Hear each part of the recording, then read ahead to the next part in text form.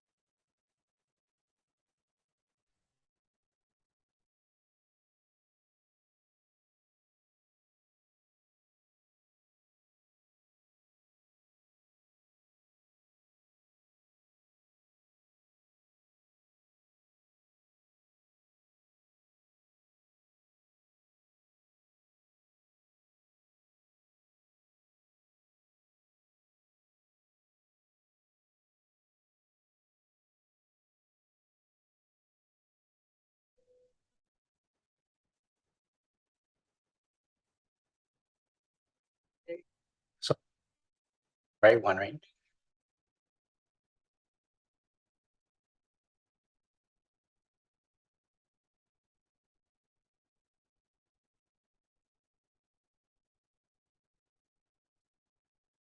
Okay, commissioners, are we ready?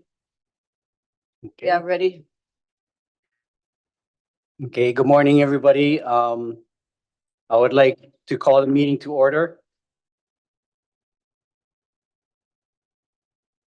I would like to call the continuance of special meeting of the Leeward Planning Commission, which originally convened on November 21st, 2024, will now come to order.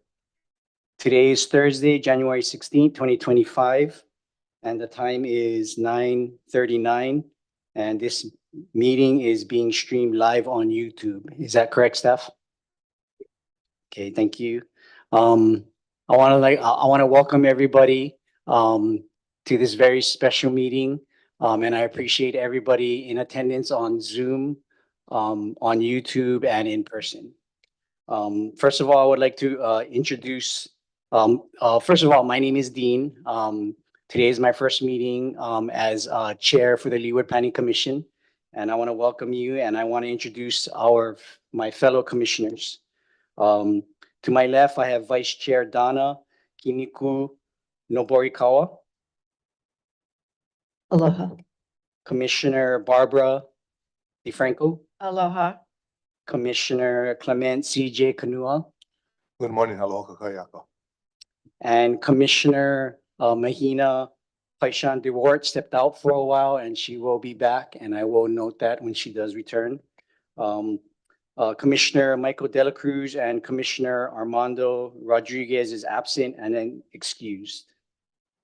Also are present, we have Deputy Corporation Counsel Suzanne Tiapula, who is attorney for the commission and is present to advise the commission on legal matters. Aloha. And Acting Planning Director Jeff Darrow is present to advise the commission on planning matters, should they have any questions. Aloha. Deputy Planning Director Michelle An is present and observing. Deputy Corporation Counsel Gene Campbell is attorney for the Planning Department. The Planning Department is representing the Planning Department. The Planning Director is representing the Planning Department and is not a member of the Planning Commission. Fellow commissioners, please confirm that you have had the opportunity to review the materials related to the agenda items being reviewed today. Aye. And also the additional last minute materials that we just received. Aye. Okay, thank you. I note that each commissioner has verbally confirmed having an opportunity to review materials related to the agenda and item being reviewed today and all submitted testimony. For housekeeping, out this door behind you, we have our bathrooms and a water fountain. And if there is anyone here in person who would like to testify, please fill out the forms over there at this side table. Also, if you have any written testimony that has not been sent in early, you may submit it now to staff. I would like to do a little introduction and overview of our meeting. The purpose of this public meeting is to afford all interested persons and reasonable opportunity to comment on the County of Hawaii General Plan 2045. Final recommended draft dated July 2024, and for the commission to review the draft plan and provide its recommendation to the county council. The commission will be holding meetings through February 2025 to review the general plan. The format of these meetings will include a staff presentation followed by public testimony, and then commission questions of staff discussion and action on the draft plan. The planning department staff will provide a presentation of each section of the draft plan. For example, today they will present the sustainable development and resilient communities, land use section, and the transportation, utilities, and facilities housing integrated systems section. The public may testify on any section of the draft plan at each meeting until public testimony is closed. After hearing public testimony, the commission may ask questions of staff. At its November 21, 2024 meeting, the commission made a motion to provide a recommendation to the county council on the draft plan. This motion will remain open for several months until the last meeting on the draft plan, allowing commissioners to make subsidiary motions if they want to change a draft plan by adding, deleting, or replacing language. At the last meeting for review of the draft plan, the commission will vote on the main motion to forward its recommendation to the county council. The draft plan and today's agenda can be found on the Planning Commission website by searching online for Hawaii County Planning Commission or going to the website address posted on the agenda. So at this time, Ms. Supnet, I think we're ready for a staff presentation. Commissioners, please take note of the questions you want to ask, since we will observe our questions until after hearing the public testimony. So go ahead, staff, please introduce yourself and get started. Aloha. Thank you, commissioners, for having us here today. My name is April Supernaut with the Planning Department, and I have with me Janice Hata.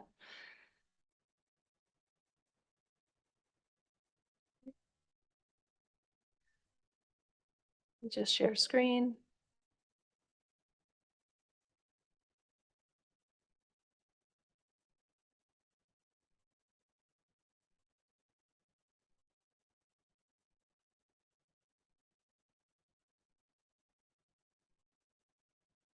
Trying to get this to go away. Huh? Here. Can't get this to go away.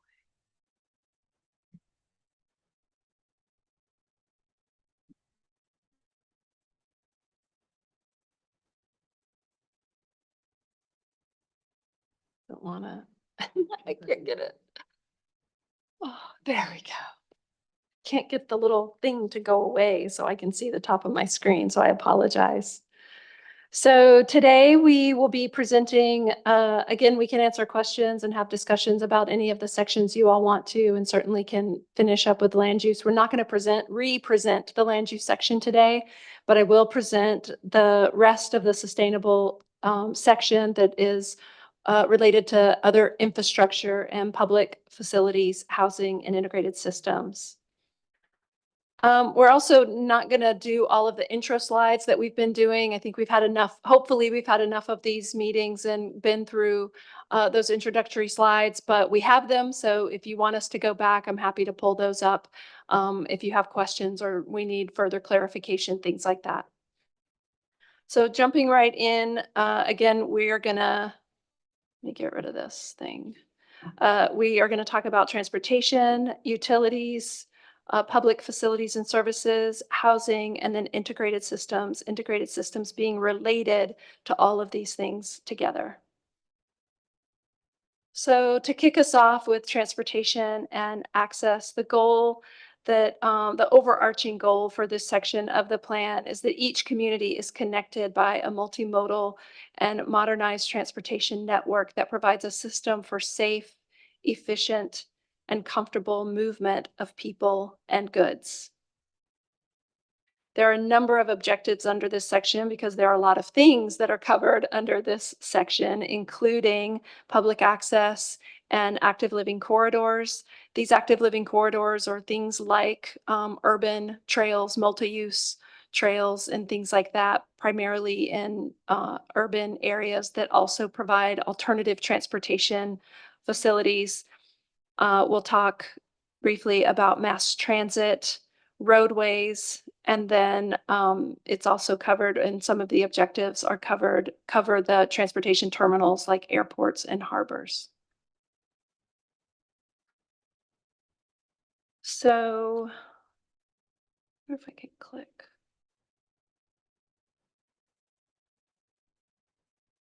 I get that to go away. So under transportation, again, our goal is the same, and under the objective to increase transportation connectivity. An example of a few policies is to ensure Native Hawaiian access rights are clearly expressed in county code policies and procedures. I believe the last time we met in this venue, there were also a few questions from the commissioners about Native Hawaiian access. This subject matter is covered not only in this section of the plan with public access, but also in the biocultural section of the plan. Another policy prior to disposing of or leasing or transferring public lands through the county's property management procedures, the county will assess, document, and protect access to existing active living corridors that are located on county-owned parcels. So again, looking to maintain any accesses that are already in place if such properties were to be leased or disposed of in some other manner. An action related to these is to develop and adapt a program to establish public access to historic trails and modern active living corridors and facilities that provide an island-wide route and connection to major destination. Again, the point is to add that connectivity, add more multimodal opportunities and transportation opportunities for residents and visitors, as well as providing education and recreation for a more robust active living opportunity within the county. We have very few multi-use trails here in urban areas. We have one right here at Anike, which all of you are probably very familiar with. We have the Hilo Bayfront trails, and we have a number of other trails that are being planned but are not currently on the ground. So we hope to get more trails. There's one in Waimea that's not paved, but is actively used by a lot of members of that community, and they want more. Another example is to reduce vehicle miles traveled. Again, this also has a lot to do with providing more alternatives. So in particular, increasing mobility for minors, non-licensed adults, low income, elderly, and people with mobility limitations through the prioritization of alternative means of transportation. So these are our vulnerable populations that may not have as ready access to an automobile, or families that are multi-generational that have one automobile that serves the entire multi-generational family, things like that. So looking for those opportunities to expand their accessibility to transportation options. And an action is to continue to adopt the county street design manual as the county's complete streets program and policy. That design manual is currently adopted by resolution. We would like to see it adopted by ordinance so that it can be used more readily by all of the departments as a guide. It's a toolkit of sorts, and so that it will be used more specifically by many of the departments within the county. Another example in terms of incorporating green infrastructure to reduce stormwater runoff is to prioritize roadway drainage improvements in flood prone areas. We have many areas that have a lot of flooding issues. I know it doesn't rain as much in the Kona region, but when it does rain, it can be debilitating in some areas and on some roadways, and can close down a lot of sections of roadways, which can also lead to safety concerns and safety issues. One action related to this is to develop green infrastructure standards, including right-of-way, landscaping, low-impact development, and drainage. So another good example here on Anike is they've included the curb cuts along I will point to that here, curb cuts along the edge of the roadway so that when drainage comes down, it flows from uphill to downhill into these drainage areas. And then this whole area along the side of the road is called a swale, a drainage swale. So it's specifically designed to capture that rainwater and roadway runoff. It also helps to protect the groundwater and other parts of the environment, because it allows for all of the pollution and particles that come from the roadway, from the asphalt, from the fuel that drops and accumulates from cars, from rubber that builds up on the roadways, and all of that is contamination that drains into these areas, so it actually has an opportunity to filter before going down into the groundwater or into a sewer system, which then backs up our sewer system. It causes bigger issues with capacity at our wastewater treatment plants. So one of the things we've heard a lot about, and we were able to get some statistics for the county regarding EV vehicles related to this section of the plan. And right now we have about 6,500 electric vehicles registered for the county of Hawaii. And we asked the fire department to dig deep into all of their records. They keep a lot of data, as well as police. And they found 2 incidents that were related in the past 10 years of vehicle fires that were electric vehicles. So we just wanted to provide this data. It may not be the same as other areas of the country, but this is the data that we have, at least in our county, on electric vehicles as it relates to fires. They also did talk about, the fire department also mentioned that they are doing trainings. There is special training needed to address lithium battery type fires. And so they are doing special training to address that need if and when it is to arise. So to touch on public utilities, the goal of this section is that our communities are adequately served by sustainable and efficient public infrastructure, utilities, and services based on existing and future growth needs, sound design principles, and effective maintenance practices. Again, there are a number of objectives and cover a number of different areas. We don't necessarily give examples on each one of these, but we certainly can if we get into discussion and if you have more questions. But this section covers drinking water, wastewater treatment, stormwater infiltration, electricity and renewable energies, and then telecommunications and broadband. So related to our public utilities, a couple of policies here are to provide utilities and service facilities that minimize total cost to the public and effectively serve the needs of the community. Another is that utility facilities shall be designed to complement adjacent land uses and minimize pollution or disturbance of our natural environment and natural resources. And then another, which we've also received some comments on, so we're presenting these as a discussion opportunity and to show how the plan addresses them, is to encourage the clustering of developments to reduce the cost of providing utilities.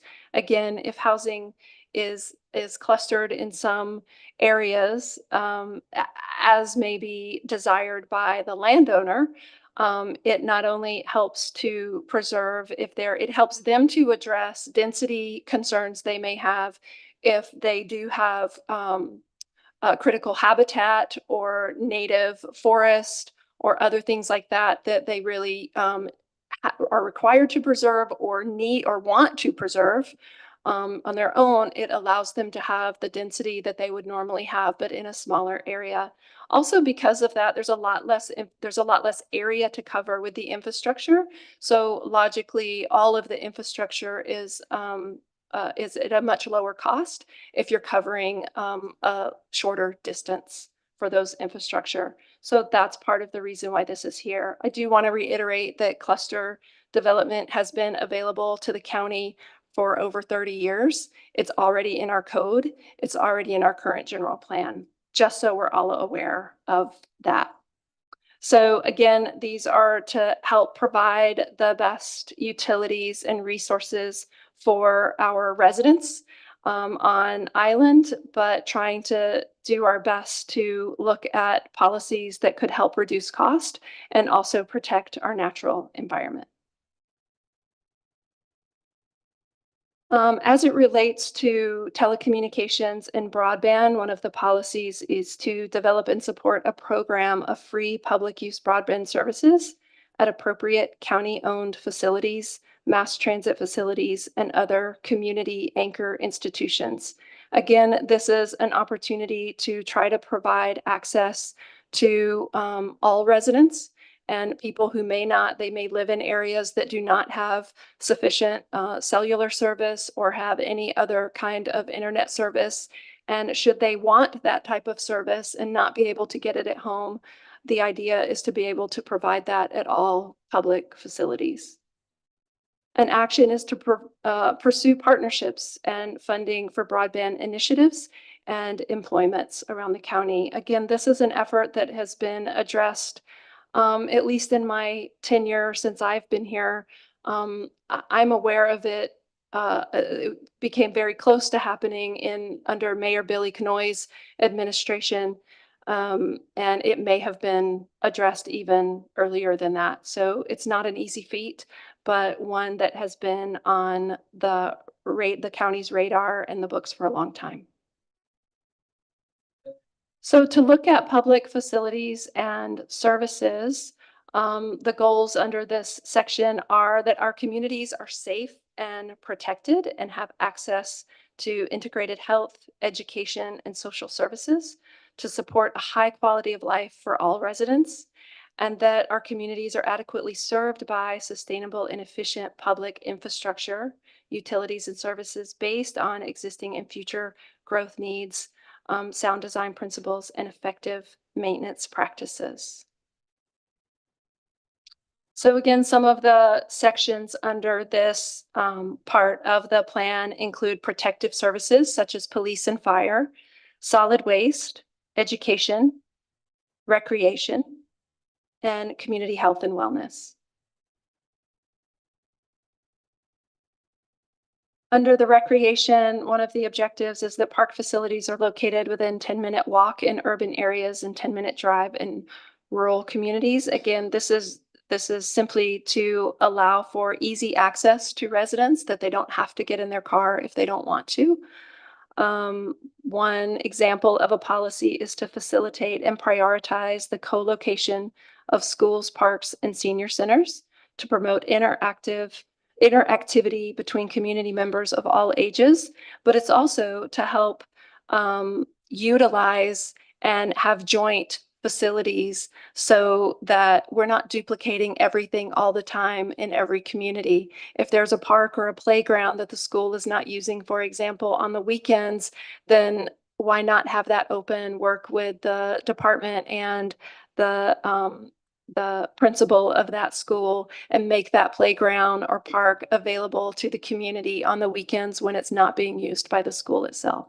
So it's things like that, looking for efficiencies on all of our public services and the collaboration between not only our county departments, but also other state departments as well. One action is to develop local citizen leadership and participation in recreation planning, maintenance, and programming. So again, being interactive with the community to understand what their needs are and what their desires are for recreational programming in their area. So to touch on housing, the goal being that residents have access to adequate and affordable housing to meet the needs of the population and to provide equitable opportunities for households, flexibility, and mobility. The objectives under this section touch on providing diversified types of housing, but also expanding the number of housing units on island to help address the housing needs, to manage the existing housing stock, and to increase the affordability of our housing to meet the needs of the residents who are here. So one policy is to reduce the cost and timing of processing land use and construction applications, particularly for affordable housing projects. So I know this is an effort that this particular type of policy is reiterated in different ways in different sections of this plan. I know it also shows up in the land use section. And then an action related to that is to amend the land use and building regulations to reduce costs and streamline the processing of affordable housing applications and to facilitate concurrent applications when possible. So also looking for those opportunities to have concurrent application processes to streamline the overall process and the timing that it takes to go through there. Integrated systems, the goal is that we employ integrated systems that are efficient, equitable, and organized to facilitate the coordination and collaboration. And this speaks directly to the county departments. And this is not covered in the current 2005 general plan, but we thought it important. We talk about this a lot in county government in coordinating with other departments, and we felt like it was worth, and in working with the other departments, and particularly the finance department that oversees the capital budget, we thought it important to include this section in this general plan. Although it's a small section, it's important. One policy is projects involving more than one department's assets shall be coordinated to define scoping, design, and construction needs. So again, this is an effort to streamline the overall process and have the county's budget be more efficiently and effectively used, as well as project design and implementation of those projects. A really good example of this is most of our roadways, as you can sort of imagine, are our infrastructure corridors. We call them sort of the infrastructure pipeline because it's roads, it's stormwater, runoff and stormwater facilities. It's sewer facilities where we have sewer available. It's our water, our electricity, our telecom, all of our different public utilities of that sort typically run along our roadways. So when one department is digging up the roadway for a particular purpose, it's important to understand what else may be needed from those other departments on that road. So maybe they can collaborate on the timing of those projects and better utilize the funding for those projects to save time and money in upgrading any and all facilities that may be needed in that particular roadway. So an action related to that is to conduct cost benefit analysis for new facilities and replacement. So another thing with cost benefit analysis, particularly for federal funds, and we use a lot of federal funds for some of our different infrastructure needs, such as wastewater is a big one, roadways, another, and they all require cost benefit analysis in order to utilize those funds. And so the more infrastructure and the more we can show that is being done within one project, the more beneficial the cost is spread over the different infrastructure improvements that are happening. And it puts us in a better position for those funding applications. And that's all I have to formally present today. Again, I can show you maybe when we come back, or if you have a particular interest now, we can look at the websites again. We can pull up the plan and dig into other questions. If you want to hear more about some of the sections we didn't formally cover in the presentation, we're happy to do that. Tentatively scheduled. These are the next tentative dates for Leeward Planning Commission to continue this overall process. And assuming we get through most of what you all want to discuss today, the next presentation will be economy and possibly the implementation section at the next meeting. So we'll keep you posted about that. And that's all we have for now. Thank you, April. Fellow commissioners, do we have any questions for staff at this point? No questions yet? Okay. Well, we'll just go ahead and move on to public testimony. I do believe we have a bunch of testifiers.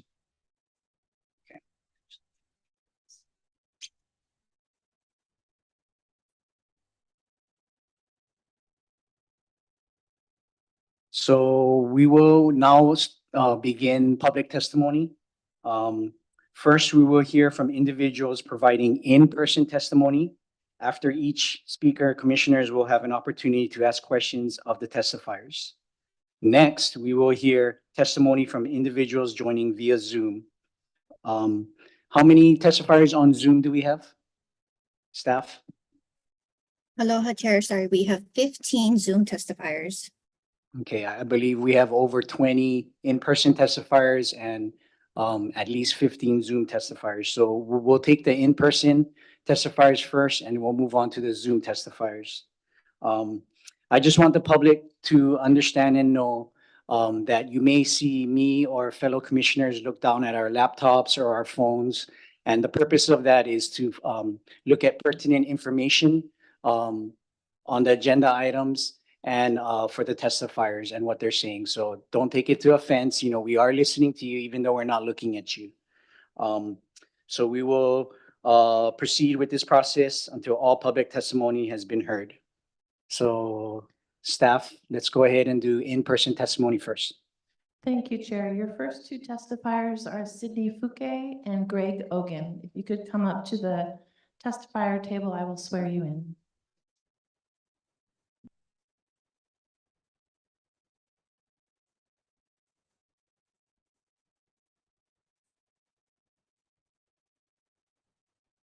Please turn on the microphone in front of you.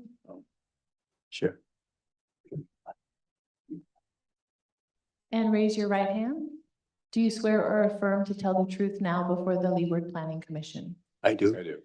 Thank you. You will have 3 minutes and I will let you know when you have 30 seconds remaining. Please state your name and the town you reside in and you may begin. Okay, thank you very much. Mr. Chairman, members of the commission, my name is Sydney Fouquet. I'm a land use consultant and my residence address is in Hilo, Hawaii. We're actually going to be doing like a tandem of a presentation, but we'll keep it within 6 minutes. Greg, you want to introduce yourself? My name is Greg Ogan. I'm with Go Commercial LLC, and I'm here representing Coloco Residential Park LLC. Okay. So, Mr. Chairman, I'd like to just make some general comments regarding just the general plan itself, the draft general plan that's before you right now. We understand and know that planning is a dynamic and a living process. It constantly changes. And so thus the general plan update from my perspective is long overdue. It's kind of refreshing what you have. The draft, in my opinion, is quite progressive. It discusses things like sustainability, biocultural diversity, sea level rise, global warming. These are kind of concepts that when the original general plan back in 1971 was adopted over 50 years ago, they weren't in our vocabulary, but they're now in today's vocabulary. So it kind of like brings the general plan up to the 21st century. So I think that should be applauded from a general standpoint. The general plan is essentially a policy document from which we know changes to existing ordinances or new ordinances will probably be needed to implement. Now, why the focus today, not so much on what's been covered by your staff earlier this morning, but we'd like to just talk about the LUPAG map, the Land Use Pattern Allocation Guide map, which is presented previously to this body. The LUPAG map serves as a guide to visually translate land use policies, hence the term LUPAG, Land Use Pattern Allocation, and I gotta emphasize guide. So it's not designed to make, but help guide decisions. The last two sentences of the draft general plan, I'm just going to read it to you. It says the land use pattern is a broad, flexible design intended to guide the direction and quality of future developments in a coordinated and rational manner. The LUPAG map indicates the general location of various land uses in relation to each other. So that is the LUPAG map. So the lines or the boundaries were treated, supposed to be more or less like malleable, amorphous, not specific. However, with GIS, increasingly the LUPAG map has been treated like a zoning map, becomes very fixed. So what started off as broad brush today is more like mechanical pencil lines. So as it relates to the two properties that Greg and I want to talk about, I just kind of wanted to provide that framework in terms of like why now we want to, in spite of the fact that the LUPAG map is intended to be as a guide, why we need to kind of make sure that the so-called guide is kind of like consistent with the properties that we like to talk about. Two properties, Greg. Yeah, the first property is a property that is bordered by Hinolani and Anike, and it's on the south Excuse side. me, Greg, could you talk closer to your mic, please? Oh, sure, sorry. So the first property that we're going to discuss is the property that is bordered by Anike and Hinolani, and it's on the south side of Hinolani. It's right above the third phase of Coloco Industrial area, and what we were informed is that the LUPAG map had changed the designation from urban to conservation, and we were basically surprised by that. We basically approached the planning department, and the planning department was very responsive. They looked into it, and in a couple of conversations that we had, we were told that they felt that this was a oversight and a mistake had probably been made because it was never part of the Lani Howe proposal. And so I believe that this oversight has been corrected. And we just wanted to make sure that everybody understood that. So on the other property is the location of the former Kona Country Club golf course. It's on the Malka section. We all travel there, on the Malka side of Ali Drive. It used to be an 18-hole golf course. It has since been abandoned for the last, 3 or 4 years. The general plan designation on that area on the LUPAG map shows it's supposed to be an open. We had requested that this area be changed on the LUPAG map from open to either low density or medium density, which would be consistent with the surrounding area. We also kind of pointed out that if you look at many golf courses on this island, just a few of them have this kind of specific demarcation as far as for golf courses being in an open area. Makale, for example, golf course, it's in the state land use, it's the LUPAG map has a designated ag. The Big Island Country Club Makani Golf Course, it's designated on the general plan as rural. The Kukio Nanea Golf Course's density is regarded as low density urban expansion. And then you have those golf courses all in the resort areas which do not have specific demarcation like the Kona Country Club Makai course, Waikoloa, Manalani, so on and so forth. So what we're 30 seconds left.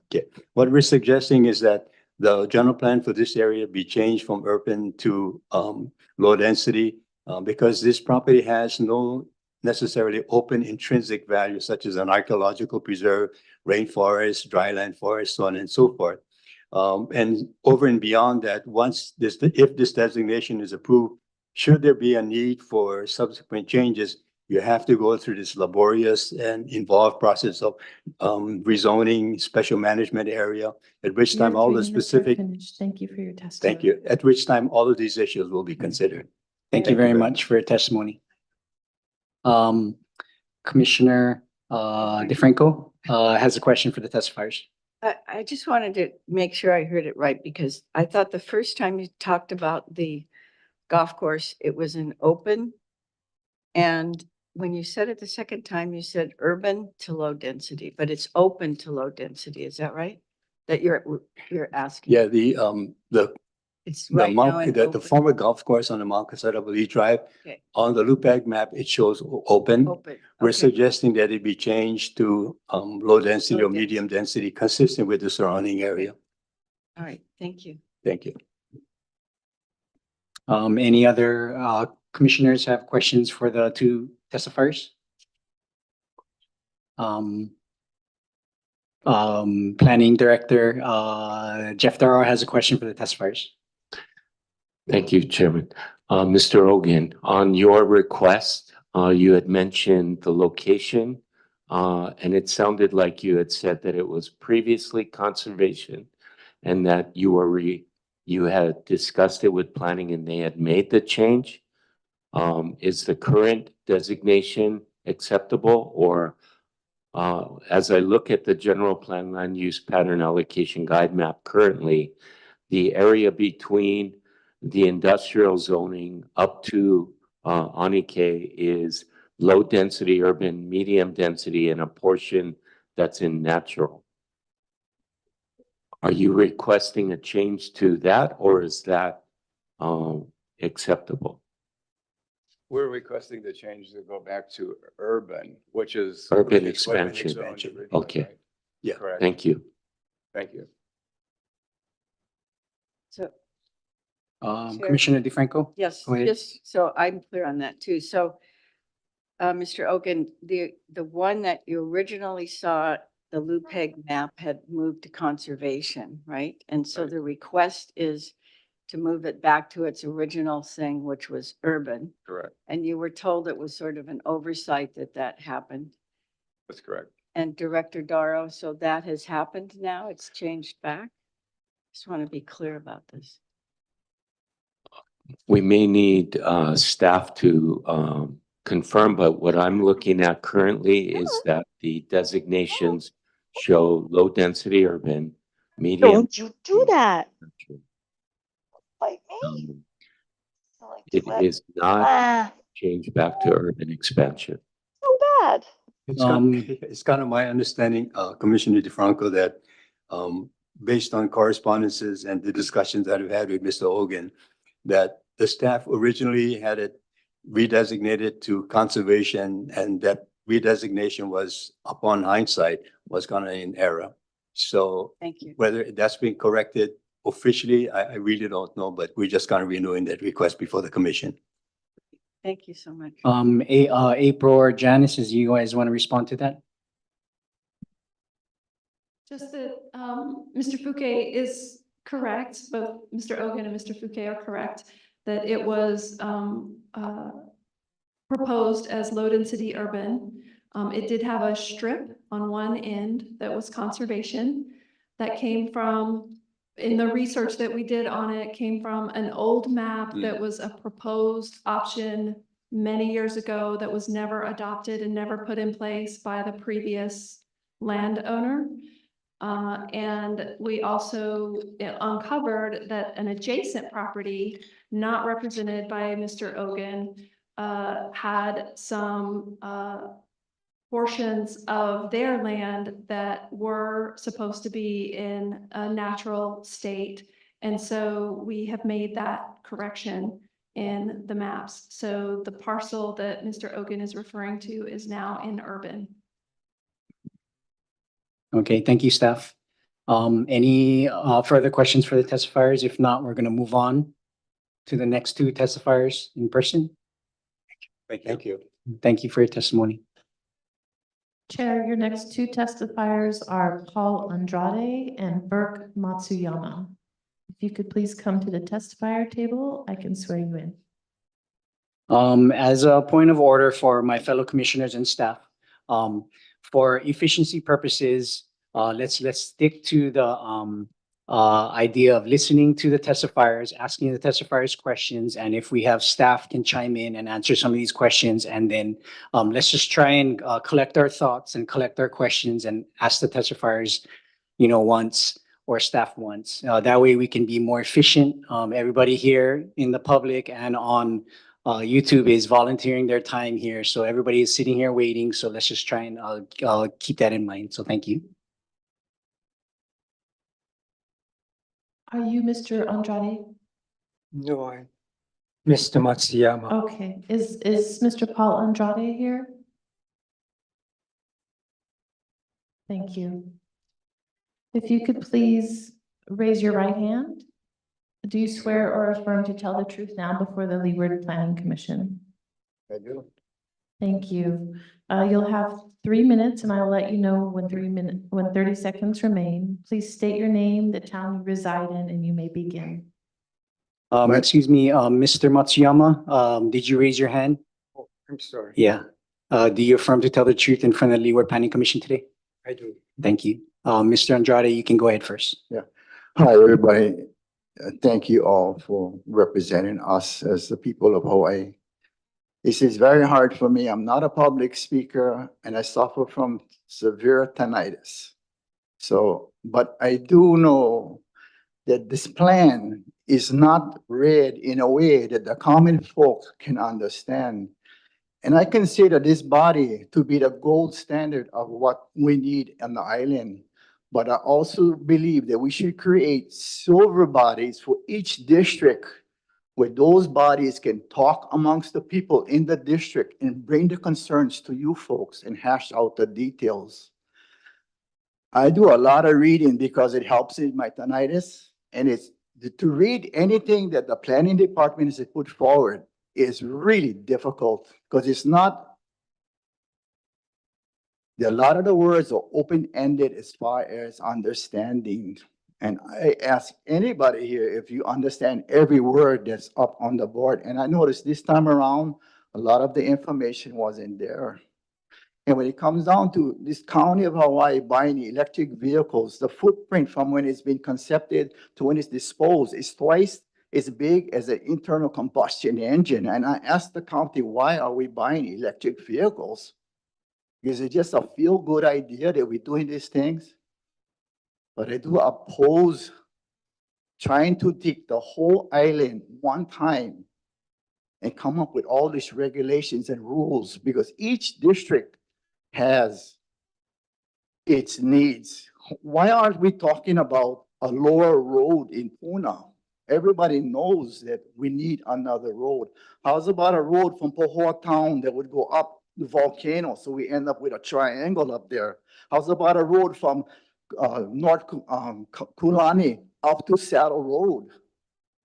You're making things work. Everything that I see here, it doesn't make things work. I want common sense. I want this body to use common sense. Not this proposal to me looks like it comes from someplace else. I totally disagree with what's trying to happen in Hawaii. This is not the Hawaii I grew up. I don't want to be denied when I want to take my grandkids down to the ocean to fish and find out there's some kind of conservative property now that I cannot even get down to. Even when I can get down to, I cannot fish. But, there's something else I want to say. It's still planning, but it's a little off topic on the 4 people that died in Oahu. I deal with explosives and people, we always going to have illegal fireworks. What we need is education. Education in fireworks. It's an explosive. Every inch of a 6-inch bomb, you're supposed to say 70 feet away. People are doing it in their backyards. So I'm for fireworks, but not without education. And I think that's all I have to say. Okay, thank you, Mr. Andrade. I appreciate your passion and we have heard you. Thank you. Next testifier.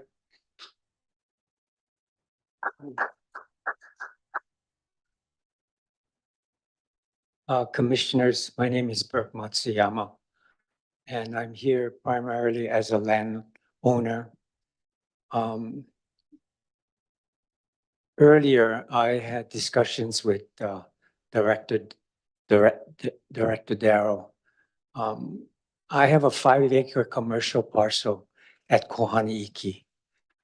3 of the 5 acres is presently developed in commercial activity.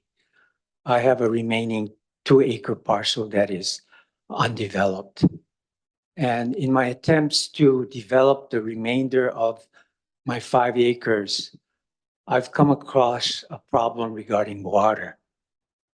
And I've been grappling with that problem for a quarter of a century now. And there has not been any real progress in providing water commitments for people such as myself, many small families, in order to accommodate their needs. And so I was forced to look into activities in the remaining part of my parcel for things that don't use much water. And so one of the activities that I came across was mini storage. Now, I wanted to go forward with that idea, but to make sure I was on the right path, I called Director Darrow, who was the deputy at that time. And he told me that mini storage is not allowed in my zoning, which is Commercial Village 20,000. But he said, you know, there is work that is being done now in the revision of the general plan that allows or is recommending that mini storage be allowed in CV districts. And so maybe it would be a good time for you to go and voice your concerns and to request that that activity be incorporated within CV in the revisions. And I'm here just to ask the commissioners to allow that recommendation to go forward. I realize that the county council has the ultimate say, but I don't think mini storage would be in conflict with CV zoning. Thank you very much. Thank you, Mr. Matsuyama. Thank you, Mr. Andrade. Does commissioners have any questions for the testifiers? Commissioner DeFranco? Excuse me, Mr. Matsuyama, is it the zoning that it's present is CV? I'm just wondering, so CV is, you're not allowed to have mini storage. Correct. But you're allowed to do other kinds of developments. You have a gas station and all Yes. stores there, right? You can Yes, do all of that, but you can't do a mini storage. correct. I But can see why that's a question. Yeah. It would be a question for me too, and I'd like to ask, Yep, go ahead, Director Deputy Darrow to speak. Director Darrow, please go ahead and answer the question. Thank you. Aloha, Mr. Matsuyama. It's finally good to meet you. thank you. And thank We've you for talked being many so times on the helpful phone. to No me. problem. Correct. Yeah, so what we're trying to do it's not so much, I mean, this is a part of it. The general plan drives our codes. So we have both our zoning code and our subdivision code. We have been reviewing and trying to work together to be ready that when the general plan, if the general plan gets approved, we'll be coming right behind that with revisions to the different codes. One of the revisions we've definitely included is that self-storage would be included in the commercial districts. It just, as you mentioned, it doesn't make much sense to just have it in industrial districts. It doesn't require much water. It doesn't require the kind of infrastructure that a gas station or a store would require. So that's definitely been included in our revisions. It's just a matter of time, unfortunately. But Thank you. thank you. Thank you, testifiers. Can we have the next 2 testifiers, please? Yes, Chair. The next testifier is Jesse Walchen, followed by Cindy Andrade. If you could come to the testifier table, I will swear you in.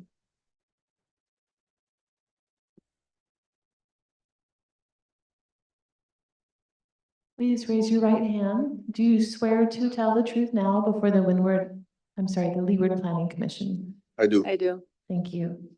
You'll have 3 minutes and I will let you know when you have 30 seconds remaining. Please state your name, the town you reside in, and you may begin. Jesse Walcher in Mountain View. Aloha and good morning, board members. Thank you for taking the time to hear what a deeply concerned, born and raised resident of the Big Island has to say. I hope that General Plan 2045 has weighed as heavy on your hearts as it has mine. This plan has the ability to negatively affect the future generations of this island for years to come. I do not consent to General Plan 2045 and ask that the board rejects General Plan 2045. Why would anybody agree to General Plan 2045 in the first place? Because the planning department mentioned climate change? Can any one of you say without unreasonable doubt that climate change is even a real thing? Or is it just another controversial mainstream media talking point to sway their decisions by pushing fear?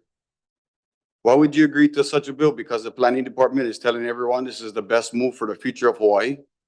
Is it? Is this something that's the best interest of the Big Island? Or are you guys going to be sitting down one day when your kids, grandkids come up to you, mom, dad, grandma, grandpa, we're leaving the Big Island, we're moving. All the rural lands was given to the planning department and their small pockets of communities are all filled up. We have no place else to go. Please find the courage to decline General Planning Department's 2045 and let what happens to the land of Hawaii get decided by the families living in Hawaii, not by the planning department. And right now, the only way rightfully that the families of Hawaii can voice their opinions on 2045, in my opinion, is by putting this on ballot and letting the people of Hawaii vote whether or not this goes through. And that's all I got to say. Excuse me, for the general public, please no clapping. This is a hearing and this is not it's not a show, so please hold your clapping. And if you would like to talk to the testifiers in person outside and congratulate them, then that's fine. I just want to try and be as efficient as possible and let's try and be courteous and professional. So thank you. Go ahead, Miss Andrade. Thank you. Thank you for hearing us. And this is my son, and I'm very proud of what he stated because it goes to show his roots are very deep in that we all worked hard and long to achieve what we have so that we could pass it down to our children and our children can pass it down to their children. So it's very heartbreaking to see that we would even think about a plan of this extravagance and just really out there. I really believe that the people are still who should be making the decisions and not just a few members of the island. We are the people and together we become great. But what you guys are taking from us is our freedoms and it's not right. And so I think that I believe that this should go on the ballot and it needs to be made in plain language where we can understand, because just taking properties and rezoning it and doing all these regulations against the ocean and all of this is just, it's hard to even fathom what Hawaii would look like. So I'm not going to take up your time because, you know what, we have more time than anything.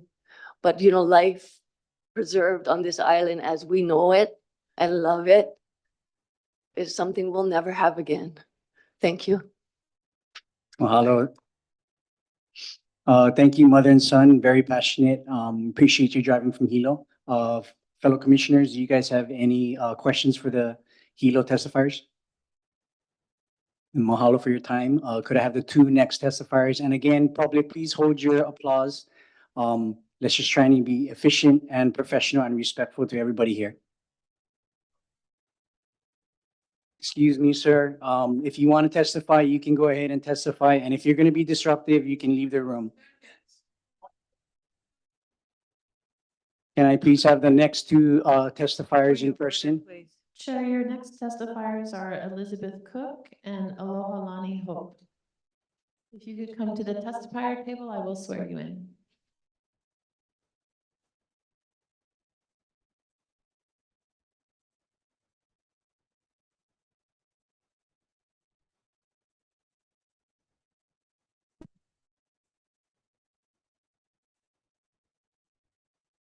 Thank you.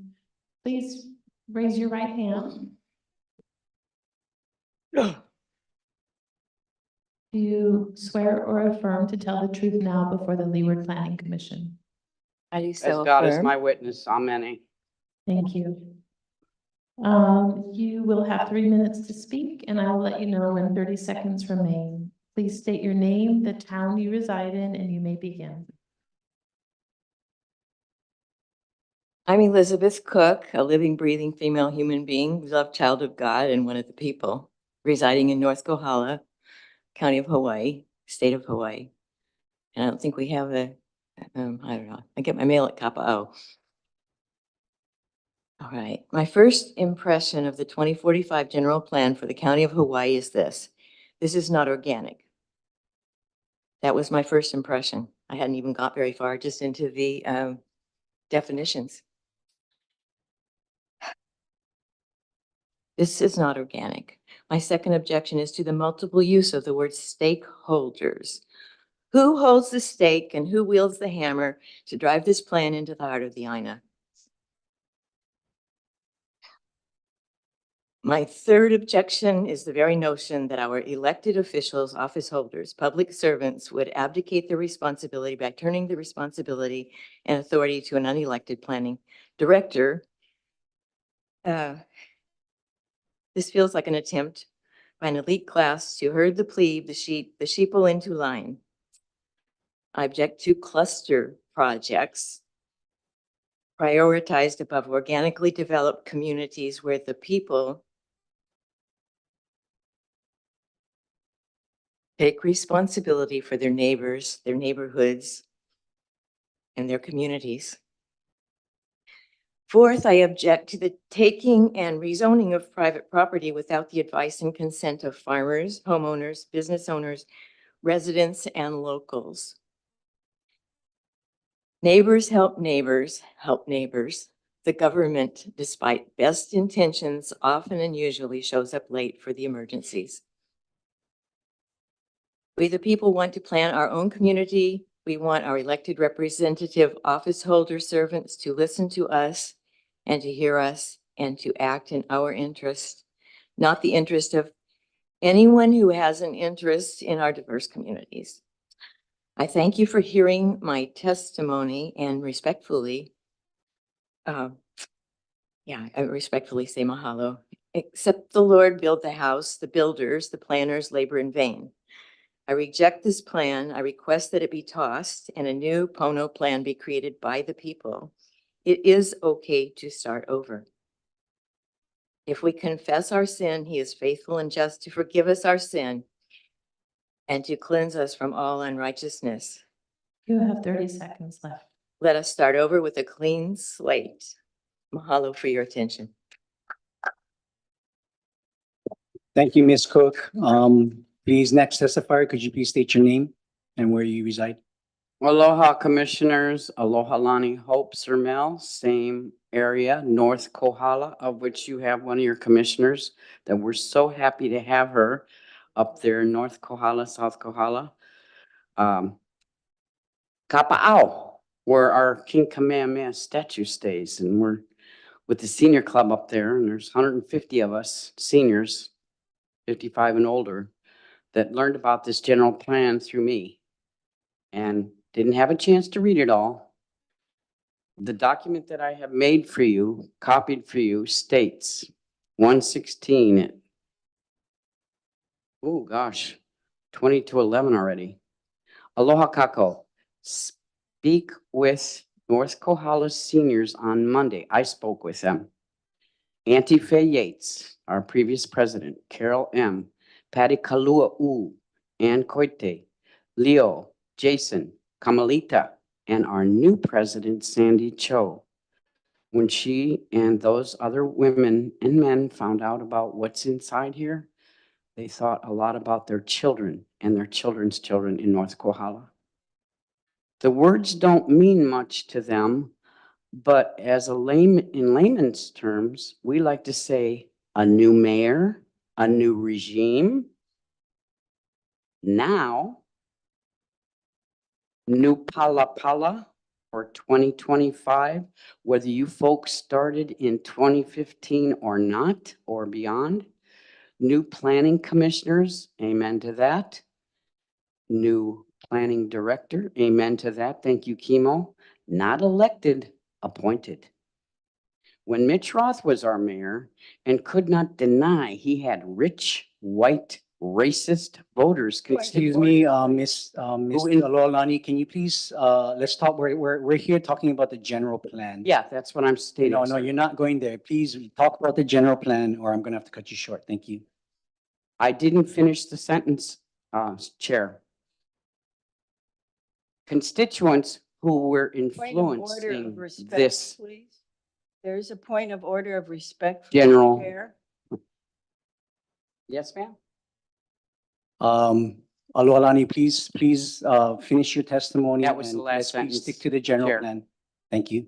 And my address in Kapa'au as well as phone number. And please, dear Lord, start again. Put it in the Apala. Let's start fresh with a new, fresh regime. Thank you in Jesus' holy names. Amen. Thank you very much, Alani. Again, I just want to let the public know, thank you very much, testifiers. Excuse me, does any commissioners have any questions for the testifiers? No. Okay, thank you. Just a reminder to the public, we're here reviewing the general plan and the content of the general plan. So let's stick to that. Again, in respect of everybody's time and efficiency, everybody's here on their own time. So be respectful of everybody else and us commissioners. So mahalo.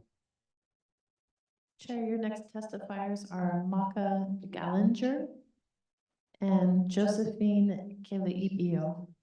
If you could come to the front table, I will swear you in.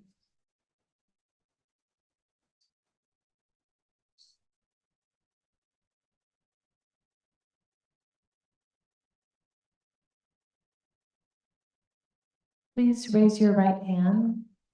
Do you swear or affirm to tell the truth now before the Leeward Planning Commission?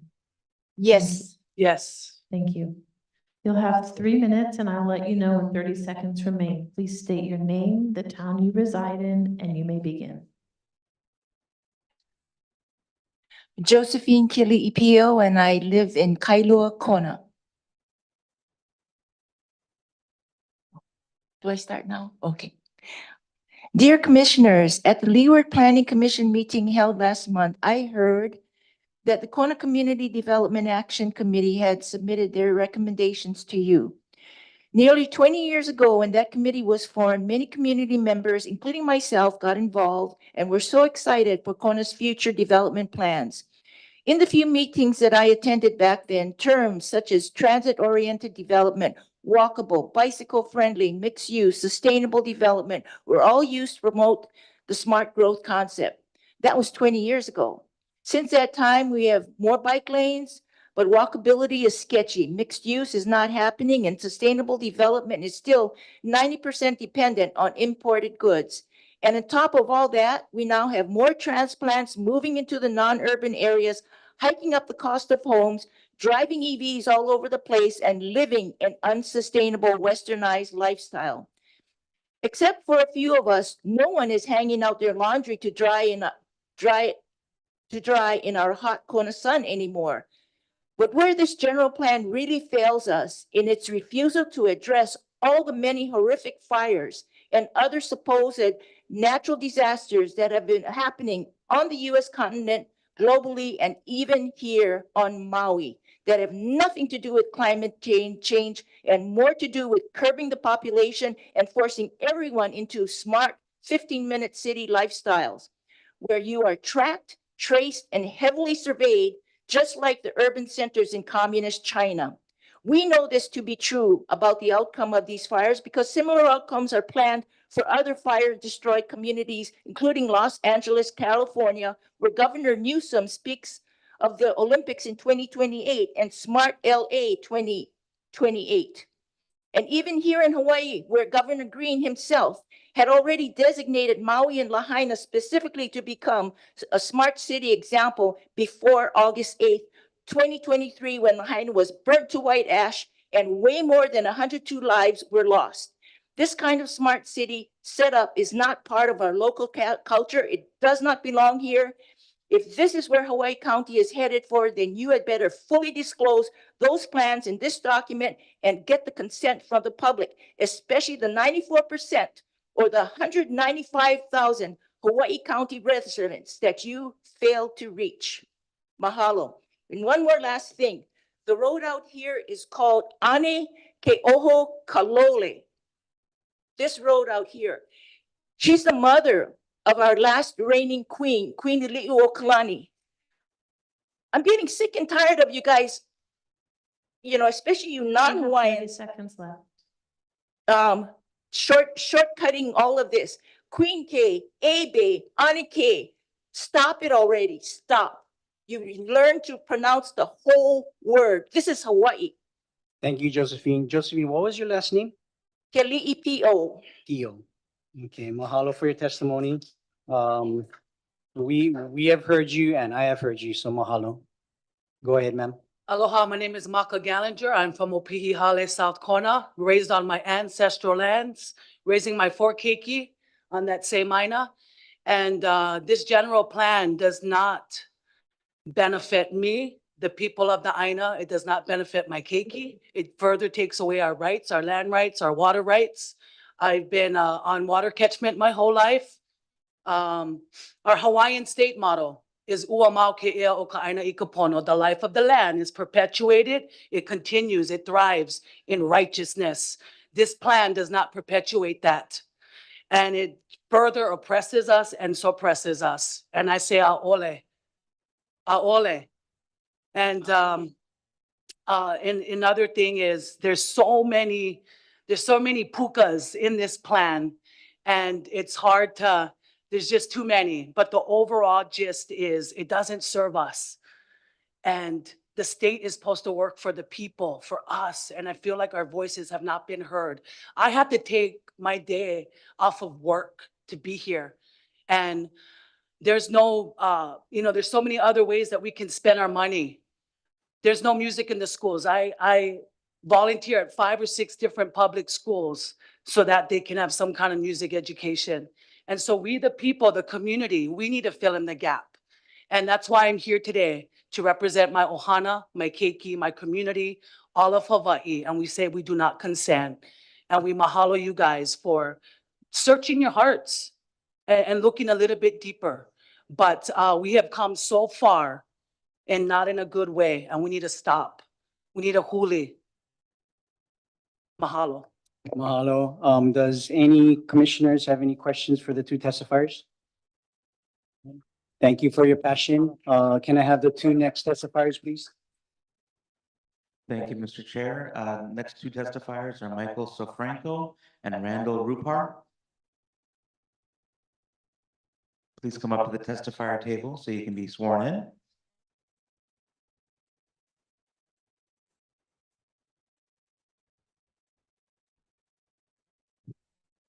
Please turn on the microphones in front of you. They are. Please raise your right hand. Do you swear or affirm to tell the truth on this matter now before the Leeward Planning Commission? I do. I do. Okay, you will both have 3 minutes and I'll let you know when there are 30 seconds remaining. Please state your name and where you reside. Michael Sofranco, I live in Gila. I'll go straight to the chase. Excuse me, sir, was it Michael Franco? Michael Sofranco, Sofranco. KONA radio station 100.5. Okay, go ahead. Thank you. In fact, we're broadcasting right now. Anytime unelected officials are proposing decisions that are affecting the people or their rights, it is essential that they be vetted properly. Now, if there's a planning commission that's assigned by mayors or elected officials, Mr. Sofranco, please, we're here to, Yes, but that's what's we're involved in the talking about, process. we're talking about the general plan here. This We're not- is we're a not talking macro, this about- is a we're not- macro approach. Excuse me, sir, I'm talking. Sure. So we are here to listen about the general plan, and nowhere in the general plan talks about how Procedural we're things that are elected. affecting that plan are It does not essential address it. So if you components. will not address the general plan, then I will cut your testimony short. So please address me and let's talk about the general plan. That's what everybody's here for. You're here for that. Us commissioners are here for that. The general public is here. We want to hear about the general plan, sir. Thank you. Okay, if you're looking for specifics, then let's talk about the terminologies that are used in the plan. For instance, stakeholder. I'm a stakeholder right now. I'm holding a stake. Okay. What do we mean by stakeholder? Are we talking about property owners? Are we talking about people who pay their taxes on properties? Are we talking about banks who own those properties? What are we referring to specifically? We need to be very clear on those terms when we're putting that terminology out there. If we're not clear on those terms, then it's subject to any type of manipulation by corporate interest, public interest, interests that don't involve Hawaii itself. That's a wide open way of manipulating the process for our future plan, what we call this plan 2045. Now, if these agendas relate to for-profit interests, they need to be as transparent as to what those interests are representing. Okay. Mr. Andrade, I believe it was, related to, you know, the language that was used in this plan. And I back him on that. I think it needs to be clarified as to what, and they need to be notified. Also, on the property tax cards that are sent out every year, if their interests are being affected by it, why aren't they being notified with those cards or some other means of letting them know that their interests are potentially being affected? And that's all I have to say, I guess. Thank you, Mr. Sofranco. Next testifier, please. Could you state your name and where you reside?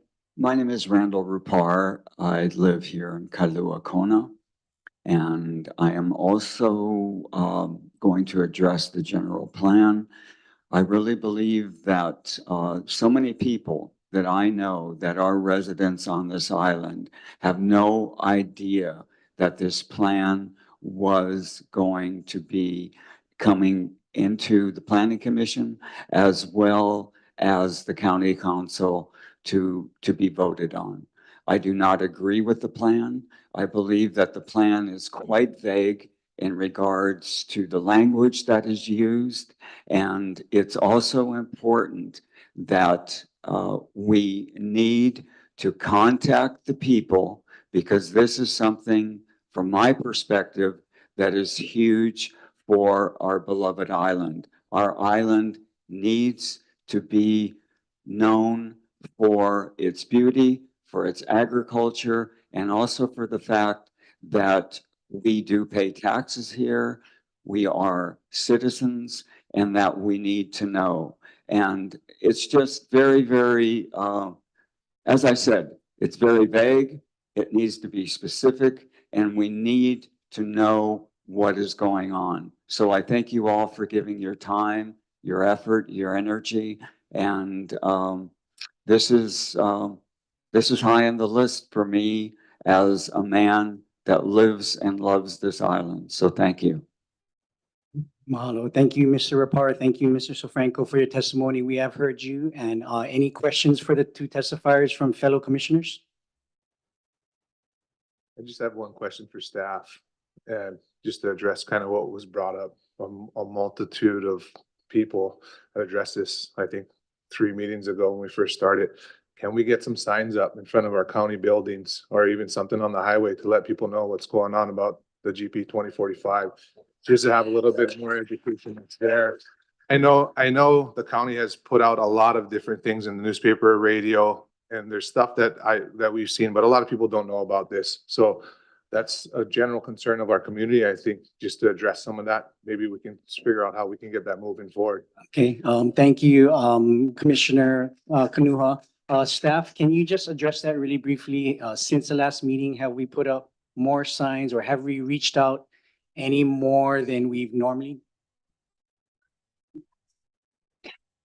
Excuse me, please, please, let's stick to our agenda. I'm asking the questions and Deputy Director Jeff Darrow answered.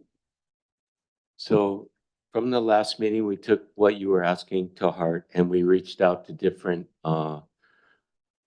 types of notification. One of them that we felt was going to reach a broader base was the mayor's social media people.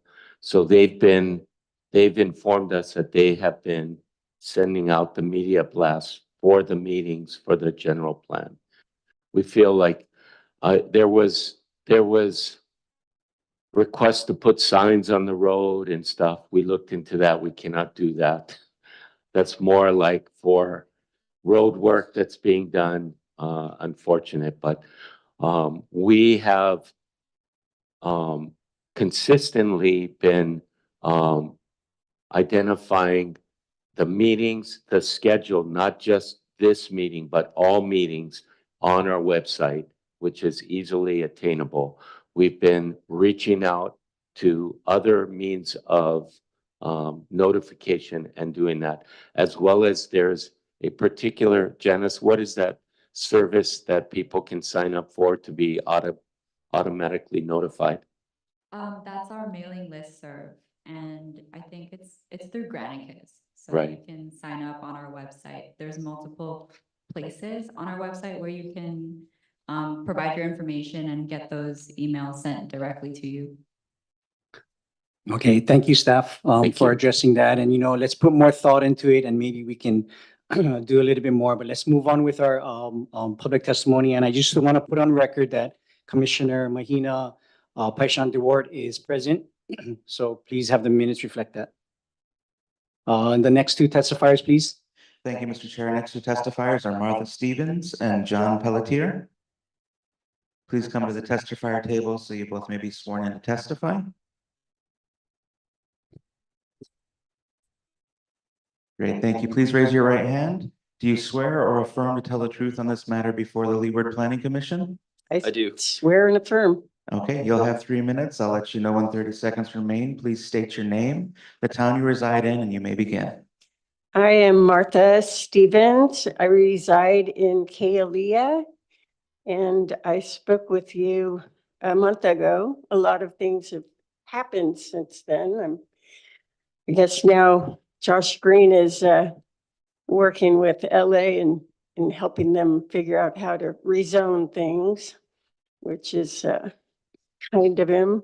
He also has been involved in the global the Global Covenant of Mayors. Excuse me, Ms. Stevens, can we talk about the general plan? Yes, I am. Yeah, This is yeah, the I general did see plan. that news Okay, clip, but okay, yeah, okay. if we could just talk about the general plan. Yeah, you have 3 minutes. Thank you. Thank you. So the general plan is way too general, and it's a top-down, straight from the UN. Basically, all the buzzwords, I did give you the little buzzword sheet last time to look at. The climate change conversation started on 2015. They had the big Rio de Janeiro summit, and it's happening in every single city. This general plan, it's happening in every single city. It's very general. I'm listening to how, talking about infrastructure. This island is completely special. And it's I think the last holdout of really like true Hawaii. I don't know the power each and one of you has. I have no idea what kind of power you have over this. because I don't think anybody has a lot of power over it. It remains to be seen, but I really beg of you to just stop this plan if you can. Put a halt to it. It's way too general. They're going to come in and rezone everything. You know about the 15-minute city. Next time I'll give you some more information about 15-minute cities. I did provide you with 7 pages of information about really what's behind what they want to have happen here with all the free Wi-Fi. When does free Wi-Fi? I mean, why would you need free Wi-Fi? Because you need to have a QR code to get in your car, to go to the store. You know, I mean, I don't know how they're going to make this work for Big Island, this general plan. I don't see You it have 30 possible. seconds remaining. So please kill this agenda, kill this planning agenda. It's evil. Thank you, Ms. Stevens, for your I'd love Manal. to answer any questions you have. I mean, I've studied this, like I had said last time, for years. Thank you, Ms. Stevens. Does any commissioners have questions for the testifier? No. Okay, move on to the second testifier. Please state your name and where you reside. Aloha nui kako, aloha chair, vice chair, members of the commission. I'm John Pelletier. I'm a resident of Kona, and I'm representing the Kona Community Development Plan Action Committee. Last time I was here, I read in some testimony related to 2 different things. One was about putting transit-oriented developments and traditional neighborhood developments to the land use designations and redesignating certain high and medium density areas as TODs and TNDs. The other one was related to Hokule'a. Nancy's here, she'll be testifying later, and she will cover the Hokule'a section, and I'm covering the TOD one. Just want to say we're here today to answer any questions you all may have related to that. I know we submitted the testimony for the TOD stuff specifically just a couple days before. So hopefully you had some more time to review it, and we're available to answer any questions you have. Hang around as long as you want us to. Well, Thank you. Does any commissioners have questions for the testifier? No. Okay, thank you very much. Appreciate your time. Can I have the 2 next testifiers, please? Thank you, Chair. The next 2 testifiers are Nancy Pasicchio and Dikran Baranian. Will you please come up to the testifier table so you may be sworn in?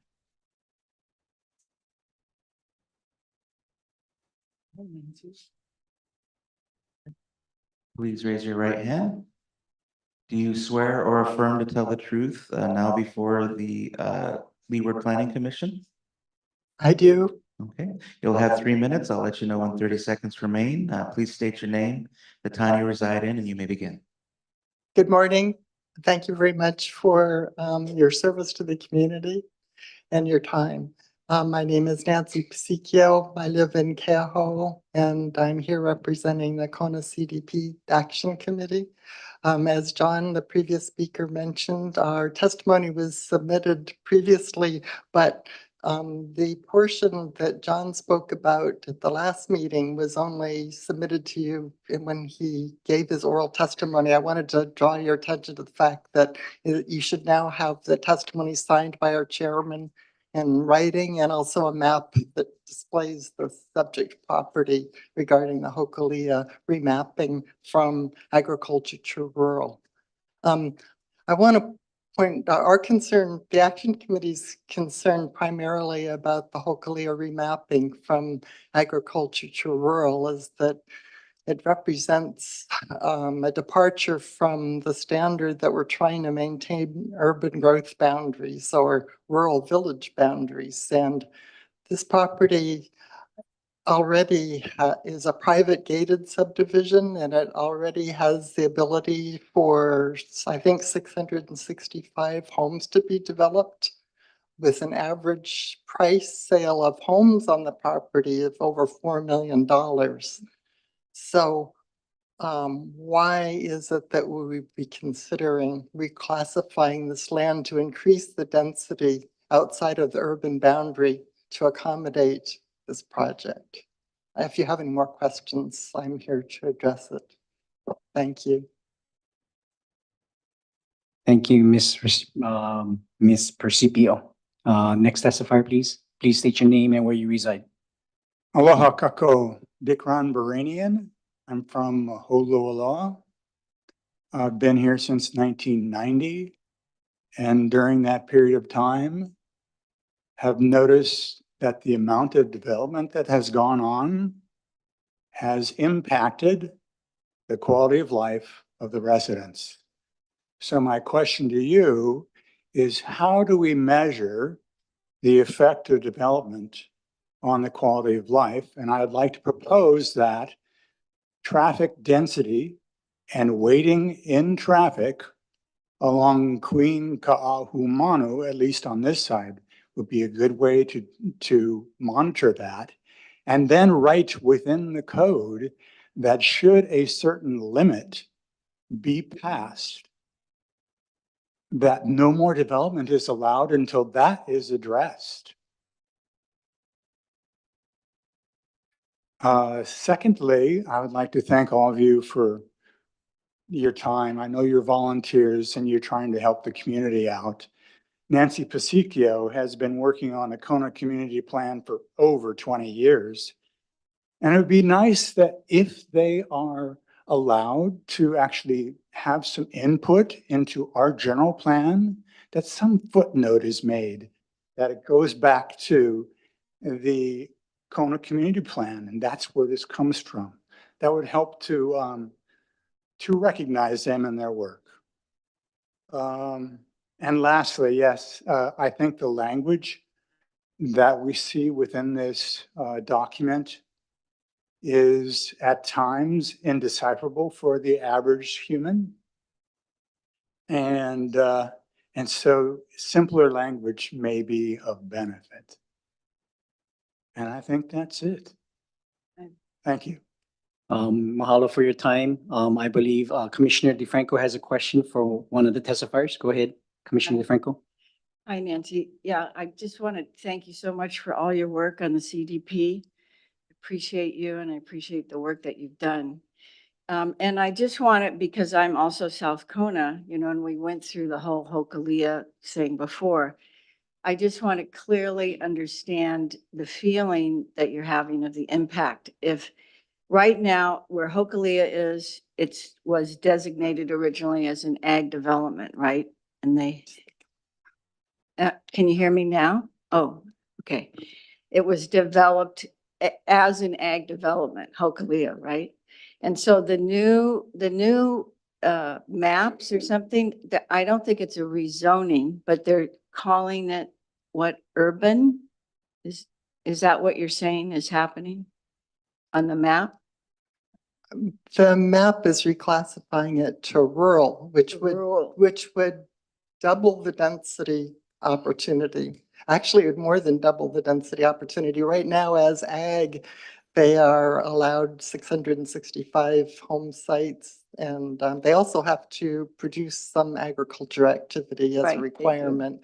If it's changed to rural, it could go to 2 sites per acre, but actually this current general plan says that rural could be up to 4 sites per acre, which I found very interesting. So it could potentially quadruple the number of home sites and also allow for the construction of a lodge, which is currently not permitted. So is this on both sides of the road? Both sides of the road? Sorry, can you hear me? I know that. Can you hear me now? Okay. I'm now deaf in my left ear, so I'm got a little bit of hearing disability. Yeah. So I'm just trying to personally understand the rural designation that is being proposed. It's not adopted, it's being proposed, is on both sides of the road of the Ali'i Park. Can we get Director Darrow to speak to this? If you look at the Wait a second. Go ahead, Director Jeff Darrow. Thank you, Chairman. First of all, I'd like to also thank Nancy for all your hard work that you've done over the years, not only for the Kona CDP, but also with the planning department and I'm sure many other groups in County Kona and Council. around the island and council. This is a unique situation. So what's happened is this general plan process has been going on for about 8 8 or 9 years. Originally, it was under one administration. When the administration changed, the direction of the general plan changed. When the administration changed again, the direction of the general plan changed. We now currently have a new administration. But before that administration changed, the general plan process launched. And what that means is it went to public hearings. So it cannot be taken out. It can't be backed up. I understand. Sure. So what we are doing in the new administration is taking a very fine look at what the current general plan has.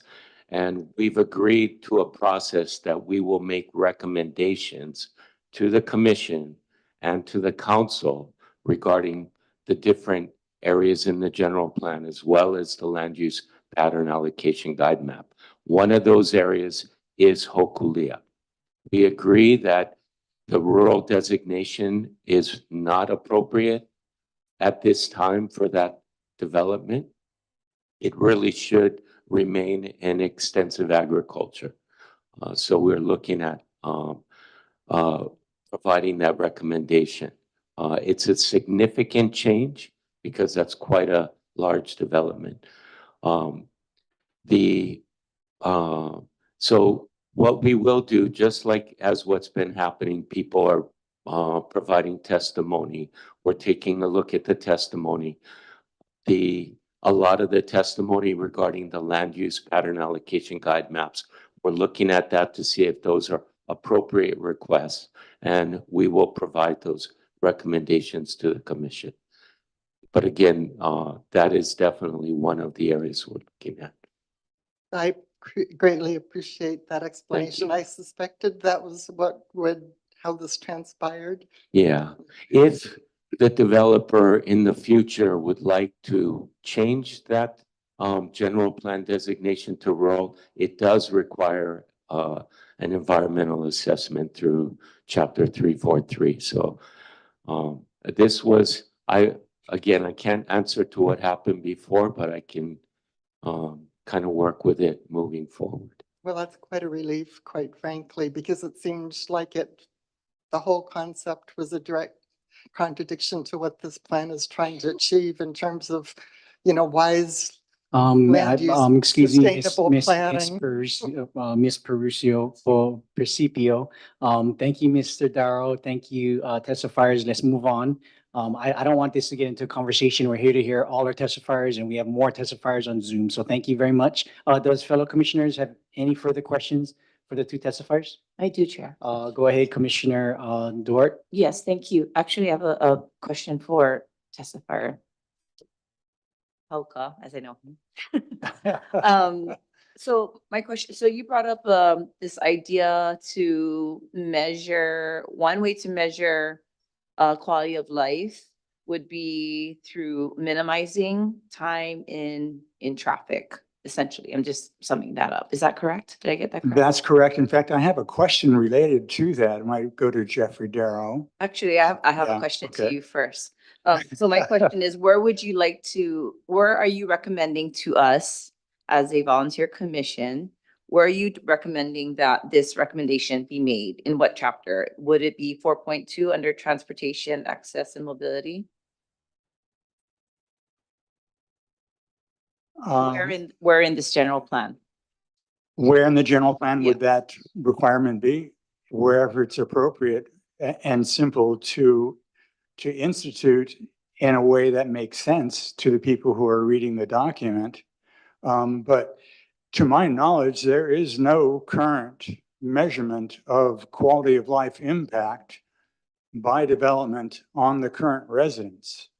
And by measuring that, you could foresee down the road where you're going to pass a point where the density of traffic, you're spending an hour in traffic, that's definitely affects your quality of life and your kids' quality of life. And, you have road rage and whatever. But anyway, my guess is there is no measurement like that within. Thank you, Mr. Marion. Please address me, Commissioner DeWart. I'm sorry. Is your Yes, question answered? my question was answered. Thank you.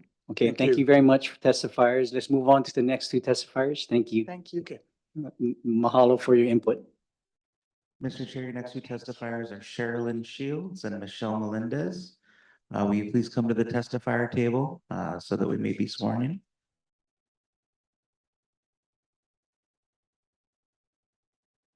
Okay, please raise your right hand. Do you swear or affirm to tell the truth on this matter now before the Leeward Planning Commission? I do. I do. Okay, you'll have 3 minutes and I'll let you know when 30 seconds remain. Please state your name, the town you reside in, and you may begin. My name is Sherilyn Shields. I reside in Captain Cook, Hono now area. I came here to listen. I did not know about these meetings until a few days ago. Which my suggestion would be putting out some kind of mailing in perhaps the property tax, whatever mailings you do. Just informing people of the website even. I'm been fairly involved in politics and I don't really know the system. So expecting other people to, I think, is not fair. I came here to listen mostly, and when they talked about utilities, I'm currently having an issue with water. I have a property that I'm currently sharing a water meter with a neighbor. The meter is in their name, so if I wanted to sell that property, I can't. And I hear that you're addressing new development, utilities, infrastructure, but I'm wondering what you're doing about the current situation.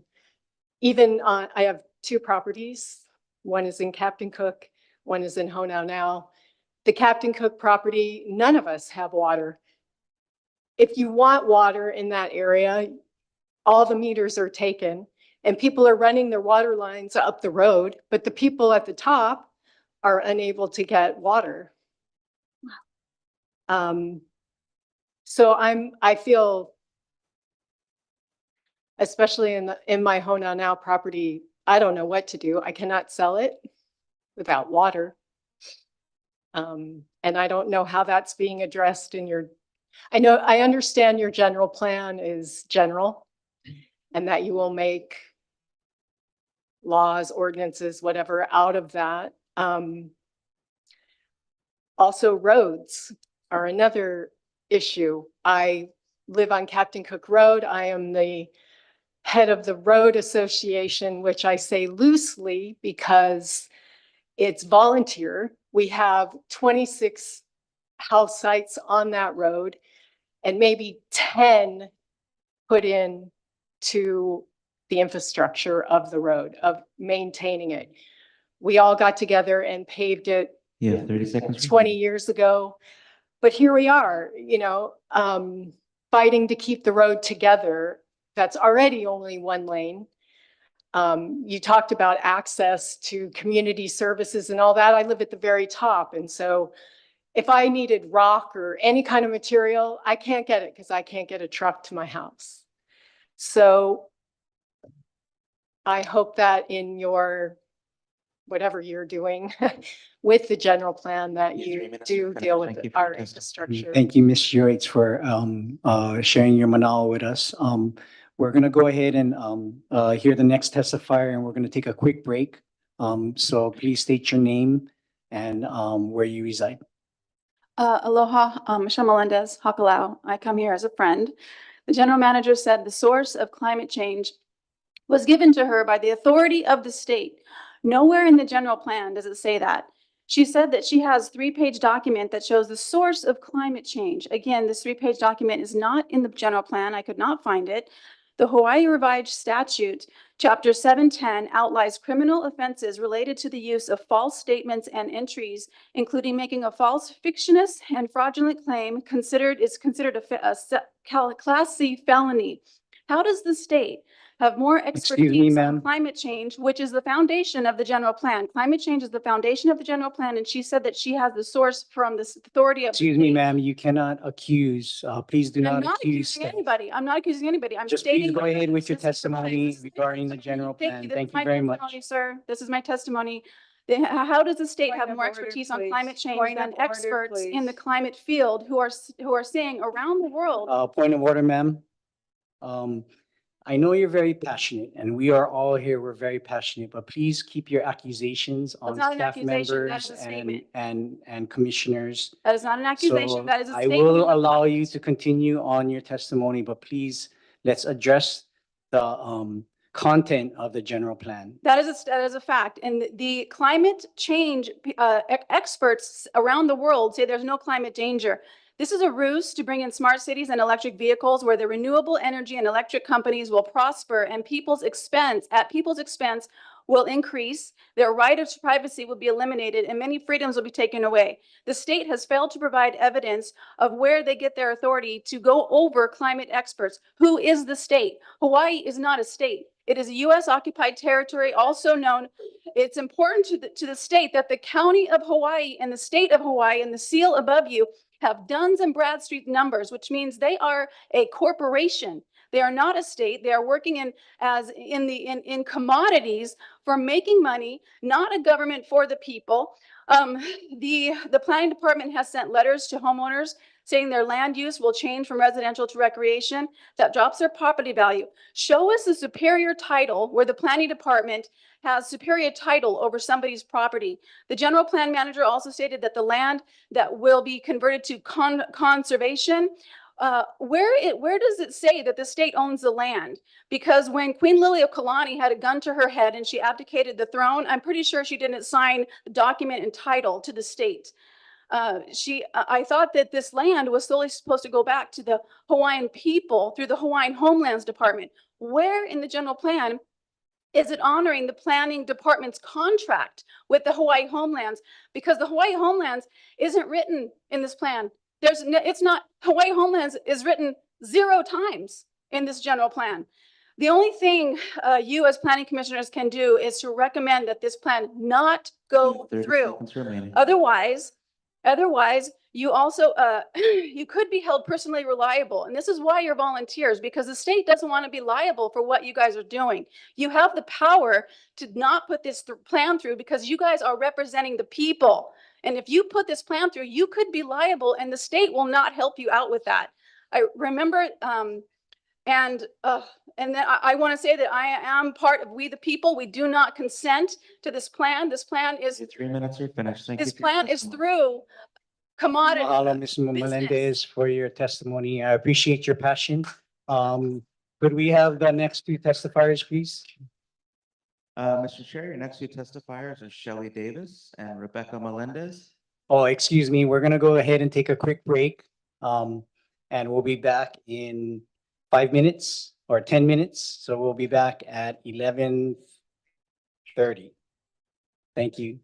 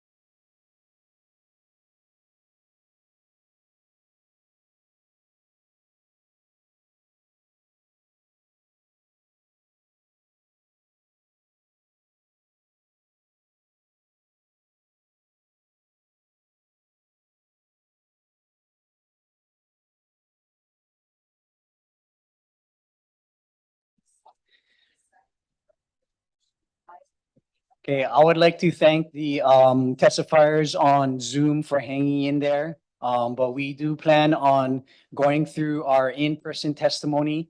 And we do intend to break for lunch at 12. So again, you Zoom testifiers out there, I really appreciate your time and we look forward to hearing you after our lunch. So, yeah. Okay, please be quiet. I'm calling the meeting back to order. Thank you very much. If you need to talk, please go outside. So we do have, I believe, 8 more testifiers. Is that correct? Correct, Mr. Chair. Okay, so let's do our best to try and get to these 8 testifiers, and we're gonna go ahead and take a quick lunch break, half an hour lunch break, and then we will resume where we're at. And I believe we have about 17 or so Zoom testifiers. And again, thank you, Zoom testifiers, for hanging in there. We look forward to all of your testimony. Just a little bit content for you guys' testimony. We really appreciate everybody being here and sharing their manao with us, but let's stick to the general plan. We're here to hear about how you would recommend or what you do or do not like about the general plan. And that's fine to go off on a little tangent, but we will stop you once you go off and you keep on going. Come back to the general plan. That's all we ask. Again, you guys are volunteering your time and so are we. And we do hear you guys. I have heard many testifiers about wildfires.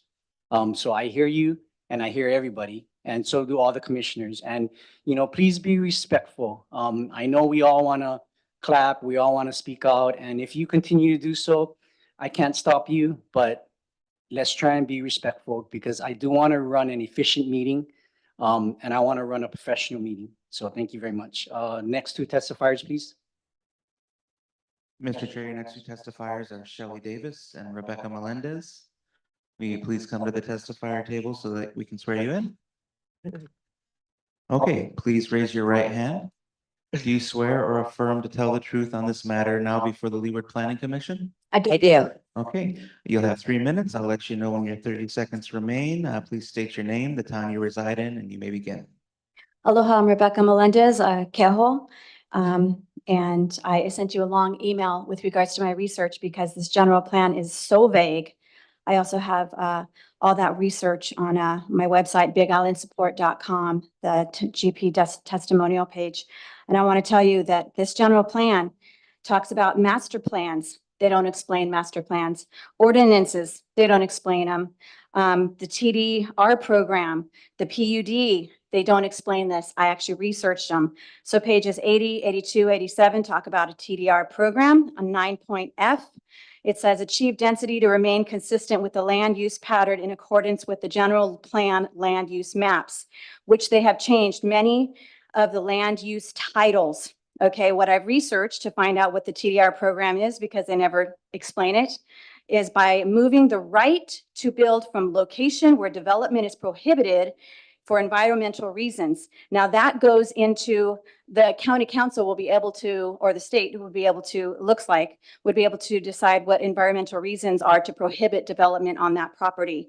It was very hard to figure out what TDR program they're talking about because they never explained it. Also, this takes away the right of owner property to build if this TDR program is in place. Page 79, 9.4 supports mechanisms such as PUD. They never explain what that is. And cluster plan development.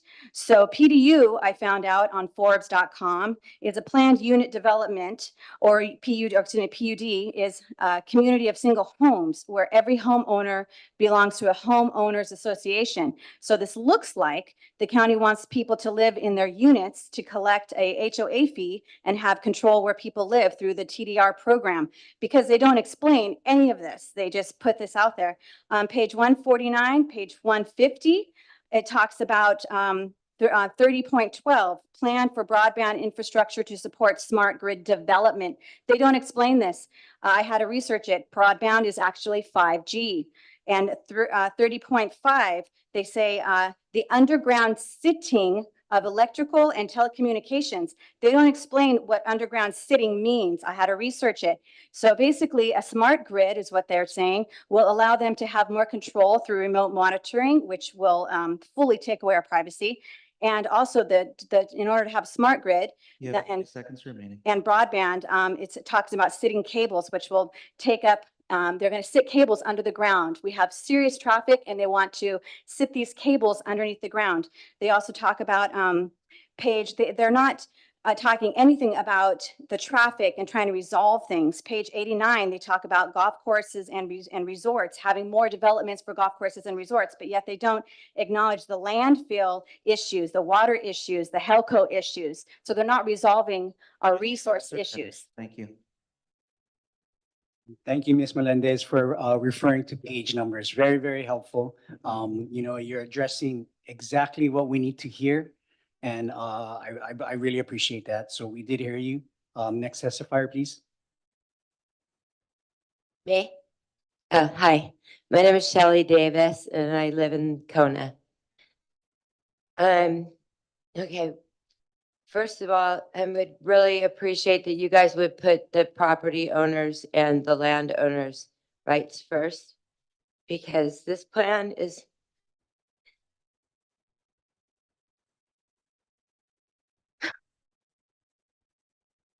this plan is not for the people. This is like, I read so much of this and it's not even for the people, and it has so many open-ended sentences where you don't even know what it's saying. It's got abbreviations that you don't even know what those mean. You have to look them up online. The website is vague. It's just like, but I do know one thing. I do know that the Hawaiian people don't want this. And I know that you could send postcards to every homeowner and you could put it in the taxes that you send out.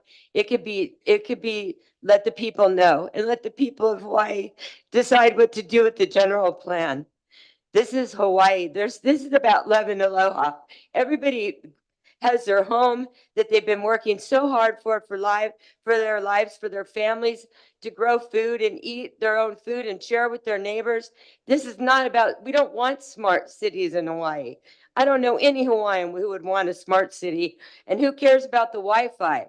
The people that live here are into love and aloha, loving their neighbors. It's not a matter of going Wi-Fi and having smart cities. This is a total UN agenda. This is Davos, Carl Schwab, World Health Organization. This is who this plan came from. And I just hope that you guys live in Hawaii. I hope that you would really look at this seriously and realize what it will do to the Hawaiian people. Queen Liliuokalani would be rolling over her in her grave if she even knew this was going on. This is not for the people. It's not. And the laying down in the fiber optics, you put that in the ground and it's always on. Do you know that it's always on and it can ruin your cells? 5G ruins your cells. I turn mine off at night and then turn it back off in the morning with the timer because it's bad for you.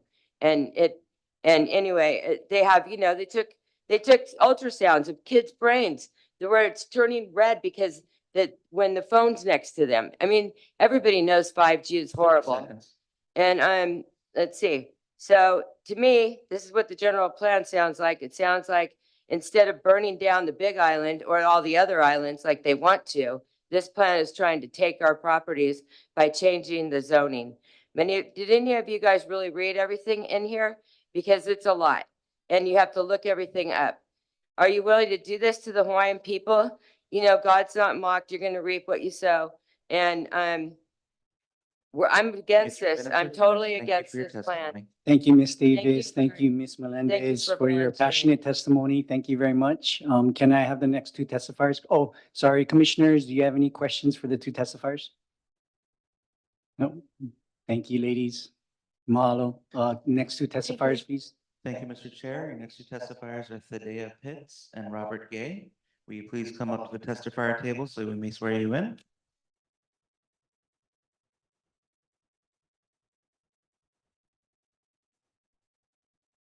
Thank you. Will you please raise your right hands? Do you swear or affirm to tell the truth now on this matter before the Leeward Planning Commission? I do. Yes. Thank you. You'll have 3 minutes. I'll let you know when 30 seconds remain. Please state your name, the town you reside in, and you may begin.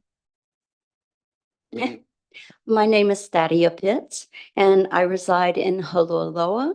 I bought. Excuse me, ma'am, what was your name again? Thadia, Thadia. Oh, Thaddea Pitts. I get that a lot. thank you, Ms. Pitts. My husband and I bought our property back in 81, so we've had it 40+ years. We've been living on it for 30 years, and it is in Haloaloa, and it's agricultural land. I first got wind of this and started trying to read it, and I am in agreement with so many of the people that have spoken today. I like to think I'm a fairly educated person, but 300 pages is a bit to go through, and also the verbiage is really over my head. And so I actually have helped develop strategic plans before. I see buzzwords, and you are asking for page numbers on page 66. You used multiple times the word navigate, the word sustainable, and the word collaboratable. And these are things that make a red flag go up. Who did this? Is this really our terminology that we're using? I don't want to go into so many of the things that I'm concerned about, but I do want to just briefly talk to you about climate change. I lived in Alaska before I came here, and we were all worried about an ice age.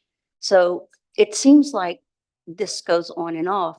And there was almost 20 pages devoted to climate change in the plan. So my concern is we don't get political about climate change. We keep it to science. And the electric car issue, the question that I have about that is the batteries, because the batteries can't be reused the way a regular battery in my car can be used. So what do you do with it? And already we have problems with what to do with our cars that we have here. So I feel like that could be a real concern. And we do know about that they can be explosive, and all that is frightening, but I'm more concerned about long-term and what you do with batteries once they're gone. The other thing that I was concerned about was on page 66, the implemented smart growth strategy. One of the parts on page 77 states that land use challenge, existing single-family dwellings fail to achieve desired density. That's frightening to me. 30 seconds left. Because of that, I also wanted to let you know the Smart Growth America that you have on the agenda is actually taken from the UN Sustainable Development Goal 11. We're not global. We are local. I'm concerned about integrated just because I don't like the idea of government and private entities coming together. And the last thing is we're very concerned about water. For those people that live in areas that are on catchment. Finished. Thank you for your testimony. Thank you, Ms. Pitts. Again, thank you for addressing pages. And I really also appreciate that. Thank you. I did not know that this was all volunteer. I'm very grateful. Thank you. Thank you. Y'all, you can stay seated. Next, sir. Hi, my name is Robert Gay. I am Kealakekee area, and I already spoke to you guys about a month ago. And the first thing I had said to you was that climate change has everything to do with the amount of sunlight that reaches the earth. It has nothing to do with the amount of CO2 in the air. Now, Hungay volcano in 2021, December 21st, erupted. It was the largest in the last 100 years. It's a submarine volcano, and it kicked billions of gallons all the way to January 15th of 2022, billions of gallons of water laced with sulfur dioxide into the outer atmosphere, which is a white ash that reflects sunlight back out into space. So basically, that volcano actually is cooling the planet, but you don't see it right away, right? So billions of gallons go into the outer atmosphere. This has everything to do with 2045 Act, by the way, because you have nothing to do with a climate crisis when it's all about the amount of sunlight that reaches the earth. It's that simple. So when a volcano, after that, 1 year later, the Australian summer was 1 degree cooler on an average of every single day. 1 degree cooler. This is straight up, guys. It's real simple. You're using a narrative for a government aspect. Just Kilauea alone on an average day is about 5,000 tons a day of sulfur dioxide going into the, when it starts acting up, it kicks up to 15 to 20,000. What do you think that does? That white ash blankets the ocean in this area. This ocean is not getting its normal warming. It hasn't been doing that for decades. That thing's been kicking 5,000 tons a day on an average for the last 30 years. Prior to that is about 500 tons. So simple deductions, the amount of sunlight that reaches the earth is your climate change. This is a complete farce, this 2045 Act. Stop it with this government crap, because it's going to hurt your own families, including ours. Okay? That's what I'm here for. My sons and my family and my friends and all their people. 30 seconds. I appreciate your time. If you're here because you're here, I appreciate your time. I'm going to come back again. I'm going to tell you the same thing. Everything has to do with the amount of sunlight. If the earth were to shut, if the sun were to shut off for 2 days, this earth would freeze. Okay, thank you very much for your time. Thank you. Thank you, Mr. K. Thank you, Mrs. Pitts. Does any commissioners have any questions for the two testifiers? No? Okay, well, let's move on to the next two. Christian, how many more testifiers do we have? Mr. Chair, there are 4 more in-person testifiers. Okay, so like I said, let's go through the 4 in-person testifiers and we will take a break, a lunch break after that. And when we come back from the break, we'll resume with the testifiers on Zoom. So the next 2 testifiers, please. Catherine Turley and David Summers.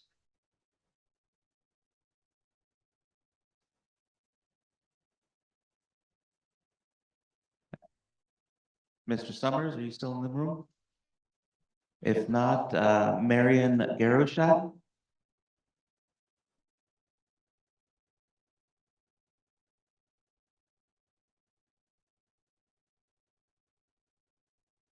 Okay, please raise your right hands. Do you swear or affirm to tell the truth on this matter now before the Leeward Planning Commission? I do. Yes. Thank you. You'll have 3 minutes and I'll let you know when 30 seconds remain. Please state your name, the town you reside in, and you may begin. My name is Catherine Turley. I reside in Hamakua, Kalapa. My background is in information technology and geo and exo-political situations in which we are in currently. I understand the folks who don't understand the lingo in the plan because to me, it seems to be corporately written and involving corporate shareholders and such, and not addressing the Hawaiian people, the families, residential, so on and so forth. There's been a lot of people here in Hawaii who have been waiting over 20 years, and some of them pass away before receiving their Hawaiian trust land from this island, which is absolutely incredible. I don't know how many of the homeland people still are waiting for land, and I think the land use people ought to concentrate on giving these people their inherited land as being indigenous people of the island of Hawaii. When I looked at this plan, I would think like, oh, wow, what are they going to do? This reminds me of the UN, WEF, Global Economic Forum, takeover of Hawaii. They can move all the people from the Hawaiian homelands, Pu'ukapu, Waimea, move them into a cluster, and then they're going to conserve all of that land there. For whom? If not for the people, for whom? That's my number one question. To me, this sounds like a corporate takeover of the big island of Hawaii. 15-minute city agenda first started in Maui, Lahaina. And look what happened there, These people want their 15-minute cities. They are not residents of this island. They're not residents of any of these islands. They are globalists who want their cake eaten too and do not care about humanity. The whole thing with the climate change, it's coming out and we are starting the Great Awakening where a lot of truths are coming to pass. A lot of government things are shifting and changing. Here in Hawaii, we get a new mayor. Hallelujah. Thank you. And we're going to have new council people maybe before all of this ends. I mean, 8 years ago, who knows who was writing this, but I just said, sounds like Klaus Schwab to me. You will own nothing and be happy. All right, so I'm totally against this plan, and I'm sure that there's going to be changes coming with the 30 new seconds remaining. with the new presidential administration coming in and removing us from the World Health Organization, removing us from WEF, and removing us from UN and NATO, and removing us from war, and concentrate on the people living abundantly in peace on this planet. I will end at that, and I look forward to communicating with you folks in the future. Thank you for your time. Mahalo for your testimony. Ma'am, go ahead. Oh, wait. Sure. Yes, good morning. Thank you all for your time and attention and for volunteering to be on this committee. It's important. It's real important. So there have been, I haven't heard any, except for the developers in the beginning, and I've been to a lot of these meetings, anybody who said they think this is a good idea. So this plan, if it's implemented as is, will disempower every county agency, including this one. You don't really have much power here to begin with, you may have noticed. Only being able to recommend or make recommendations. Although the word draft is on this document, it's clear no changes will be made. Okay, so I think we all can see that. So there's a big loophole here that gives you cover to reject it, in my opinion. The authority that's stated for most of the plan come from the community development plans, which were under development for at least 10 years. Hilo doesn't have one. And nobody has asked why. So my recommendation is maybe somebody could ask why, and also to insist on a real answer and not that it was the previous administration. We have many people that have worked for this department for many, many years that could clearly explain exactly why Hilo wasn't included in the beginning, after the first year, after the first 5 years, or at all. Now, Hilo is the largest census designated place on the island. It has the biggest population, nearly a quarter of the residents. I don't know how anybody could recommend this thing being implemented and ignore that fact. I'm from Kau. I would want people to stand up for me. So I'm standing up for Hilo, and I would ask all of you to do the same. Thank you. Mahalo testifiers. Fellow commissioners, any questions for the two testifiers? Chair, no question, but a comment, but I can save that comment for another time if you did. Okay, thank you. Any other commissioners for questions for the testifiers? There's not a question. I think just, can I put a comment out there? I think this would be to everyone as a whole. We sit here as a commission to bring your guys' thoughts and ideas in front of the council. So I think, the education, you guys need to spread the word. If you guys have that, I guess, with us coming in for our time, pick out those points. You guys have addressed a lot of different things. I think everyone's here thinking, this is the synopsis that I keep seeing, and I just want to address this and put this on record. We are commissioned to listen to our community, to take in that input, to address what's going on in this plan 2045. The council will see this after us, that make the decision whether to stop it or not stop it. We can put in those things and help our community, but I think that just needs to be addressed and put on record. So everybody knows that we do not make the final decision on this. We are there to support our people. And obviously everything you guys say, we all take to heart. So I just want to address that and put that on record. Thank you, Commissioner Kanua. Can I have my final two What you testifiers? just said. I'm sorry. I don't understand what you just said. That we should go to the council? Yeah. Sorry. everything you guys have and everything you say, we take immensely to heart. I'm taking notes on every single one of your guys' testimony, so I have it word for word.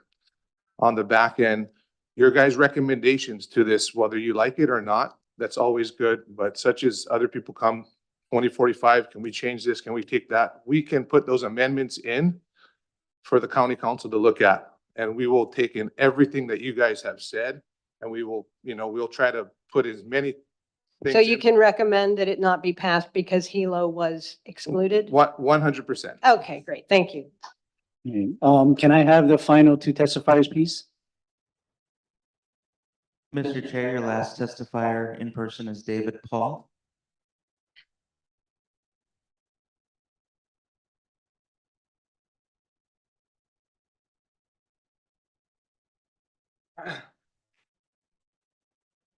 Excuse me, I had a stroke, so it's a little difficult to talk, but I just wanted to kind of summarize what I think. Mr. Paul? Yes. May I please swear you in, please? Will you Pardon? raise your right hand, please? Yes. Do you swear or affirm to tell the truth now on this matter in front of the Leeward Planning Commission? Yes. Thank you. You'll have 3 minutes. I'll let you know when 30 seconds are left. Please give us your name, the town you live in, and you may begin. David Biesmeyer, Kalekakua. Yeah, I just wanted to kind of summarize what I'm hearing here, but I think it's more theological, which maybe you don't want to discuss, but it's has to do with God gave dominion of the earth to man, not a commission or a planning board. We really not asking for you to make good law, but to follow the law, because the laws already exist. The purpose of government is to protect life, liberty, and property. The royal patents are very clear, and there was no regulatory power given in the patents. And it also says that all fee simple lands are to be taxed equally. This incentivizing different rates for different people is contrary to fundamental law, and it has been. The abuses have been here for a long time, but you can see even in some of the attorney deeds that are given to the properties as they're transferred, there's an acknowledgement of the county's right to regulate, but it's just an admission that is not a fundamental right. They had to put it in the deed. It's not part of the royal patent. It's a different overlay. The royal patents are actually superior, in my opinion.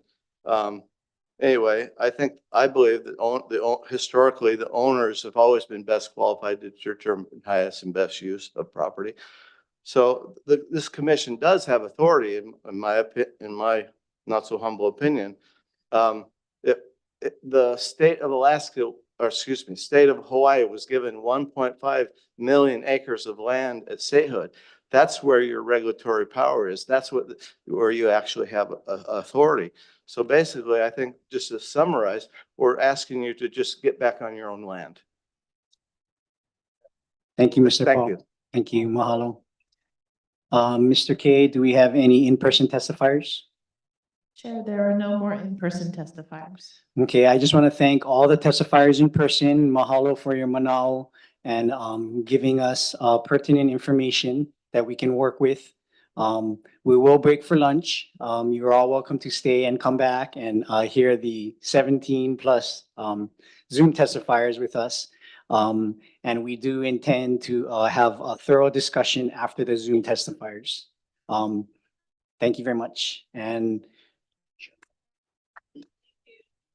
okay, yeah, so we will break for lunch right now and we will be back at 12:45. Thank you all. Thank you. We appreciate you.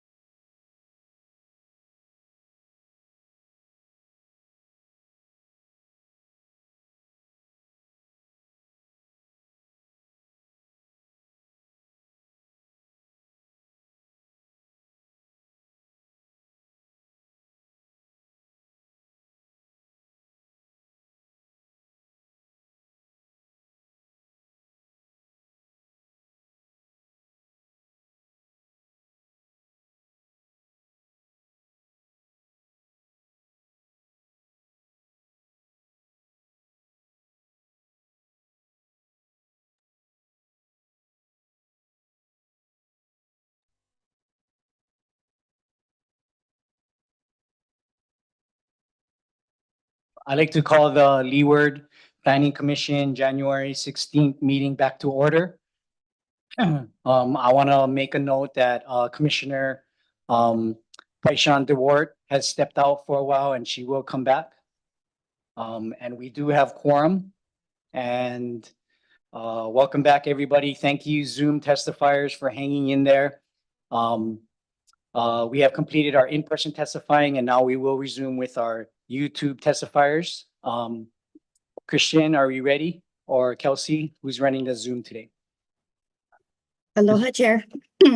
Yes, we have 15 people on Zoom to testify today. The first testifier is Megan Isaac. Could you turn on your camera so we can swear you in? Megan Isaac. Okay, the next one is, oh, okay. All right, please raise your, oh. Megan, you there?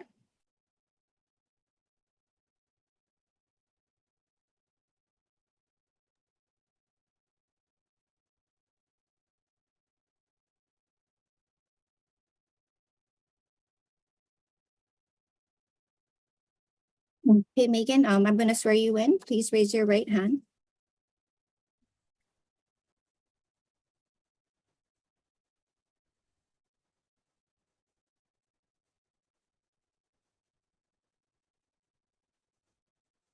Megan, can you hear us? I'm sorry, I'm having difficulty. Can I be next? You want to be next? Sure. Well, next one is gonna be April Lee. April, can you turn on your camera?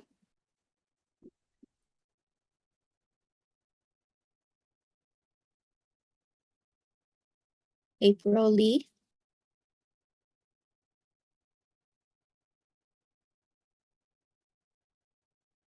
Okay, the next person is Brett Dixon. Brett Dixon, are you there?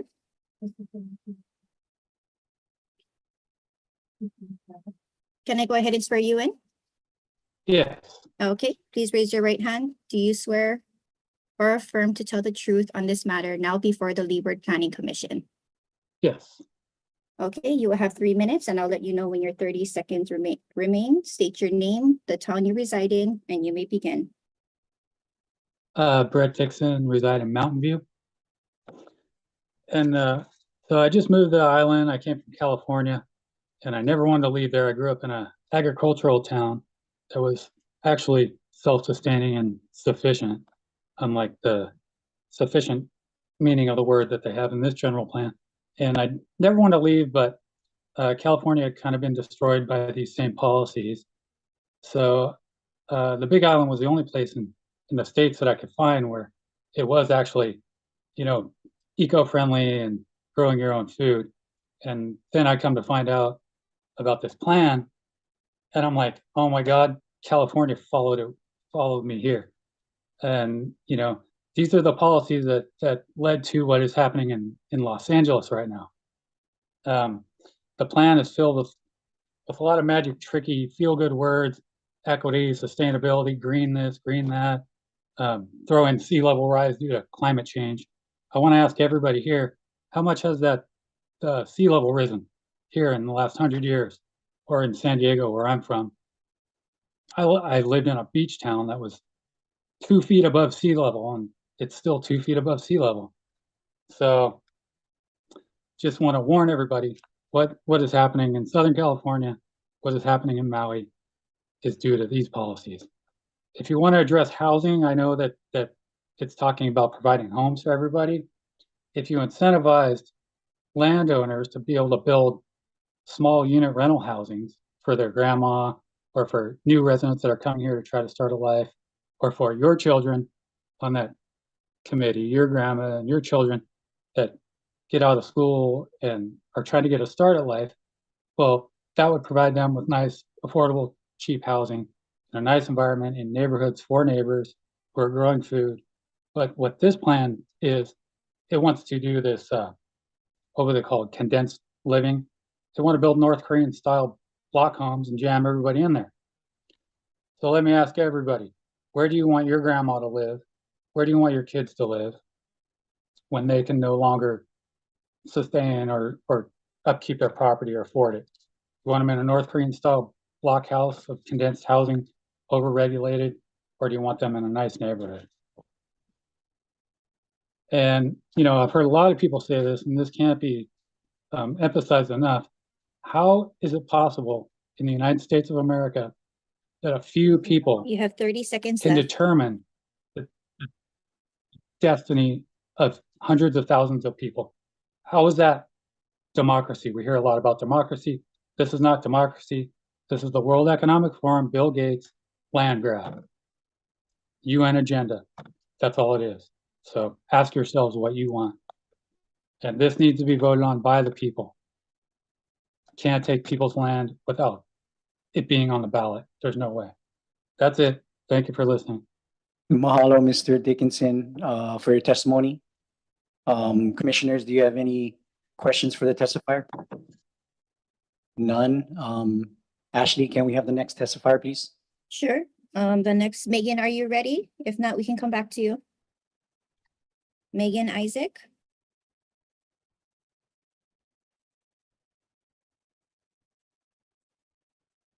Okay, we'll move on to Ken Honma. Ken, can you turn your camera on?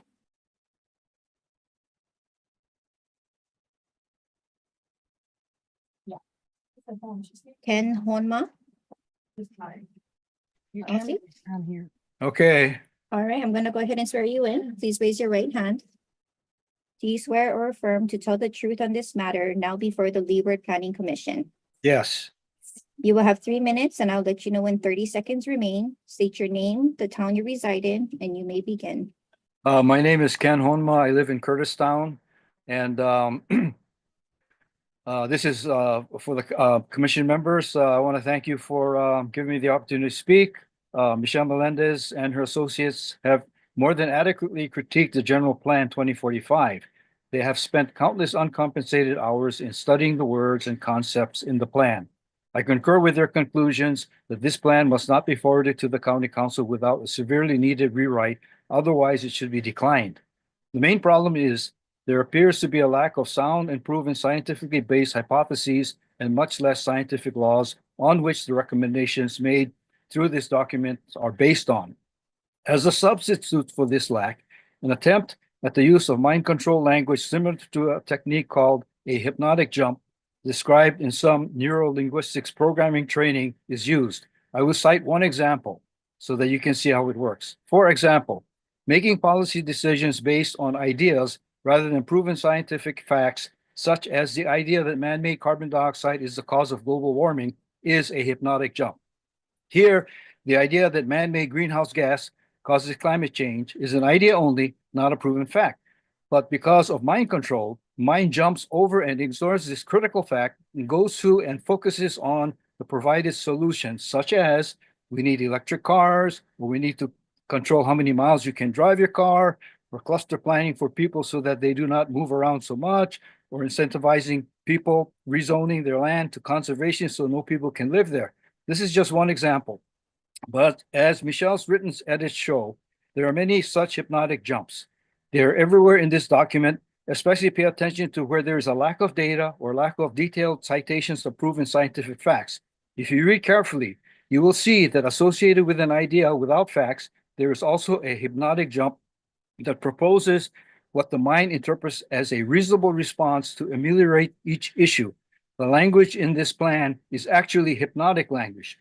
In essence, a spell is cast on the people who read this document or who may not be able to identify these jumps and believe that the proposed solutions are actually solving the implied problem, while the goals of the authors are something else completely. My concern is that the commissioners are not recognizing that they are being put under a spell and therefore are not able to objectively You assess have 30 this seconds left. proposed, thank you, general plan accurately. Now that you know this technique is being used, look carefully at the edits and recommendations that Michelle and her associates have provided to you, and you will see that the hypnotic jumps are there.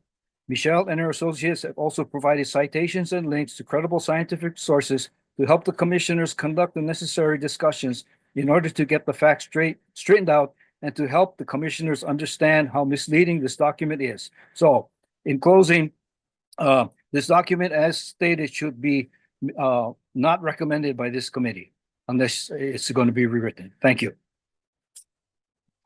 Thank you, Mr. Honma, for your testimony. Fellow commissioners, do you have any questions for Mr. Honma? None. Thank you, Mr. Honma. Ashley, can we have the next testifier, please? Yes, Millicent Cummings. Can you go ahead and unmute? Can you hear me? Yes. Can you raise your right hand? Do you swear or affirm to tell the truth on this matter now before the Leeward Planning Commission? Of course. You will have 3 minutes. I will let you know when 30 seconds remain. State your name, the town you reside in, and you may begin. Aloha. My name is Millicent Cummings from Hilo. Mahalo to everyone for your time and service today in our attempt to co-create an actually sustainable general plan that would protect our health, safety, environment, resources, constitutional rights, aspirations, and best interests. That said, there is a rapidly growing number of people who recognize and have come to terms with the fact that our voices and wise counsel are being traded for the dictates of unelected officials from the UN, WHO, and WEF. We can see this GP 45 moving forward, even though over 90% of the over 4,000 testimonies gathered thus far have been articulately opposed to it for verifiably valid reasons. The very fact that any plan would proceed under these circumstances is deeply concerning, particularly based on climate change without consideration of all climatic, environmental, political, corporate, monetary, military, and technological factors simultaneously at play, thereby rendering the plan ill-equipped, incomplete, and illegitimate. This plan, as an offshoot of the before-mentioned agencies and agendas, runs contrary to and exceeds the bounds of our protected rights that our elected officials have sworn to uphold, while simultaneously giving outside and undisclosed stakeholders undeserved influence in our local affairs. The approval of this plan thereby would be in breach of the public trust. We wholeheartedly reject the proposed requirement for all, in quotes, all county departments to collaborate with the new County Office of Sustainability, Climate Equity, and Resilience as the lead agency to ensure the integration of the county's goals of sustainability, climate resilience, and equity into all county operations and planning initiatives, rendering the powers we have granted our elected representatives null and void. Respectfully, we shall not consent to the approval of any document at any time drafted by any individual planning commission or international agency that runs contrary to constitutional law and the protected rights, freedoms, and protections therein. We will not tolerate any plan based on the fraudulent climate change narrative, as we know for one example of many that natural wildfires burn between 1,400 and 21 degrees Fahrenheit. And yet thousands of cars had completely melted glass during the so-called wildfires in Lahaina, Los Angeles, and other cities curiously designated for smart city growth, which could only melt between 2,600 to 2,800 degrees, along with steel requiring 2,750 degrees. Climate engineering has been verified in Lahaina and now in California You have as 30 we seconds speak, left. undeservedly and unscientifically blamed on climate change. Mahalo for your due diligence in returning to the drafting board in order to more genuinely take these concerns, facts, and findings into account for the health, safety, and security of this and future generations. This plan is not in our best interest. Mahalo and aloha. Mahalo, Ms. Cummings, for your testimony. Fellow commissioners, any questions for Ms. Cummings? None. Thank you, Ms. Cummings. Ashley, can we have the next testifier, please? Sure. Next testifier is Donna Grabo. Donna, can you turn on your camera? Ready? Okay, you can go ahead and raise your right hand. Do you swear or affirm to tell the truth on this matter now before the Leeward Planning Commission? Yes. You will have 3 minutes and I'll let you know when 30 seconds remain. State your name, the town you reside in, and you may begin. Hello, my name is Donna Grabo from Hilo. There's a saying that goes, if no one speaks out, then it's considered okay. Maybe this is all by design. Not many people want to read a 300-page proposal called Hawaii County Plan 2024. It is in unpleasant for all of us to come here and speak out today, especially since we've been doing this for 2 years now. Testimonials, writing emails, which seem to get overlooked, but maybe I'm wrong. This plan carefully uses buzzwords such as climate change. It's one good thing to be stewards of the Hawaiian public lands from the 1800s and Hawaiian homelands. But the word climate change is being used for another purpose. It has been exploited in policymaking to justify the need to legislate more laws, rules, restrictions on the people. Again, there is no global warming. Weather cycles naturally come and go. Another popular yet vague word in the proposal is land acquisition. According to the plan, land acquisition or land use covers almost all of Hawaii County. However, Hawaiian public lands are already protected lands.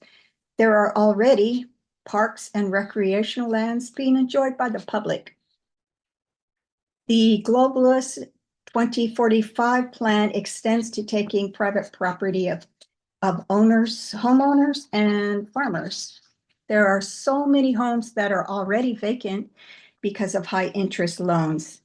Yet the plan wants to relocate people into new cluster housing, then charge homeowner monthly fees in addition to their home loans. The plan has a list of vague rules for transportation. Please don't approve anything proposed in the general plan. If the mistake is made, then communities of the island will be turned into controlled dystopian housing projects called smart cities. However, the billionaires will remain in their gated communities. The general plan is not the only choice. 30 seconds left. Reject it. There are much better ideas and clean technology to be considered. On the last note, keep Hawaii the way it is. Michelle was quoting the general land manager and was not out of line. Why was she cut off? Was it the truth? It's apparent that one or two people appear to be neutral, but they will still try to slip this dangerous UN proposal after amending it and with the Your 3 minutes justification. are that'll finished. be Thank you for your good for all of testimony. us. Thank you. Thank you, Ms. Grebo, for your testimony. Fellow commissioners, do you have any questions for Ms. Grebo? None. Thank you, Ms. Grebo. Mahalo for your testimony. Ashley, can we please have the next Zoom testifier? Next testifier is Janice Palma-Glenny. Janice, can you turn on your video?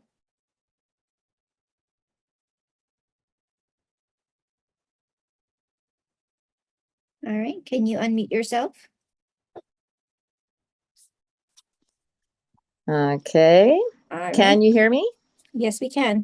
I'll go ahead and swear you in. Please raise your right hand.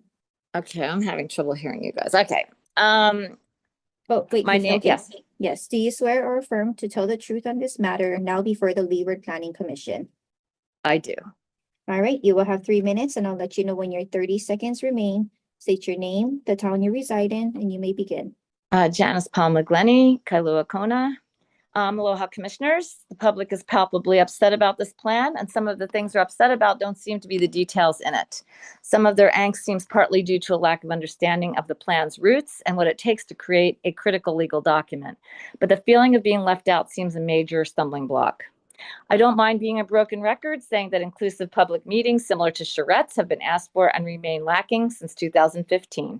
And though I'm under no illusion that this draft will or should be scrapped, I know that if there was a will to make things right, there's a way to have some form of large, more interactive meetings to help create the inclusiveness and understanding this process painfully lacks.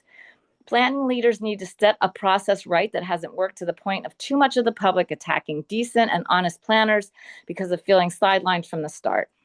Commissioners have a duty to ask hard, even redundant questions about this plan, like what's in it that will help make my drive to work take less time tomorrow than it takes today? How will this plan address the scandal of the water coming out of my sewage treatment plant illegally? Will protecting lands through conservation designation affect or not the use of my land? Will lands be condemned as some people fear? Does protecting critical lands by zoning or designation involve government overreach, or does it actually put those lands safely in the public's trust? I believe the latter, that it's one of the strong points of the current draft to put lands safely in the public trust through conservation zoning. But planners clearly haven't been able to reach a large enough portion of the community on those and many other points.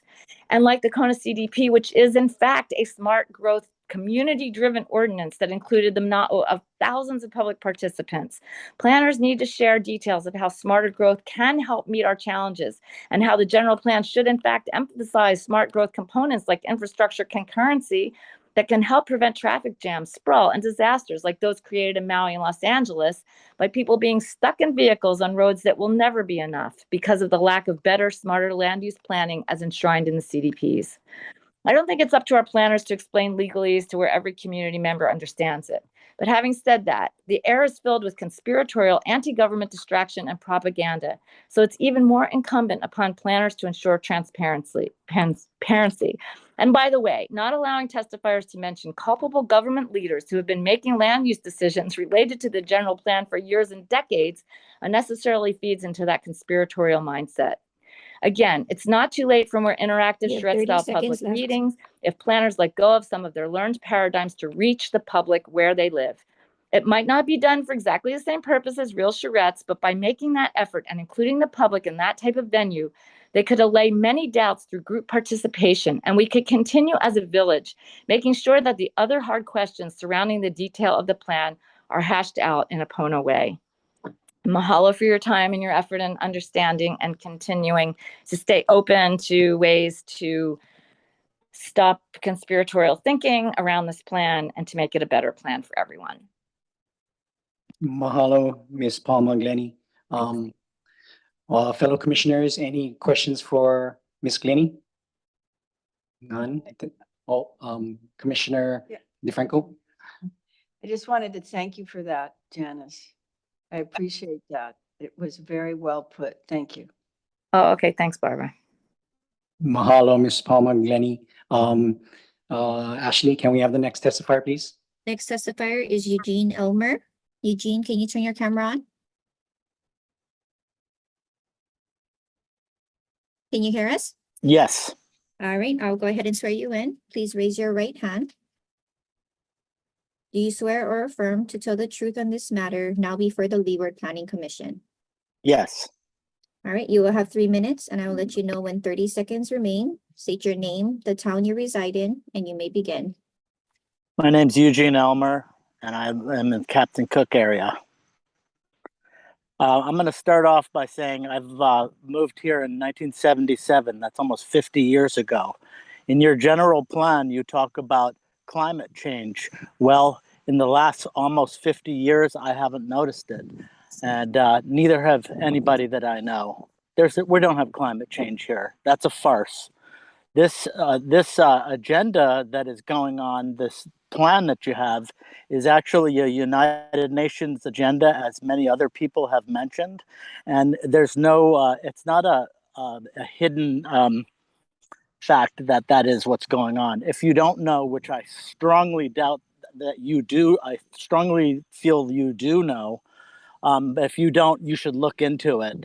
So the thing is, you know, you're trying to push these electric cars on everybody. There's no infrastructure for electric cars, and the electric cars, and it would cost way too much to put it in, even by the timeline that you're recommending. And even if you did, we want our internal combustion vehicles. People are used to them. They're a preferred vehicle over electric. Electric is more damaging to the environment in the mining of lithium. The thing is, too, is people work here. There's a lot of construction workers, and the local guys have their diesel vehicles that they use, whether it's for hauling things, doing whatever farm work they need, and they're not going to give those up. And you know, the thing is you guys are volunteers. Well, you try to take away the people's right to have the things that they need for their lives. You're going to have volunteers that will want to talk with you in person.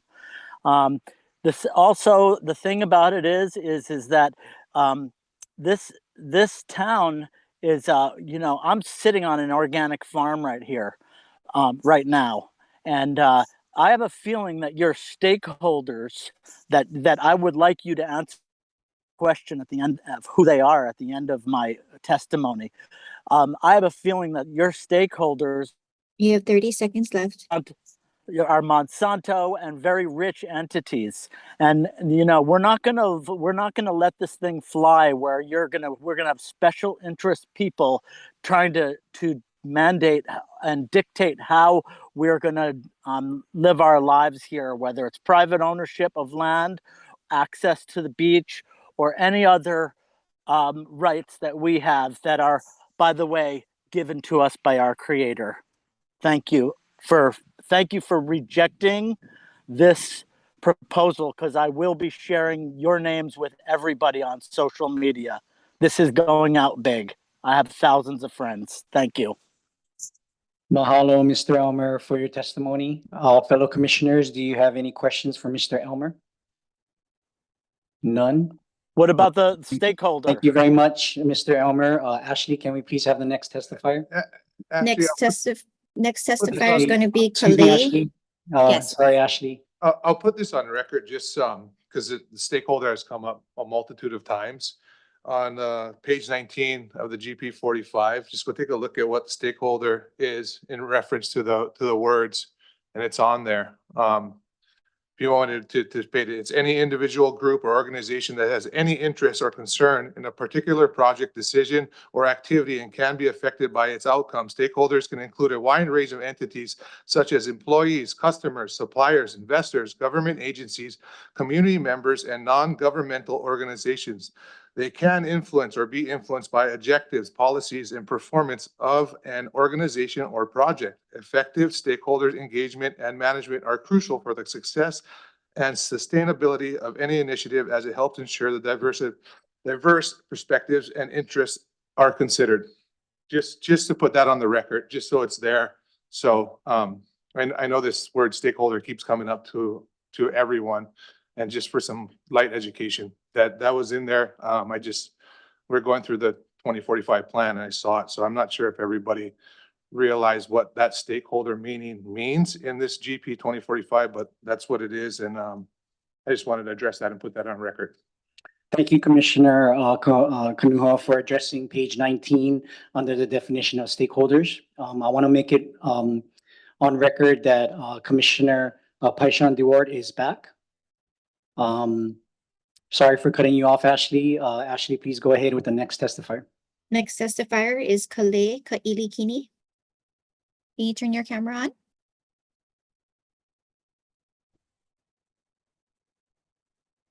Can you hear us? I can hear you. Okay. Can you start your video, or are you having issues? Oh, okay. There you go. All right, let me swear you in. Please raise your right hand. Do you swear or affirm to tell the truth on this matter now before the Leeward Planning Commission? I do. You will have 3 minutes, and I'll let you know when 30 seconds remain. State your name, the town you reside in, and you may begin. Aloha. My name is Kale Kailikini from Hilo, representing myself and family. I'm against General Plan 2045. It must be changed if we homeowners, farmers, ranchers, Native Hawaiians want to own and protect lands for future generations. Testifiers have given ideas for changes and identified problems of the plan with solutions. Thank you, testifiers, for sounding the alarm. We want our commissioners to gain the knowledge necessary to make sound, safe, responsible decisions. Multiple problems in the plan, possibly taxing rainwater, really?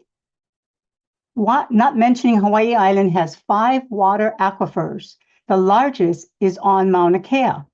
Water should not be a problem, but the very rich are buying up properties with water. The plan does not protect our rights to land ownership or water. Eliminate the word stakeholders as defined in the general plan. Thank you for that definition. Replace with homeowners, local private landowners, farmers, ranchers, Native Hawaiians, small businesses. Stakeholders is created to include everybody, like you just gave the whole list. And anyone with money will have an unfair advantage in buying and selling land. They can increase market values and price us out of the market. Example, real property taxes have increased, and when we cannot afford to pay, we will lose our lands.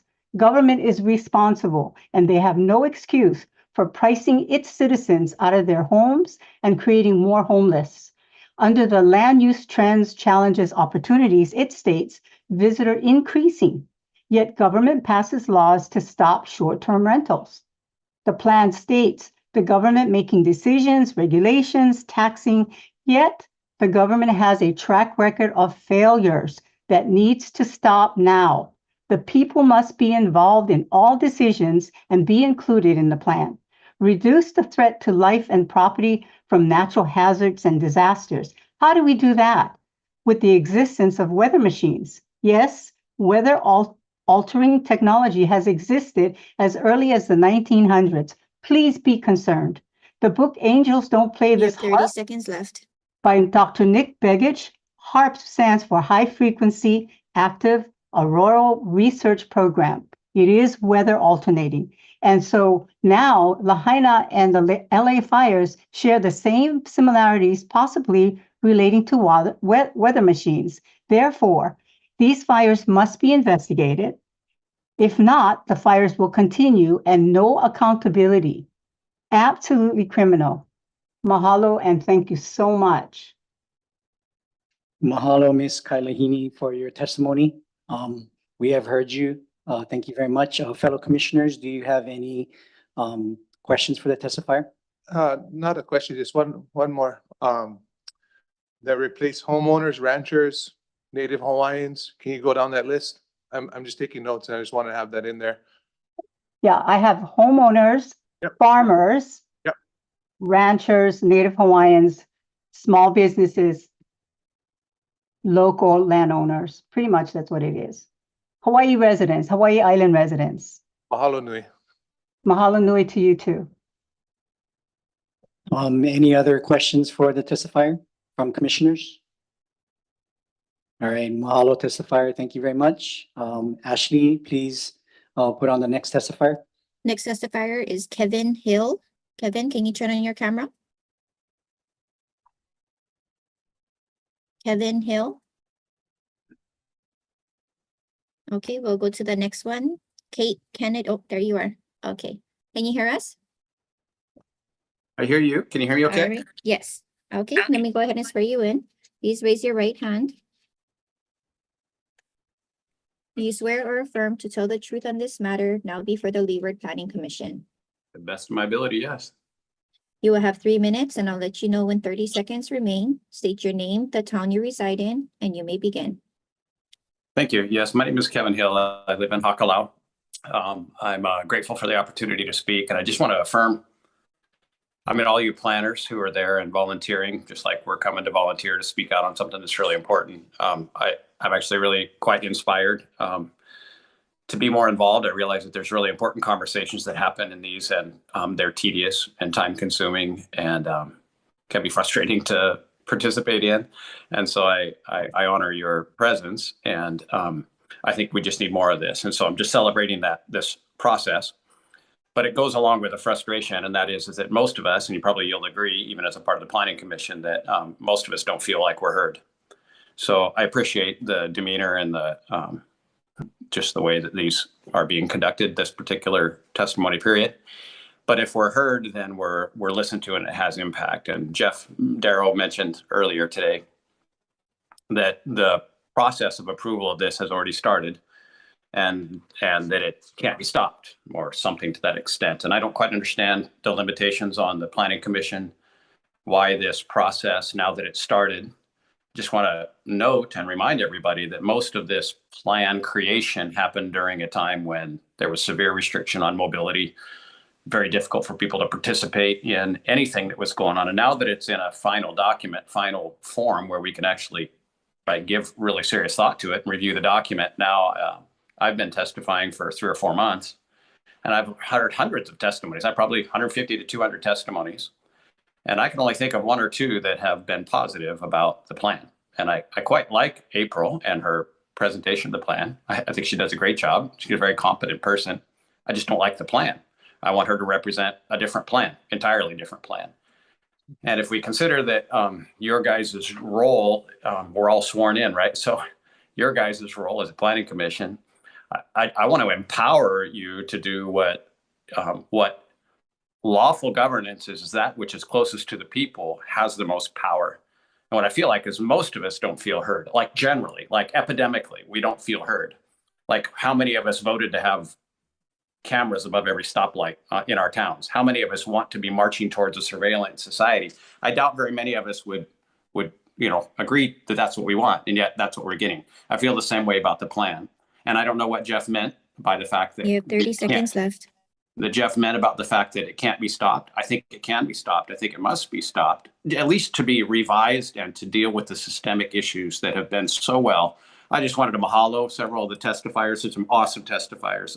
Walchin, I want to say aloha to you, Ms. Cook, the Andrades, Mr. Honma. There's some amazing testimonies that I've heard, hundreds of them, and they're so good. And the self-evident truth is, if you're the jury, beyond a reasonable doubt, this has to stop and be something that's organic, created by the people, and the systemic issues have to be addressed.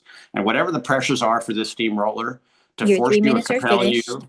thank you, Thank you, to Mr. force Hill, and compel for you to your not. amazing testimony. My fellow commissioners, do you have any questions for Mr. Hill?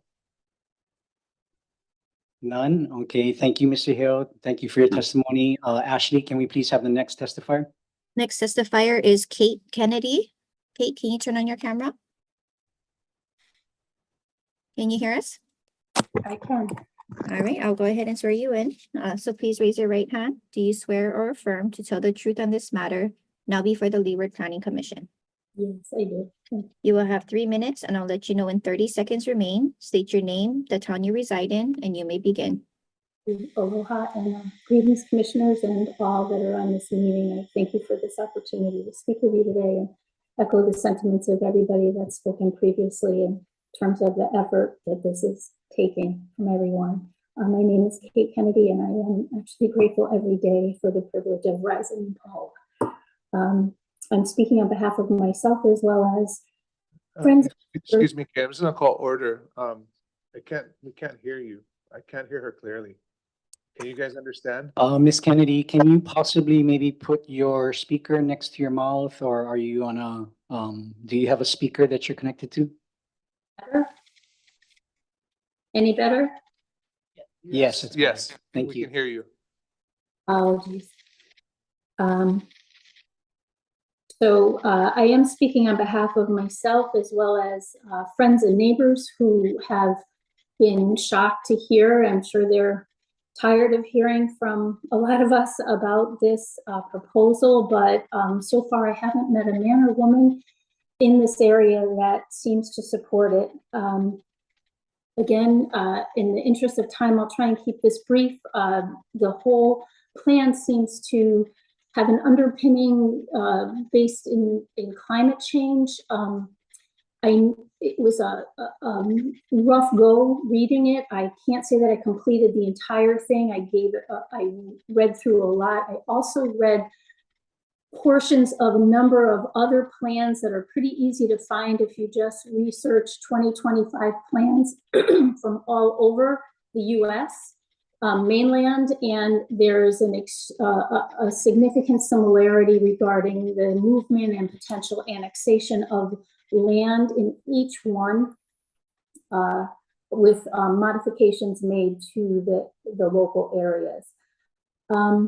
The other questions that I've come up with, I guess it's unclear authorship and lack of citations, and so it kind of reads like like we're just, as somebody else brought up, we might be like sort of just walked through the premises of the plan.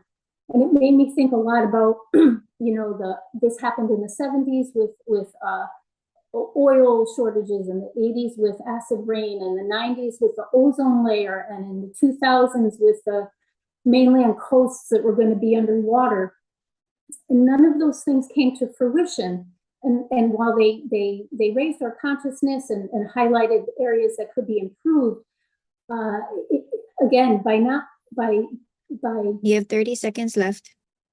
I guess I just wanted to say that the 2005 plan did cite references, and when they were utilizing projections, I would ask that this plan is pended until accurate information can be obtained. And again, speculation could be really harmful. I really appreciate everybody's time here, and I'm very grateful for the opportunity to speak with you today. Thank you. Mahalo, Ms. Kennedy, for your testimony. Fellow commissioners, do you have any questions for Ms. Kennedy? Okay, none. Thank you, Ms. Kennedy. Ashley, can we please have the next testifier? Next testifier is Deborah Guanzin. Deborah, can you turn on your camera? Deborah Guanzin.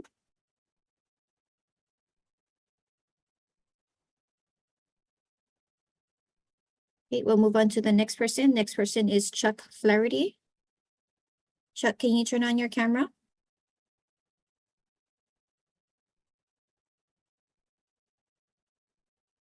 Okay, next one is Fran Kopp.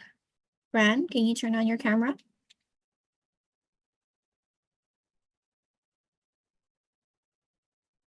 Can you hear us? Yeah, no, here I am. Okay, let me go ahead and swear you in. Please raise your right hand. Do you swear or affirm to tell the truth on this matter now before the Leeward Planning Commission? Yes, I do. You will have 3 minutes, and I'll let you know when 30 seconds remain. State your name, the town you reside in, and you may begin. Aloha Commissioners. My name is Fran Kopp and I live in Hilo. The General Plan 2045 appears to be a very ambitious plan to change the use of the County of Hawaii and our quality of life. It sounds like an experiment with very little substance or foundation. The future is decentralization, not globalization. We need to protect our water, food, and air and not have it taxed.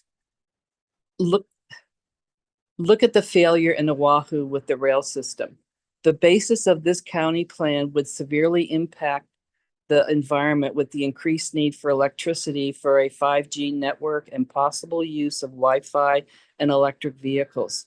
This would increase the exposure to EMFs, and the science has shown this is hazardous to our health because of the exposure to radiation. Ultimately, if we as residents are limited in our use of only electric vehicles, where are these charging stations going to be and at what cost, and who has priority over the use of charging stations? Our electric grid cannot handle its current load. How long would it take to get there and at what cost? We need flexibility in our energy consumption. If we only had electric vehicles, what happens if they fail? What happens to the electric waste of batteries? What is the impact on the land? We will continue to need gas for cars. Where do we dispose of these gas-fueled cars if we are not allowed to use gas cars? There will be many new options in the near future that could involve hydrogen and even water for fuel. It seems like the cost of electric vehicles is a good way to get people out of cars. This plan seems to be based on the idea of scarcity versus abundance. We have an abundance of water. The idea that we wouldn't be able to store water or we would be charged for water more than we are now is ridiculous. So this idea of climate change versus climate flexibility is not really based on science. Well, will this plan reduce freedom of movement around and through the island through increased prices in fuel and cost of travel per mile? What is the impact of the waste created by this change? You have 30 seconds left. How do we manage the cost of improving our infrastructure in terms of traffic to get to work or school? What is the difference between conservation land, recreation land, natural and urban land? And how does it limit how I, as a resident or any residents, can use the land? Thank you for your service and for this time today.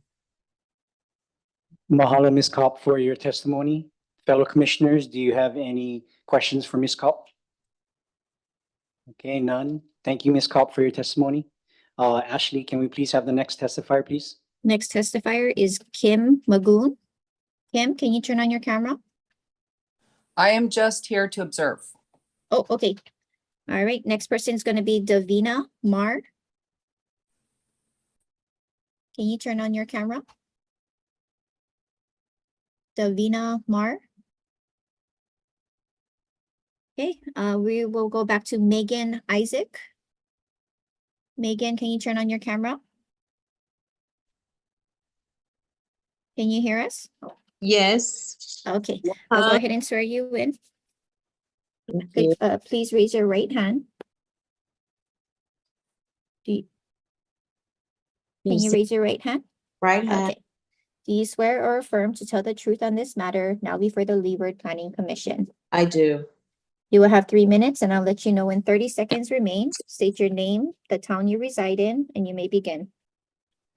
I have a point of order, a question, please, for the chair. No, ma'am. You have 3 minutes to testify on the general plan. So please proceed. Okay. I was actually just going to ask your name because there's no titles on the video. I can't see who you are, and I missed in the beginning your name. So just a procedural, there should be names and titles, and we should be able to see you, I feel, on this video record. But thank you. I'll proceed now with my 3 minutes testimony. Thank you. My name is Megan Isaac.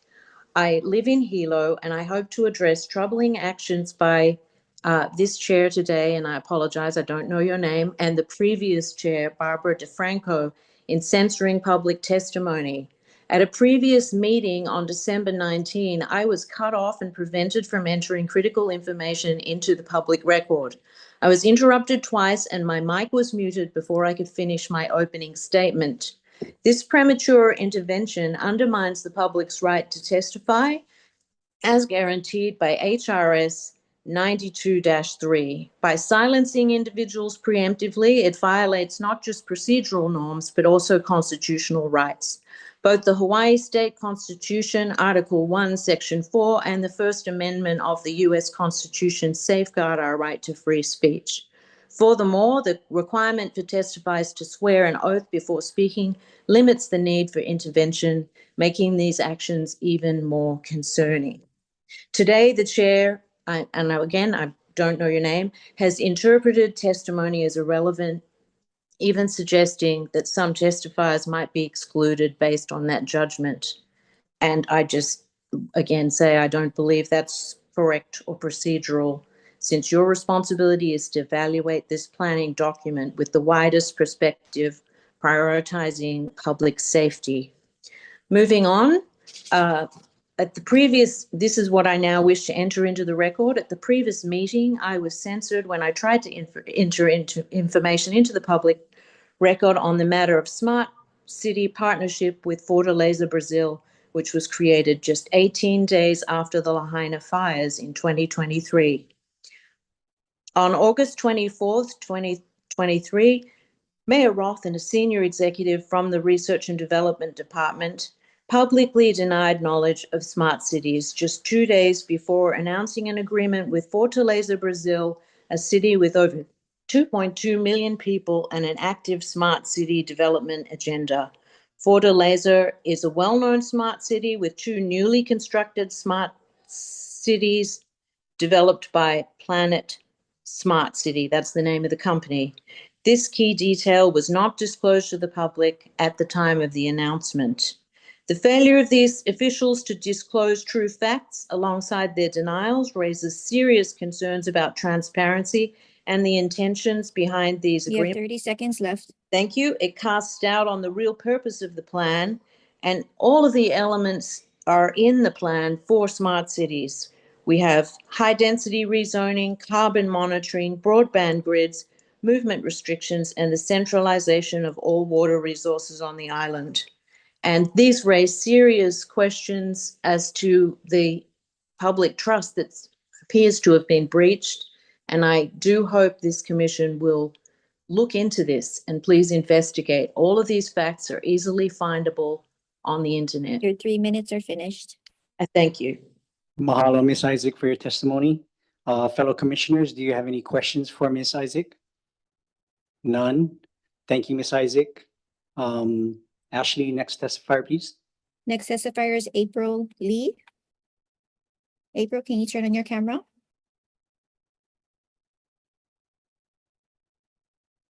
Can you hear us? It says the host stopped. The host stopped it. You should see me. You're there. on right now. Yes. Okay. Okay, great, Can great, you? great. I'll go ahead and swear you in. My Please raise name your is right hand. April Lee. Oh, Yes, ma'am, my hold name on. is Let me swear April you Lee. in. Okay, Okay, go ahead and do you swear or affirm to tell the truth on this matter now before the Leeward Planning Commission? I do. All right, you will have 3 minutes and I'll let you know when 30 seconds remain. State your name, the town that you reside in. You may begin. My name is April Lee. I reside in Hawi, North Kohala. And I affirm and decree that all the intelligence of my generations and my ancestors come through this request, because I really want to reiterate the last speaker on things that have happened to us as citizens of this county that have caused us some distrust. Also, Lahaina Maui caused a great amount of distrust. And in regards to the general plan, you can write down pages. I know that no one is being asked questions, so I'm assuming that you're just going to refer to the recording. Page 17, partner with other stakeholders who are private. Page 88, public utilities, which are accessible internet-based services. Number 89, drinking water, that there is desired development patterns is what is consistent and what is needed according to this. And also water commitments, which would have a, that are not being developed or lack development potential. So they've been assigned already. And then guidelines for assigning water units per system need to be updated. Also, the modeling of water demand closely aligned to land use. And again, page 21. The fact that aligning the water use development is a master plan and will be done in some sense with private improvements to the water system, the Department of Water System. Then we have page 92, and that would mean to recharge groundwater via the rules for new construction and retrofits. Also of concern, page 93, encourage the clustering of developments to reduce the cost of providing utilities. Number 20, page 20, water availability based on sustainable yields established through the state water code. Page 100 again, land use allocation related to water availability, including the quantity and quality, requires an understanding of water availability and the capacity, current demands, and future demands. Page 100 through 104 You have 30 has seconds left. Oh my gosh. Anyway, what I want to say is in order to assess all of these, we should have had our monies being used to make these assessments so that some of these things could be given to us as information. What I want is an audited financial statement of the county every year. And I would like to know who's doing the projects with specific descriptions and the contractors, the payroll, everything going out and everything you have coming in. That would be restoring our trust, because right now, Your like she 3 said, minutes are finished. thank you. Thank you, Ms. Lee, for your testimony. Fellow commissioners, do you have any questions for Ms. Lee? No. Okay, none. Ashley, can we have the next testifier, please? Okay, Deborah Wanzen, are you gonna testify, Deborah?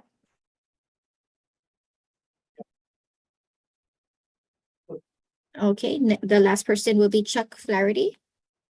Chuck, are you there?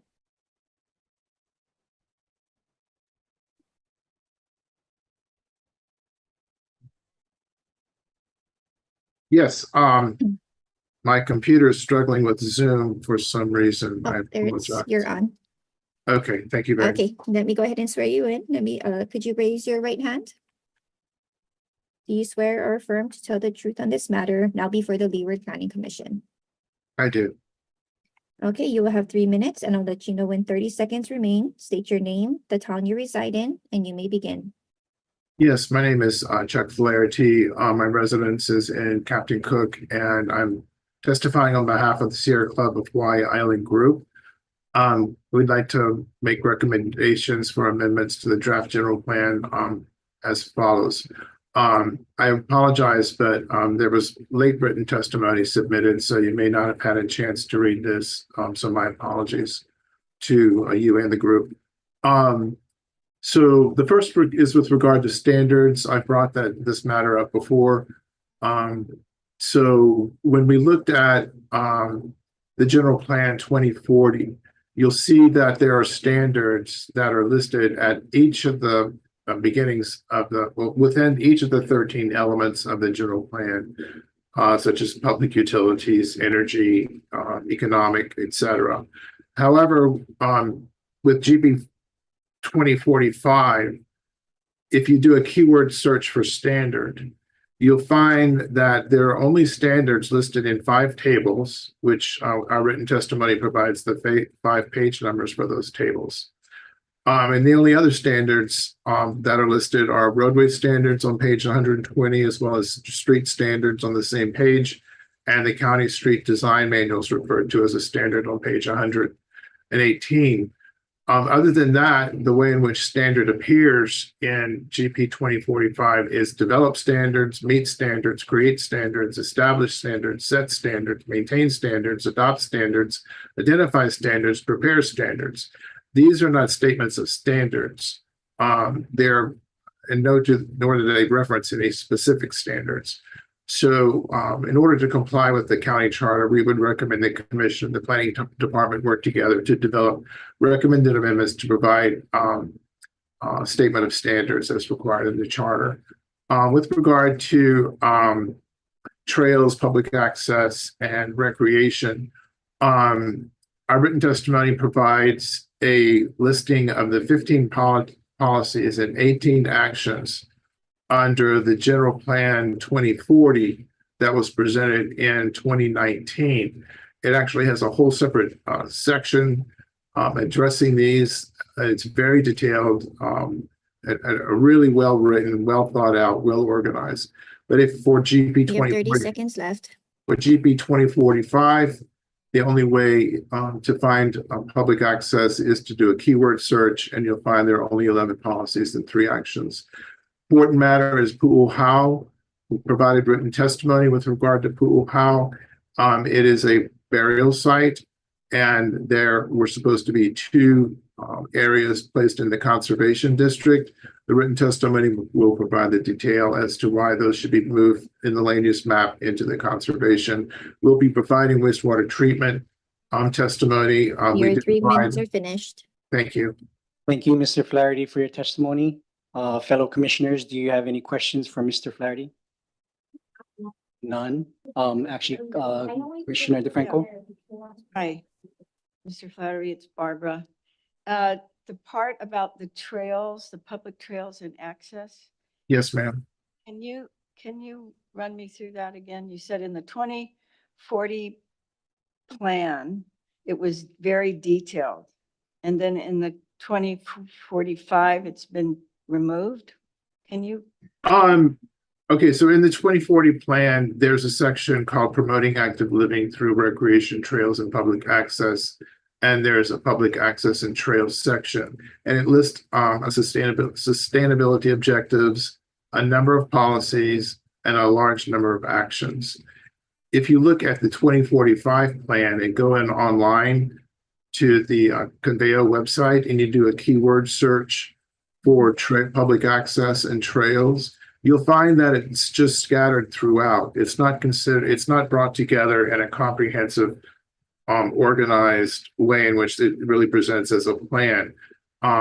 You'll find like there's policy 2.5, policy 4.2, 4.3, 13.43, 13.4. So they're scattered throughout. It's not under a specific area that addresses public access and trails and recreation as it did in the GP 2040. And you'll see that the actions that are proposed are very well thought out and conceived, and it's a really great roadmap. Whereas in GP 2045, it's almost impossible to discern anything like that. So that was the point. And you put this in writing and we just haven't gotten it yet? Unfortunately, I sent the written testimony after your meeting started. My apologies. I'm a volunteer as well. And Okay, so we'll have a chance to review that then to make sure that. Yes, ma'am. Okay. Thank you, Mr. Flaherty, for your testimony. Commissioner DeFranco, does that answer your question? Yes, I didn't know if Director Darrow wanted to comment on any of that, though. Yes, please, Director Darrow. Aloha, Chuck. How are you today? Aloha, Director There is Darrow. a section in the transportation element. It's section 4.2.3. It's termed active living corridors and public access. That's, I mean, it is short, but it does address, there is a section that does address public access. And then again, throughout the plan, there's references. But we will definitely look at the testimony that's submitted. We appreciate that. Yes, I don't want it to be a conversation, but yeah, the written testimony is very straightforward and you'll understand the concern. Thank you very much. Thank you. Thank you. Thank you very much, all. Thank you, Mr. Flaherty, for your testimony. Any further questions for Mr. Flaherty? None? Okay. Ashley, do we have any more Zoom testifiers? Aloha Chair, no, that is all the Zoom testifiers we have. Okay. Do we have any other testifiers? Yes, Chair, we have one more in-person testifier, Nicole Namordi. If you could come to the front table so that I could swear you in. Please have a seat. And you can turn on the microphone right in front of you. Thank you. Please raise your right hand. Do you swear or affirm to tell the truth on this matter before the Leeward Planning Commission? I do. Thank you. You'll have 3 minutes and I'll let you know when you have 30 seconds remaining. Please state your name, the town you reside in, and you may begin. My name is Nicole Namordi. I reside in the town of Kona, Kailua Kona, Hawaii. Excuse me, ma'am, can you come closer to the microphone? Sure, I didn't want to. Yeah, no, it's okay. And Thank your you. last name was Nicole Namordi. Thank you for taking the time to hear. Morgan? Is that what you said? Namordi. And not Morgan. Okay, thank you. I'm here to speak more generally because I haven't had time to review the plan at depth, only lightly about what the land use change would do to the land. I want to bring up some topics I believe are related and remind humans here on Earth that the governments are set up to work for the people and to serve the people, and that the interests that the government must follow must serve the people. And if it does not serve the people, then what are they doing? This 2045 agenda, like the 2030 agenda, like the 2021 agenda, there is not in the best interest of humanity on any level. These are agendas that are coming down like the Green New Deal, the climate change agenda. Climate change, everything changes. And isn't it funny they want to put the climate change agenda on humans for breathing while they overlook the billions of chemicals that are being seeded into our environment, which is actually what's causing any change, is what they're doing. So they don't want to be accountable for what's actually causing the problem. They want to blame humans for breathing. We have a right to breathe here on the planet. The World Economic Forum, brought to you by Klaus Schwab, Bill Gates, Anthony Fauci, and other destroyers of humanity. Gates boasts about culling the population and forced cyberization through enslavement in these 15-minute smart cities which will be brought to you through full slavery control in these cities once you're vaccinated, and the chip that's in that vaccination tracks you and you're not allowed to go outside of a 5-mile radius, which is in the plan that's posted on the World Health Organization's website for everybody to see. I think it's important for people to do the research to realize that we are being pushed, humanity is being pushed down a conveyor belt to pure and full human slavery, one layer at a time. If we won't give up our homes and the county wants to build a smart rail, well, they've burned it down in Maui. They've burned it down in LA. We see what's going on. We can stop this. We have to stop this. This is, it seems to be these anti-human, You have 30 seconds left. anti-species, anti-human agendas of the government versus humans. The governments are no longer for the humans. We need to wake up and do what is good for our children, for our children's children. We don't want to be slaves. I don't want to live in a smart city. My kids don't want to live in a smart city. My grandkids don't want to live in a smart city. I want to pass my house and my home and my trees I've planted to my grandchildren. I'm not to be taken so I can be forced into a smart city and controlled by a microchip. Thank you, Ms. Thank you Morgan, again for your testimony. Thank you Appreciate for your it so time, much. and we have heard you. Thank you very much. Fellow commissioners, do you have any questions for Ms. Morgan? No, thank you. Staff, does this conclude all of our testimony for today? Yes, Chair. Okay, so we are done with our in-person and Zoom testimony.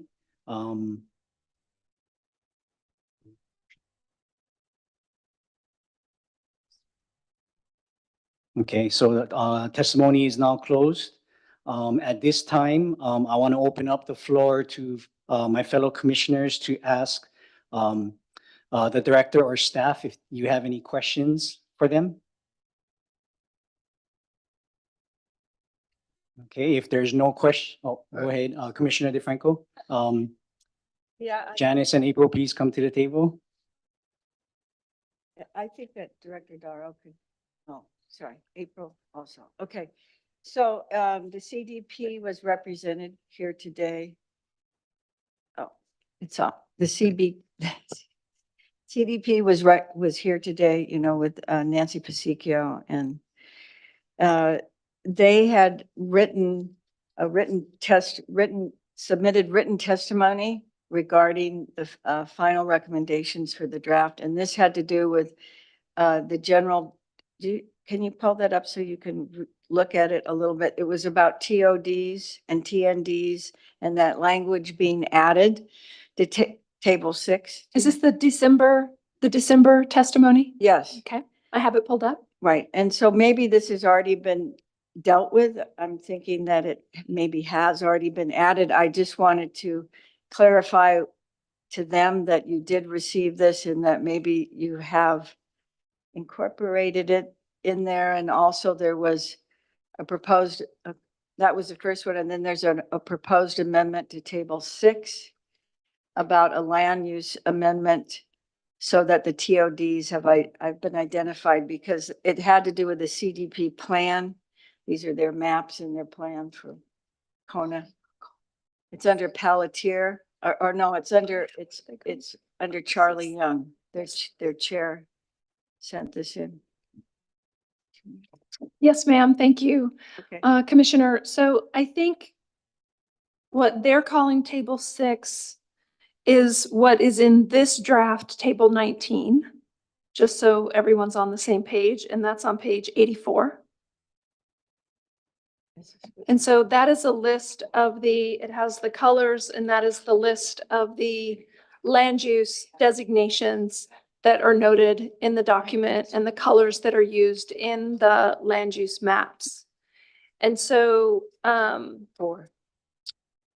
so they're requesting that TOD and TND designations be added to the colors in the land use maps. However, we addressed it in a different way in the characteristics to outline in more detail on page 91, where it says urban character guidelines, transit oriented development. And that's where we outline in much more detail what those are and how they're used. And the next page on 92 is table number 21, which are the T&Ds, the traditional neighborhood development.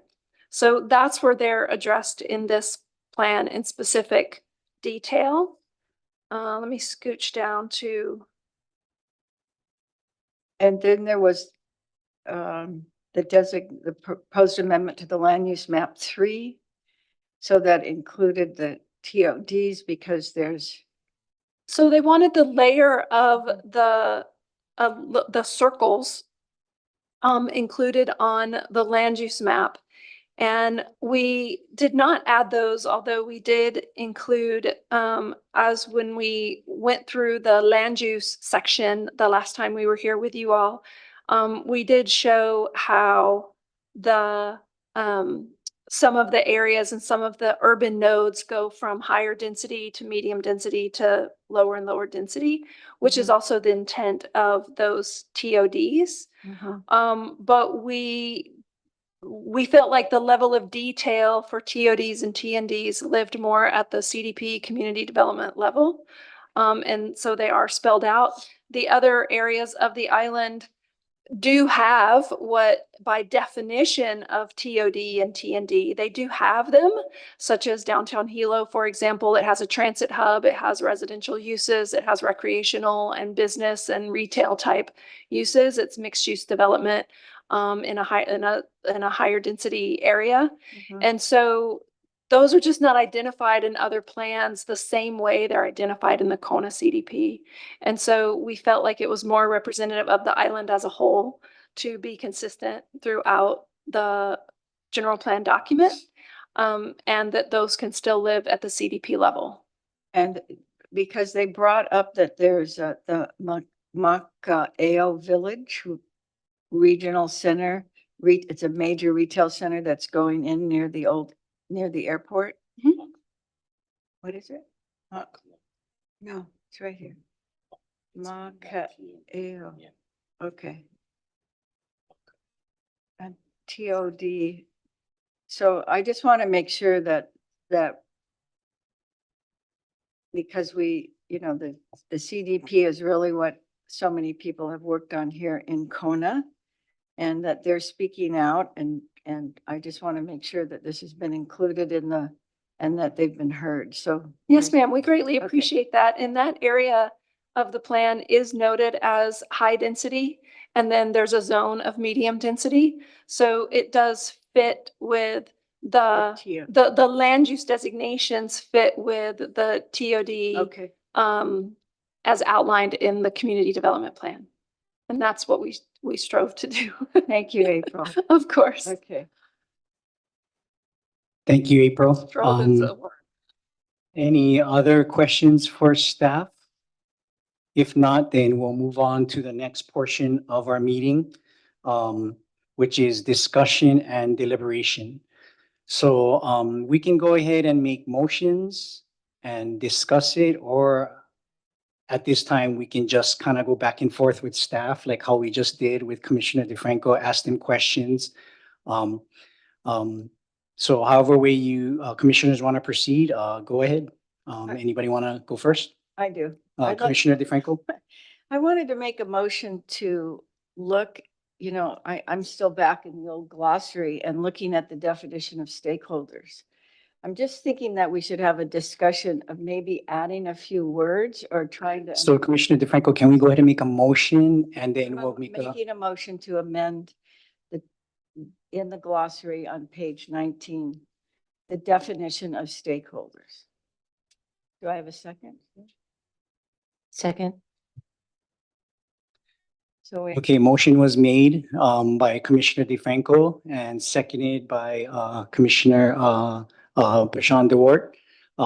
Any discussions? I guess you can go ahead first. right. So the reason I'm bringing it up is that I have heard it a lot from everybody. And I just think it's a point that we should discuss this amongst ourselves. When I look at the definition myself, I don't know how to add anything without leaving somebody out. Really, if you say one word like homeowner, what about a home renter or a home leaser? Or, it gets to be, you can't list everything.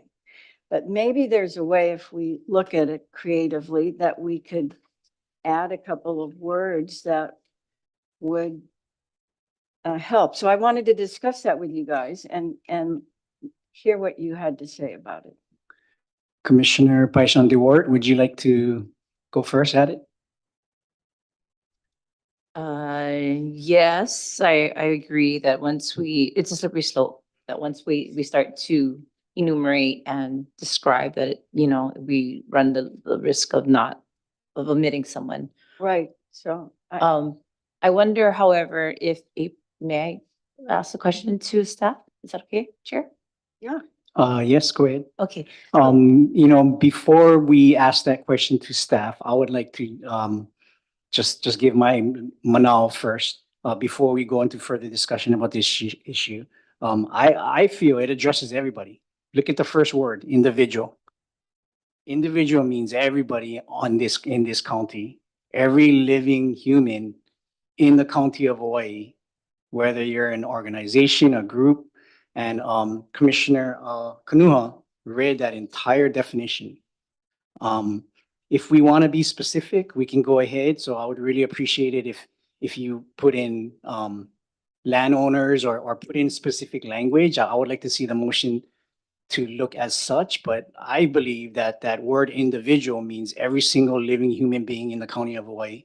But I will support, I don't want to support redundancy, but if that's what the commission chooses to do, so I will support that. And I just want to mention that by bringing this up, it's so that we can discuss it. Yeah. Okay. And to touch on what Chair O said, that stakeholder, I read it out for one reason, as I believe a lot of people that kind of went through the GP, they looked at the fine points, but they didn't look at the definition of what was there and what a stakeholder actually meant. So I just wanted to put it on record, but also adding in that small section, a few other things that I think Kale K brought up was, ranchers, homeowners, farmers, or native Hawaiians, or even Hawaii residents, just those small things to add into that as it's considered a stakeholder. Just adding a few of those extra words into that definition would alleviate a lot of convolution. Yeah, but It gets convoluted once you start if naming. you just say homeowner, then you have home renter, you have home.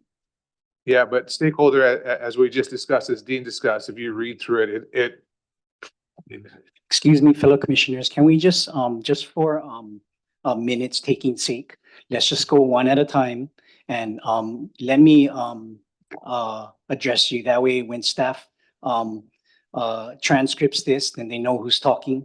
Because we are going to look at the minutes and the transcripts, and the general public will. So maybe we just go one at a time, put your light on, and then that way, we can have our manao. And usually I would go in the end, but I just wanted to put it out there first and then let my fellow commissioners talk. So, yeah, but just please address me first, or let me call upon you just so they can transcript it. So. Point of order. I'll go ahead. Go ahead, Deputy Director Darrell. I've just been reminded. So we want to keep in mind that this is motions being made by the commission. So the commission is doing this. Staff can draft out the wording for the motion, but ultimately this is your motion and your request to amend. Okay, so it's actually an amendment request and motion to the plan. Thank you. That way, because sometimes it gets a little confusing, right? Oh, staff, can you change this? But it's actually a request that you folks are making, that at the end, we're all done. We vote on the motions and move it up. Thanks. Yes. Okay, before we move forward, I believe Commissioner Paishon Dewart had a question for staff. Maybe we'll do that first, and then we'll move on to Commissioner Kanuha and Commissioner DeFranco. Thank you, Chair. So question to April. If this body were to entertain adding additional descriptors to stakeholders, could you put that in parentheses? How might you do that without omitting, without listing everyone underneath the sun? Yeah, thank you. Thank you for that question, April Supernaut Planning Department. In the notes that I've been taking over all of these hearings, the one that keeps coming back the most that maybe could be added, if you so choose, is the word resident. The word resident includes anyone and everyone that lives here, whether you rent or own, regardless of your cultural heritage, or how many years you've been here even. So it's people who actually live here. So I feel like resident is a broad term that might address a lot of the concerns that we've been hearing over these various hearings. The other thing is that, we were trying to, in developing this, part of this came from a number of different places that really culminated into this, into some of these definitions. Others came directly from professional planning dictionaries and things like that. But we also tried to really think about this place, like how we in Hawaii consider stakeholders. And the term is not intended to be just investors. And I think there's been some misunderstanding about it being investors are just people who are trying to get something out of the land rather than the people who live on the land. And so I want to be clear that that was never the intent of this term. Also, when you look up the term in other areas of the plan, it typically lists a few things, including other stakeholders. So it'll be so-and-so and so-and-so and somewhat and other stakeholders. So the intent was to be broad and to not exclude anyone who's particularly relevant to any given policy in which that term is utilized. So it's intended to be all inclusive. And it shows up in those particular areas and not just singularly in those various policies. I think the other recommendation, maybe as I reread it and as this discussion is happening, the second sentence states stakeholders can include a wide range of entities, and that could be stakeholders can include a wide range of people and entities such as. The other thing is that sentence doesn't have to be there at all. You could take that sentence out and not include examples, for example, and just leave it at the beginning of individuals, groups, or organizations that et cetera. So that second sentence could come out altogether as a couple of ideas as you deliberate and discuss how you may want to recommend adjusting that definition. Thank you. Commissioner Paishon, the word was your question answered? Yes, it was. Thank you. Okay, the next light on, I see Commissioner Noborikawa.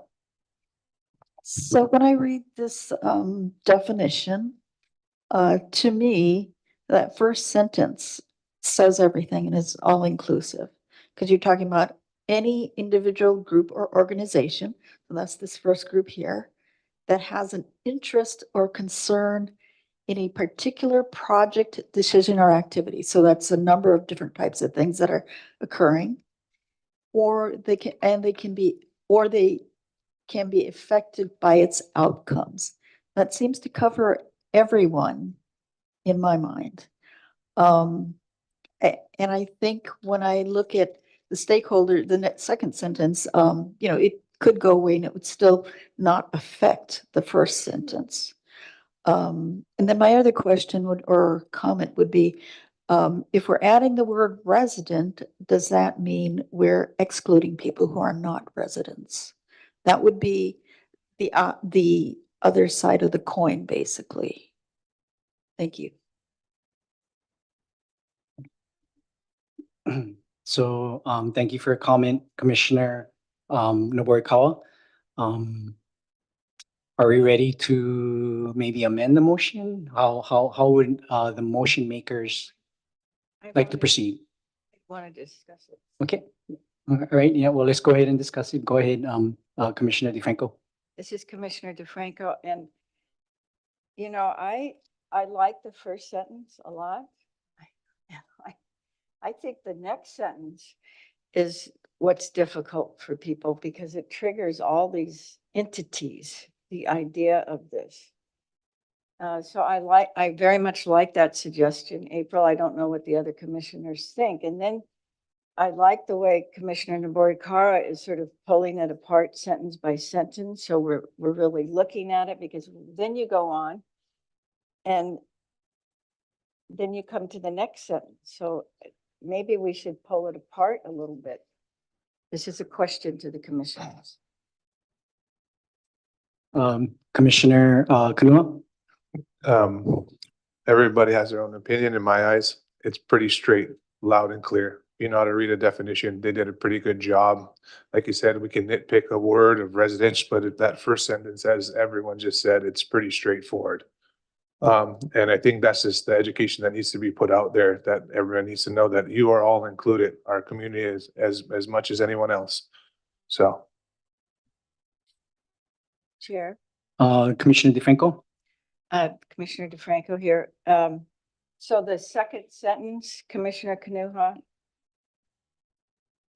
do you think that should stay in there as it is, or do you think the word resident, or you think it should be changed at all? Are you happy with that too? At the end of the day, it states it pretty clearly, that you're a resident or not. We could add in that second sentence, resident, homeowner, rancher, native Hawaiian if we wanted to.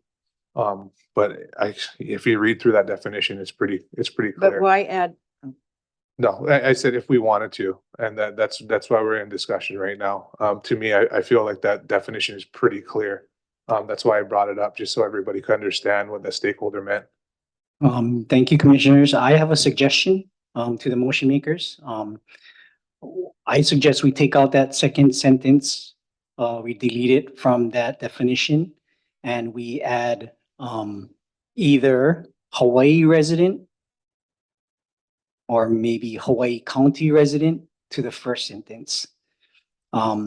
If you're in support of this language, with the first sentence saying stakeholder is a Hawaii County resident, comma, any individual, comma, group, comma, or organization that is interested or concerned in a particular project, decision, or activity and can be affected by its outcomes, and completely take out the second sentence. Just a suggestion to the motion makers. Commissioner DeFranco? Yes, Commissioner DeFranco here. So I just so I'm clear, are you taking out the second sentence completely then?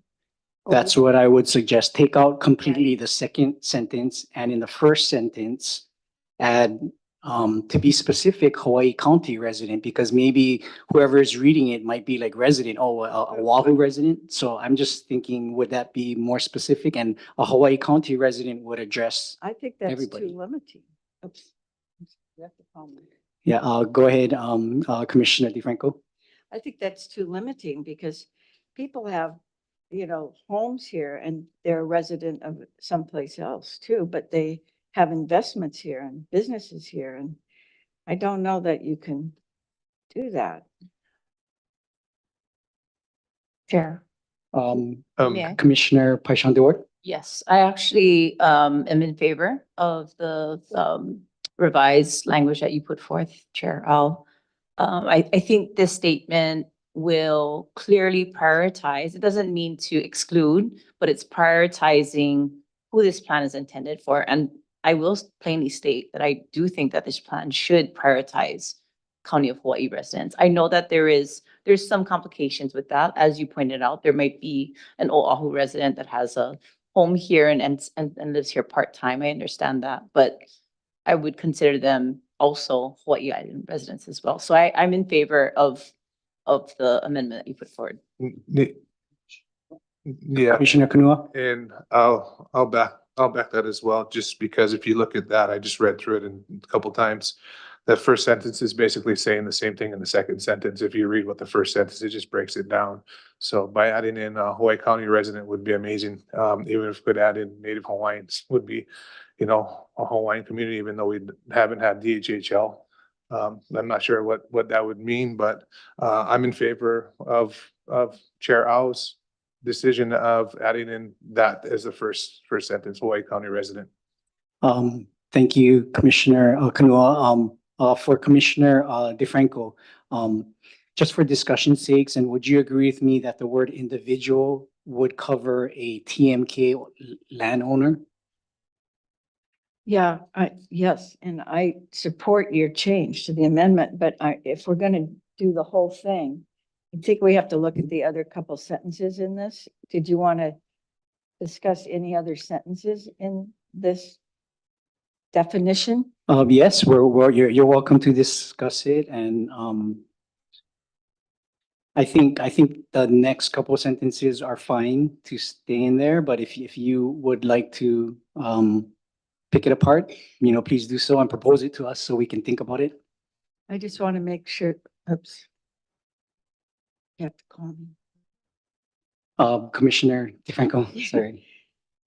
I just want to make sure that all of us, because this is our chance to discuss that we all have our feelings out there. So I'm comfortable with amending the motion.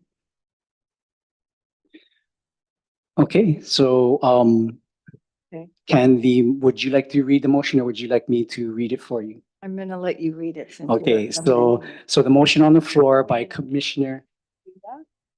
Susanna? There was a motion on the floor to amend. Is there now a motion to amend the motion and add specific language? Yes. Is that okay with the motion maker and the second? Yes. So you make a motion to amend the first motion and add specific language. Do you want me to make the motion or does he make? Okay, so I'll go ahead and make a motion to amend Commissioner DeFranco's motion. And my motion would be to add Hawaii County residents before individual and to take out the second sentence from stakeholders to organizations. And I'll second the motion. That's DeFranco seconding. Okay, so now, any discussion? None. None? Okay, so now what we're gonna do is we're gonna take,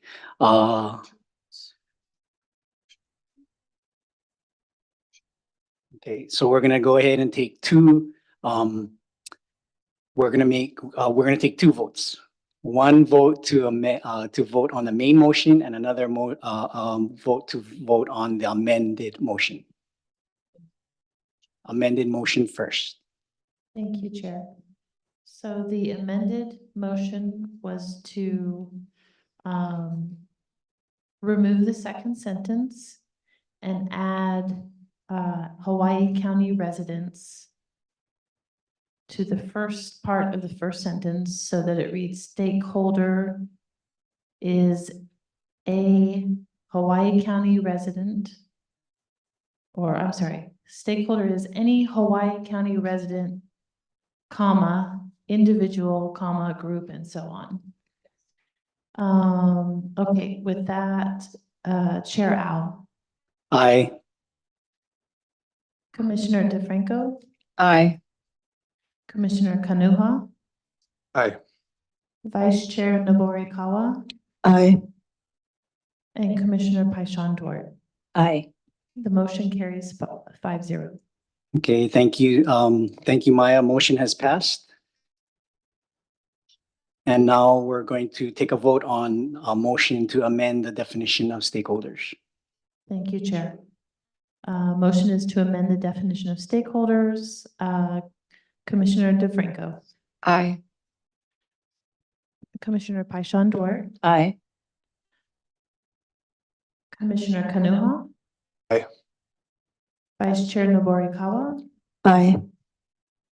And Chair Al. Aye. And motion carries 5-0. Okay, thank you. Thank you all. So now we're open to any other more discussion or deliberation.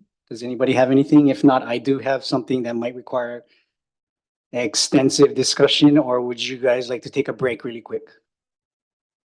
Or just go right into it? Okay, well, I would, before I make my motion, I want to explain the merits of my motion. Okay, I'm gonna go ahead and make three motions. So my first motion.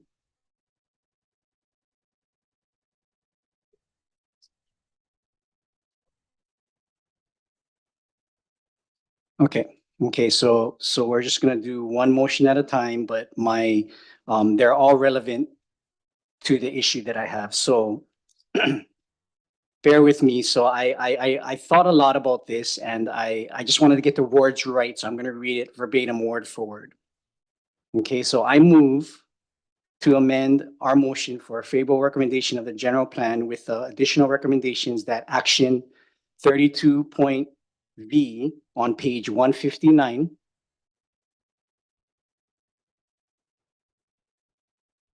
Just let me get to that number. What was the letter? Excuse me? 32. 32V on page 159, including the words 159, page 159, including the words fire and wildfire in the list of natural disasters, and that the planning department review the general plan and include fire and wildfire in any list of natural disasters. Any second for discussion purposes? Second. Thank you, Commissioner Paishan Leeward. So the merits of my motion is I live in Waikoloa Village, and we've heard a lot of testimony, and we all know what happened in the news in LA.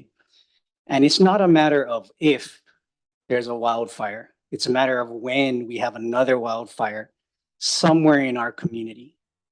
And Waikoloa Village is very, very susceptible in all conditions with the wind. It's so dry out there, and I'm scared for my life and my ohana and my neighbors and my friends. And it's sad what happened in Lahaina. I've known a lot of people that got devastated by the fire, and even even in LA, you know, these things could have been prevented. And I think by us, this body, putting something in the general plan to make the county accountable and make it happen, that's the merits of my first, second, and third motion. So I just wanted to explain why. And if you guys have any questions on what, if you have any questions on my motion, please ask me. Chair. Go ahead. Thank you. Dr. So this is coming out of the actions identified under 32. When we look at that, we have a number of actions identified under this section for firefighting and for wildfires. So you have 32F and 32R. So I just wanted to make that point.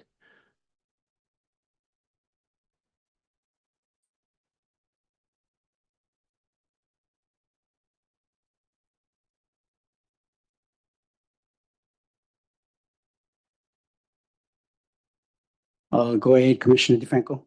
So, Director Darrow, so the difference in those placements, the V looks like it's adopting incentives and tax deductions, but the other ones, will you say it again, was F and R.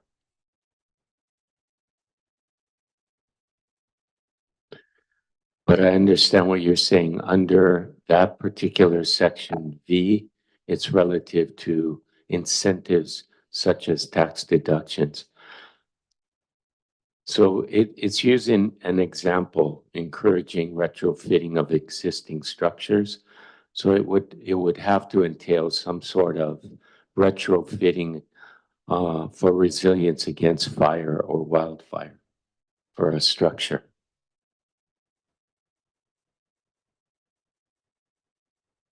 So Deputy Darrow, you're saying that, I'm sorry, Director Darrow, you're saying that it's not necessary to add it because it's referenced in other places?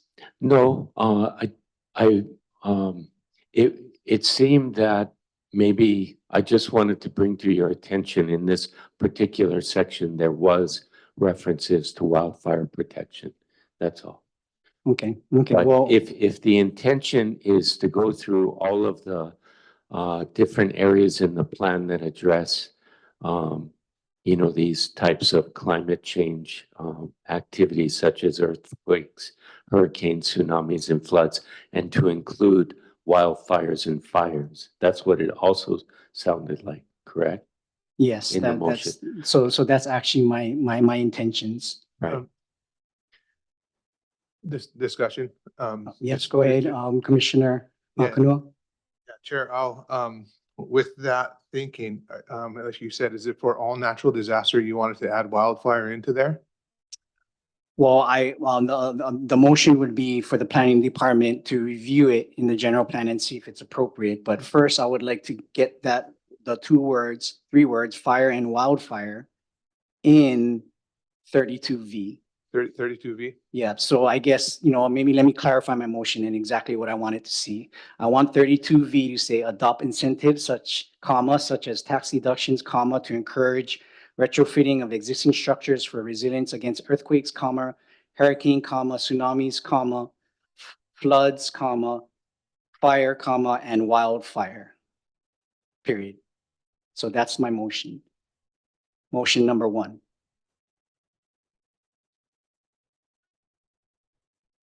So Commissioner Paishan Leeward, are you okay with that? Yes. Okay, for discussion purposes, any of my fellow commissioners want to chime in or change it? Oh, sorry, go ahead, Commissioner Boricao. So you had mentioned that you were concerned because Waikoloa is dry.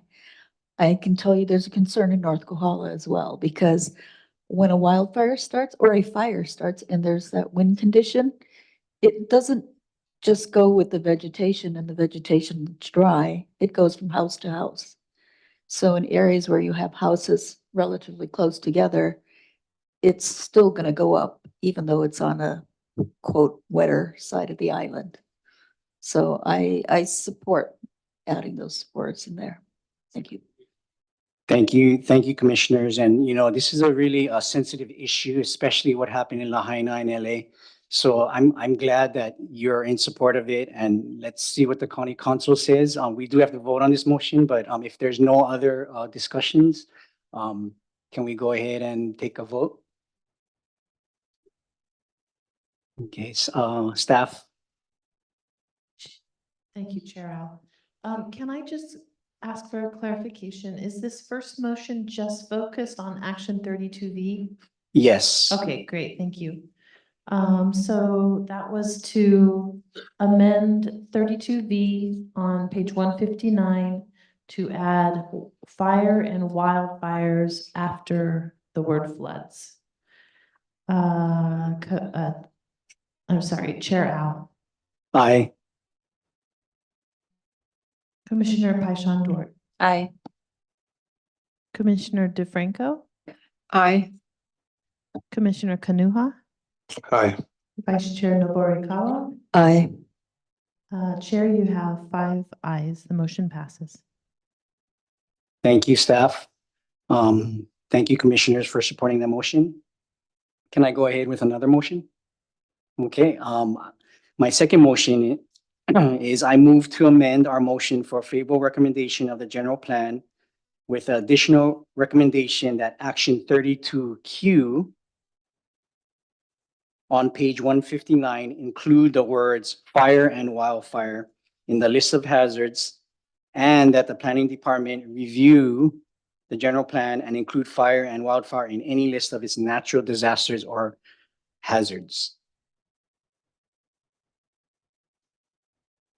So basically, my motion would be 32Q to add the words fire and wildfire to the end of that sentence.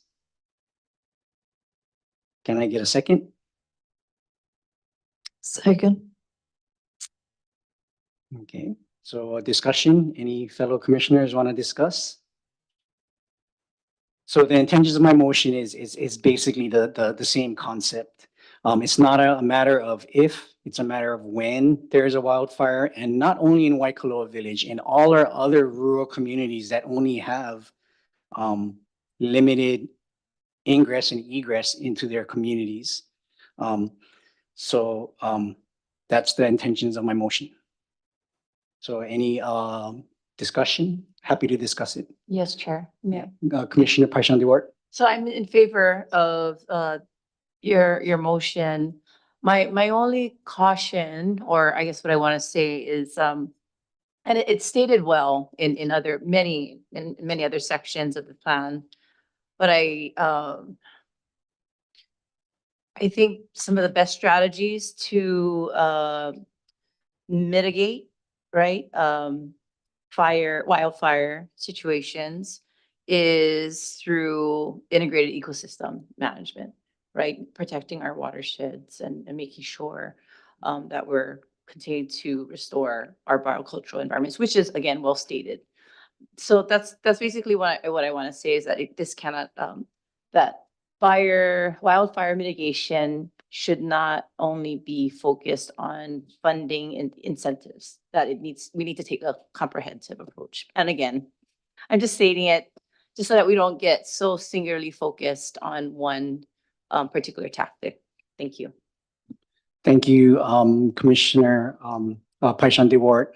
Thank you for those comments. And yeah, so the intentions of my motion is to make it not specific to Waikoloa, but just specific to certain areas that need addressing against wildfires. So it's more of a general thing that all the county agencies can follow, and really that's the intentions of the general plan.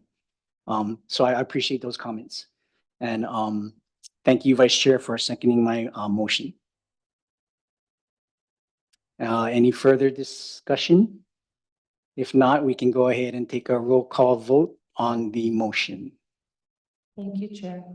The motion is to add fire and wildfire to the end of policy 32Q on page 159. Chair Al. Aye. Chair, I'm sorry, Commissioner DeFranco. Aye. Commissioner Kanuha. Aye. Vice Chair Noborikawa. Aye.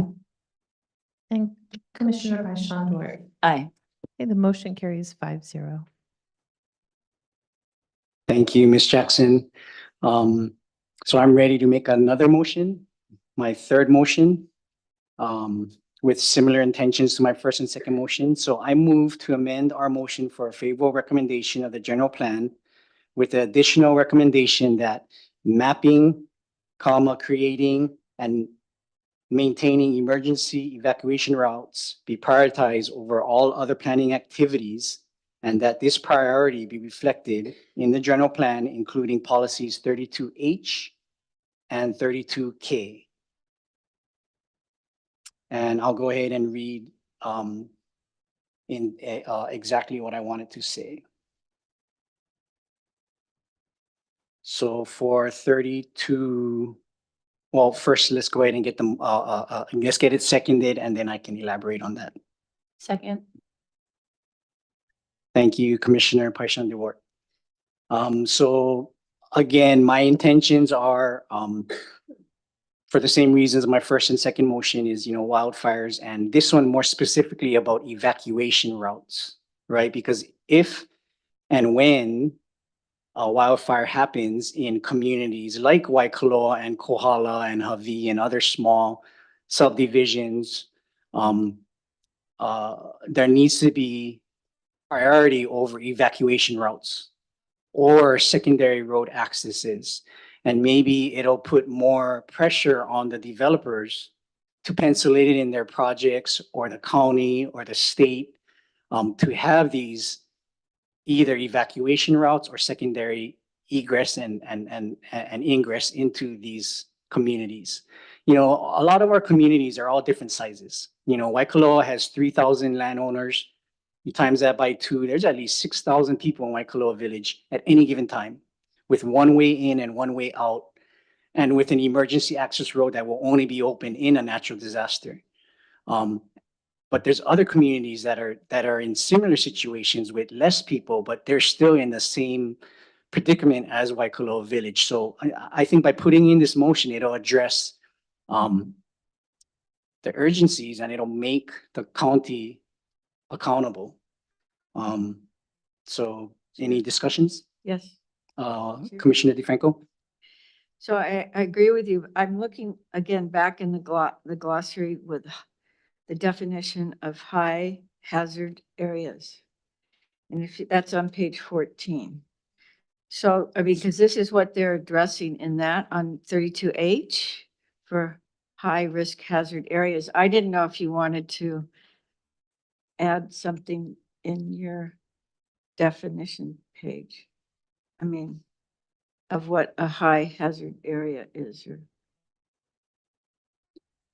Thank you, Commissioner DeFranco. I am on page 14 and I'm looking at the definition of high-risk hazard areas are areas within the coastal high hazard area or lava flow hazard zones 1 or 2. And I would like, that would be a different motion. Right. Yeah, that would be a different motion if someone would like to present that. But yeah, I think that's a great idea. But for my motion, I like to hold my motion for now, and then we can go ahead and add that later if we choose to Okay, do so. so- So go ahead. So here's my Commissioner. thought on this is if you included it in the high hazard areas, right? If you included it there, it would already be included in those places, right? By definition, it would already be included.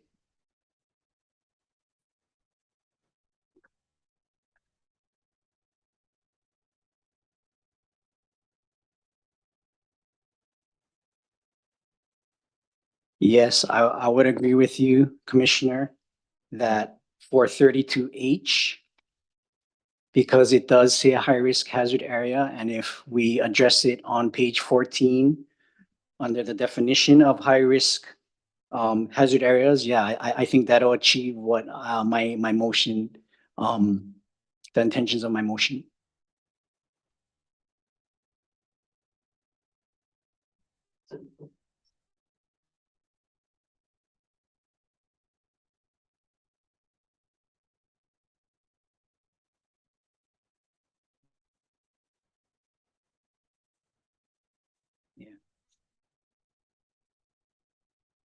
So when I was thinking about these motions, I know there's a lot of potential redundancies, and staff can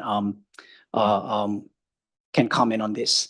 But I think in this case, I think if we address it in 32H, and let me read what I want 32H to say. So I want 32H to say establishing, comma, mapping, comma, and maintaining alternative and emergency evacuation routes in high-risk hazard areas. That's what I would like that amend. That's my motion. And I don't think it would be redundant if we also put it in on page 14 under the definition. I think it's just gonna, what's adding in two words, evacuation route, to validate it and to put it in stone that we need evacuation routes in our communities. And are you okay with that, Commissioner DeFranco? Well, I just think it's redundant then. So, I mean, really, I support you in all of it. I'm just looking at it. And in the other one, that's H. What was the other one?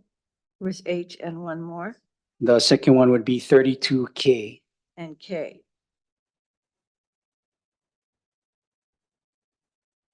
And specifically for 32K, I would propose to have 32K state developing and improving secondary access roads for communities with only one means of ingress and egress. So Oh, no, wait, I'm sorry. Yeah, it's almost the same.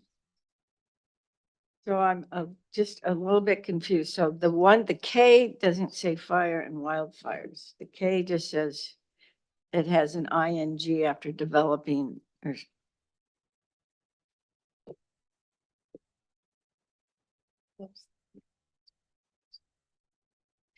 Yeah, I still think I think you should definitely change it. Hazard areas, I think should include maybe wildfires. I like that. I recommend that. And how you want to deal with it, Chair Ao, is really, I'll support you how you're comfortable in dealing with this, but I just wanted to bring it up. And on K, only one means. I like that developing or develop or improving or improve. I think it's nice to make that general because whatever reason it is, they should have, whether it's a school, whether it's whatever it is, everybody needs more than one.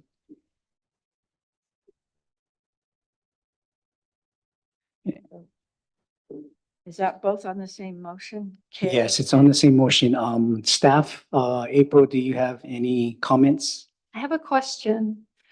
April Supernaut Planning Department. So if I'm hearing you correctly, you're changing the tense of the verb, but not adding any language. Is that correct?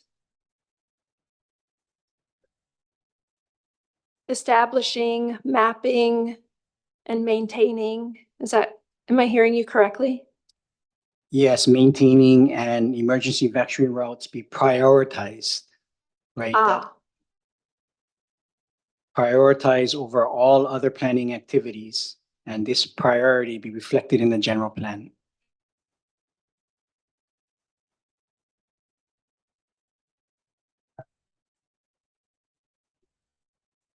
Point of order that the people that are in here should be not having their discussions. They can go outside. Okay. So on 22H, could you just read it exactly the way you're intending it? I'm for some reason, I'm not following. I'm sorry. 32H.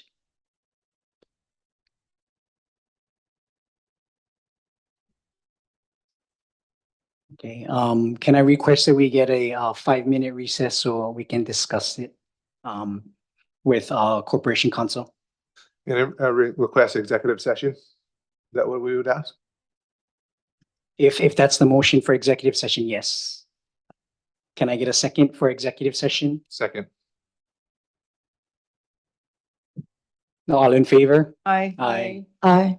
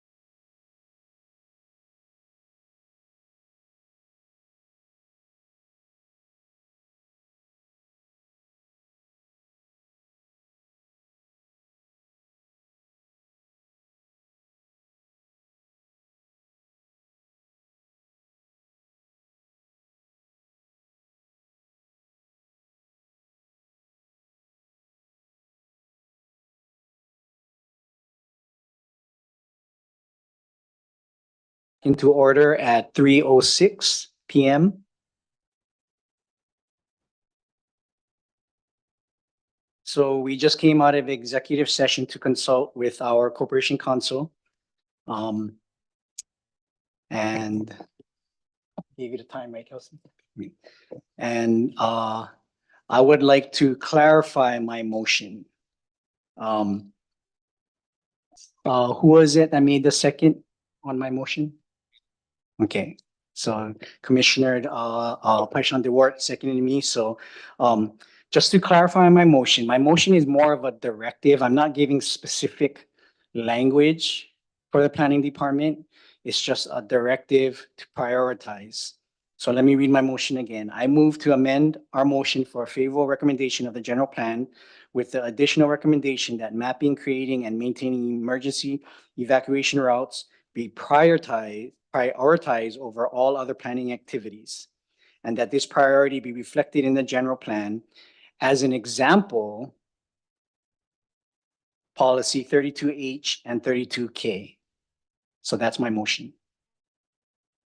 So I just, again, I'm just restating what my motion was. And I think there was a bit of confusion because we were just discussing it. And up to this point, me and my fellow commissioners have been giving the planning department specific languages on how we wanted to change or add or take away certain language. But in this case, I would like to give more directive. And I know it's vague because the general plan is already vague, but I just want to, the planning department are the professionals. And I want them to somehow put it in the general plan where evacuation routes are going to be prioritized. And that's really, it's more of a directive. So Commissioner Paishan DeWard, if you're okay with that? Respectfully, Commissioner Al, I am not in full agreement with the revise. So I'll please ask for another second.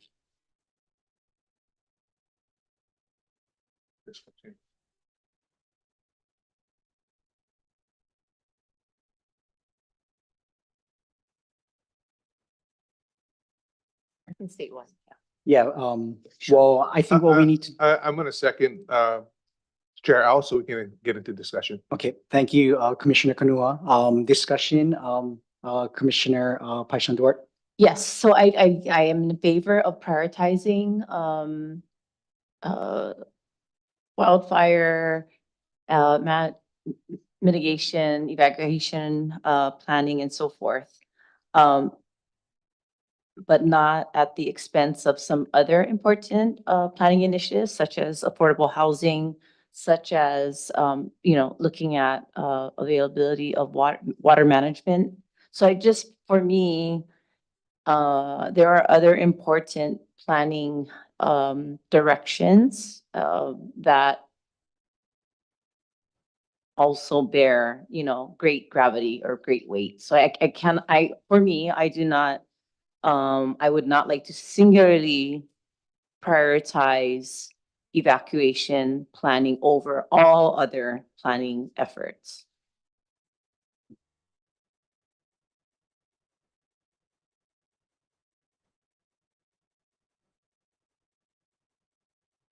So I'm sorry if I may to continue. Part of the reason why is from a funding perspective. So if this policy is, as it's advanced, the council would be looking at different funding mechanisms, at existing funds, and then funds that need to be generated in order to meet the mandate.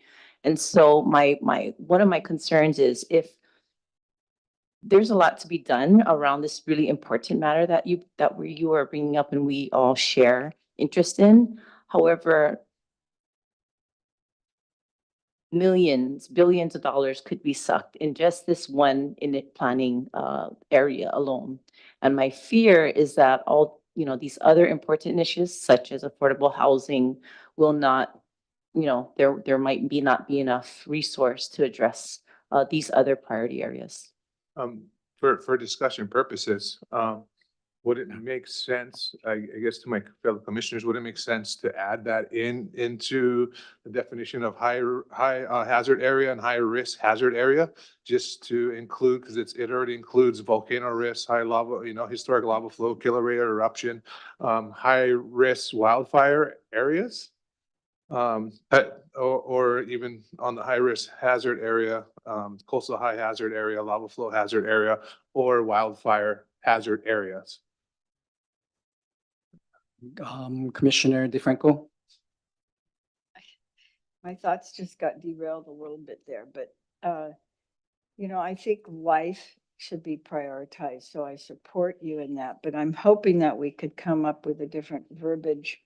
So it doesn't say that it is the top priority. I mean, is there a way to prioritize it, Commissioner Au, in your motion that doesn't, trump everything else? Right? I think that's, yeah, so if it, So I do understand. Thank you, commissioners, for the discussion. Vice Chair Nobukawa, do you have any further discussion points? Yeah, and it may just be because my head's a little fuzzy because of my hand, but is your motion to just ask the planning department, April and her crew, to look at other places to put information in about emergency evacuation planning and that type of thing? Or are you specifically asking to change 32H and 32K right now? Thank you for that question, Vice Chair Nobukawa. So my intentions are not to give, like I mentioned before, it's not to change specific language at this point. It's more to give a directive for the planning department. They are the professionals and they will feel where they should put it in. So I guess there may be a follow-up on however way this motion is going to be voted. But to address my other fellow commissioners' concerns about cost, Commissioner Paishan Leeward, my intentions are not to put unburdened costs onto a project or a developer or an affordable housing project. It's more to just to encourage the agencies, just everybody involved in the process to think about evacuation routes. That's really my intentions. So however way this commission wants to maybe reword my motion, I'm fine with that. And to address Commissioner Kanuha's issue or his comment about hazard areas, I think we can do that in another motion for high risk hazard areas and high hazard areas, because a lot of these things are referenced to other parts in the general plan. Right. So my first two motions, I made this, but we can also go back to the high hazard areas and the high risk. So I think that could be, we can put more thought into it. So I do intend to address that, Commissioner Kanua. And, my real intentions is just to make everybody accountable and have everybody have it in everybody's mind when a 500 home development comes up or a 5-home subdivision comes up, that just think about evacuation routes, think about secondary access roads, just think about it. And whether or not that particular county agency requires them to do it, whether it's a certain threshold as number of units or whatever the laws are, that will trump this directive anyway. So really, it's more just to give more added assurance for the community. Because in today's testimony, out of the 40-something testimonies, almost 40 testimonies that we heard, I would say at least 10 of them talked about wildfires. A few of them talked about evacuation routes. Our whole discussion, the whole purpose of the general plan is the safety and health of our communities. That's the real intentions. So, I just want to kind of validate that with this one specific issue of wildfires. So, I hope you guys can support my motion. I hope commissioners can support my motion, and any suggestions from staff or even fellow commissioners on how I could reword it, I'm open to do so. can you Commissioner DeFranco? Can you restate it? So can I hear it one more time? Okay, so my motion is I move to amend our motion for a favorable recommendation of the general plan with the additional recommendation that mapping, creating, and maintaining emergency evacuation routes be prioritized, and that this priority be reflected in the general plan. For examples, including in policy 32H and 32K. So I'm just referencing those two items as just examples of where I think it could be, but I could be wrong. So again, that's, yeah. Thank you. Thank you for the clarification and in support of your intentions. Okay, any further discussions? Vice Chair Noborikawa, you have any comments? No, that was fine. Thank you. Okay, did all commissioners have a chance to chime in my motion? Okay, staff, you have any comments regarding my motion? I know there's a bit confusion, but are there any issues moving forward, or would there be a follow-up with us? There With this could motion? be. Yeah, thank you, Chair April Supernaut, Planning Department.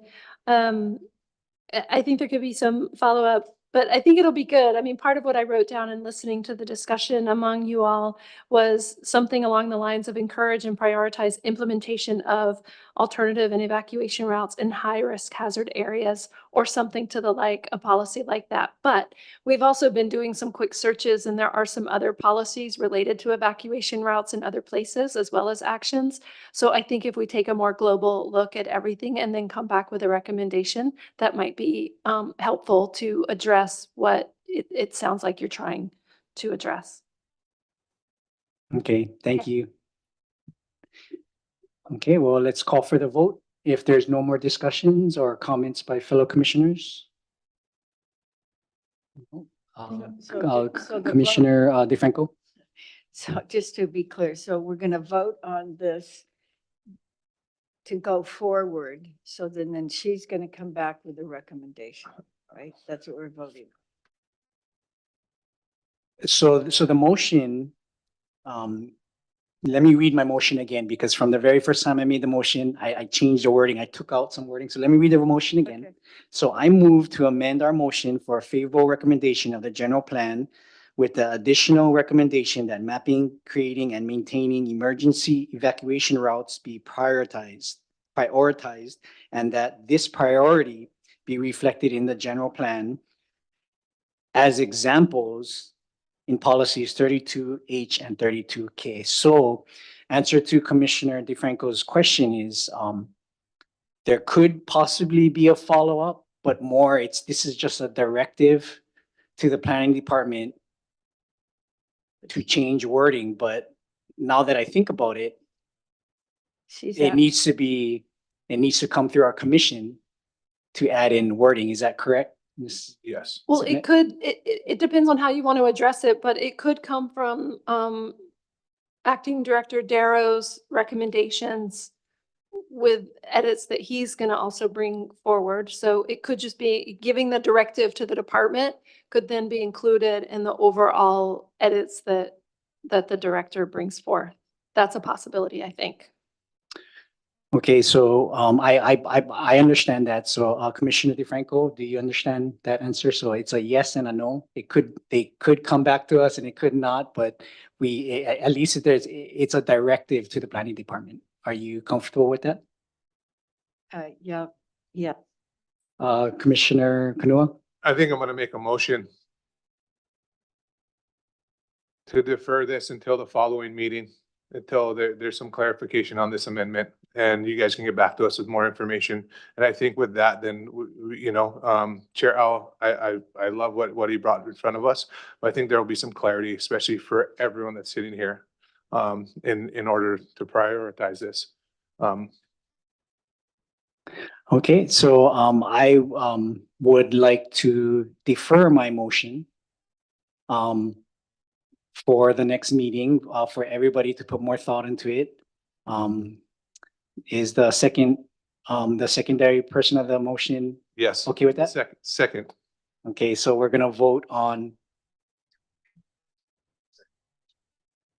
Okay, so the motion on the floor now is to defer this motion to the next meeting. Ms. Jackson? Thank you, Chair Al. The motion is to defer this motion to the next meeting. Chair Al, Aye. Commissioner Kanuha, Aye. Commissioner DeFranco, Aye. Vice Chair Noborikawa, Aye. and Commissioner Paishon Duart. Aye. Thank you. Motion carries 5-0. Thank you, everybody. That was a long one. Any other motions or any other discussions that commissioners would like to make? Commissioner DeFranco? Well, I wanted to make a motion to amend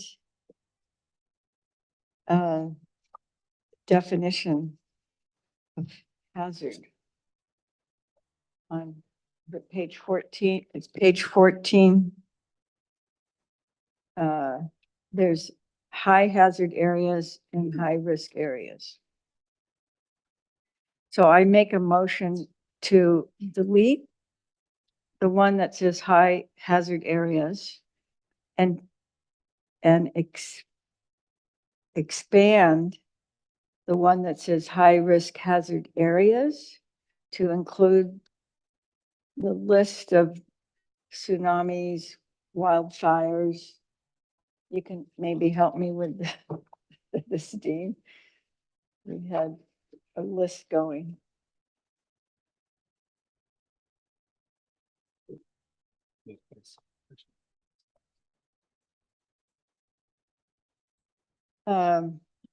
High, Commissioner DeFranco, you could ask staff for some potential language or additions of wording, if you would like to do so. So the tsunami, flooding, wildfires, that would be included in high-risk hazard areas.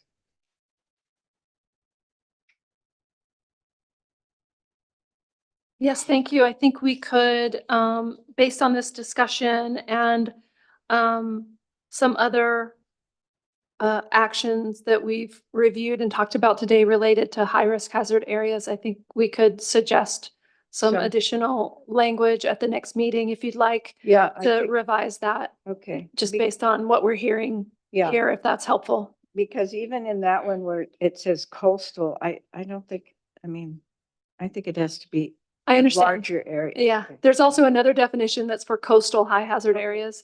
And so I think that covers the coastal. So I think we can revisit this one. So I appreciate this coming to light so that we can adjust it and fix it. Okay, so Thank then you. I'm gonna withdraw my motion. Thank you.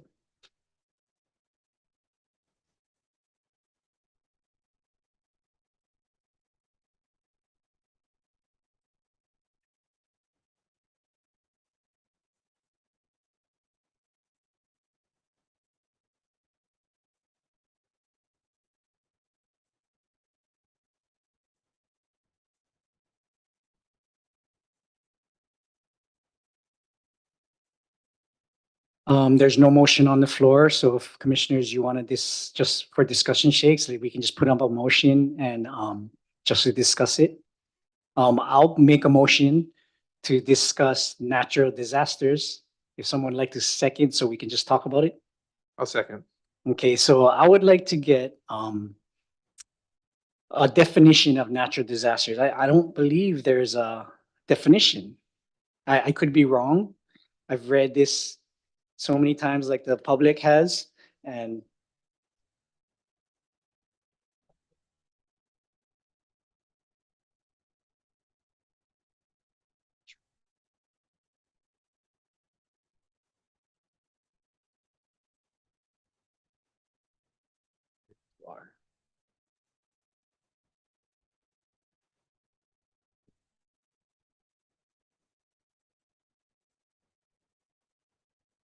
Yeah. uh, So Commissioner discussion DeFranco. on natural disasters, but also to include man-made disasters? I mean, is this just on hazards, disasters?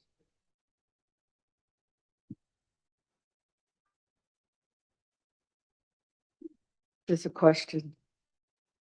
Is this discussion going to include? Yeah, all just planning, vague. all Yeah, so yeah, let's just go ahead and discuss any pertinent issues that any commissioners may have about natural disasters. If you would like to, Right, well, I definitely want to include, the idea of the tsunamis and the earthquakes and the fires, because those are all things that come up all the time as we sit here and we discuss our island. So, flooding is another one. So there's a chair. Just a simple search on Google says a natural disaster is a natural event that causes loss of life, environmental damage, and often financial loss. Some examples of natural disasters include earthquakes, volcanic eruptions, wildfires, landslides, tsunamis, droughts, heat waves, geological disasters. It's a pretty complete definition.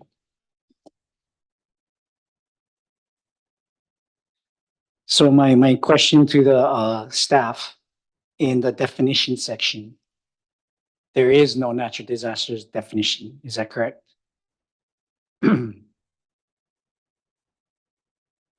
Yes, that is correct. We're doing some word searches in the document right now to see if the term natural disaster, for example,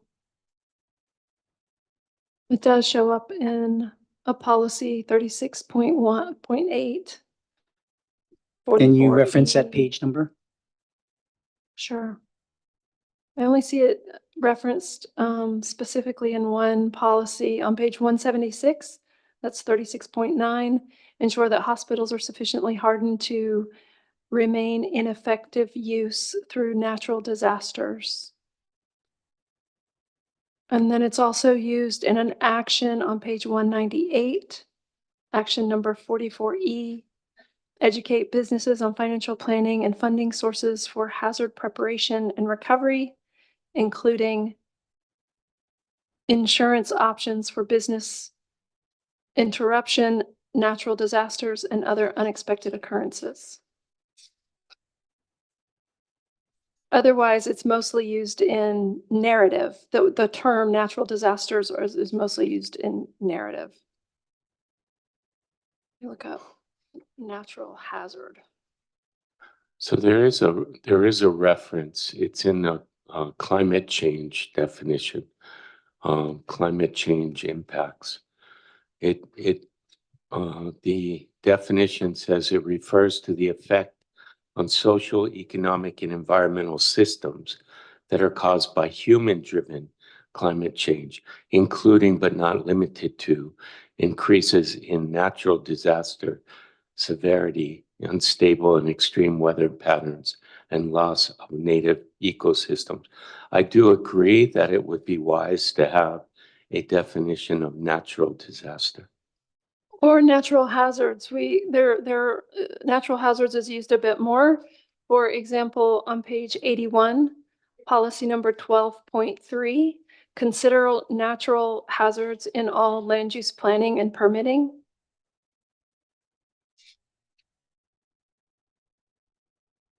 An action to that is 12B as in boy, adopt natural hazard overlay zones and set appropriate conditions for land use, siting, and design within high-risk hazard zones.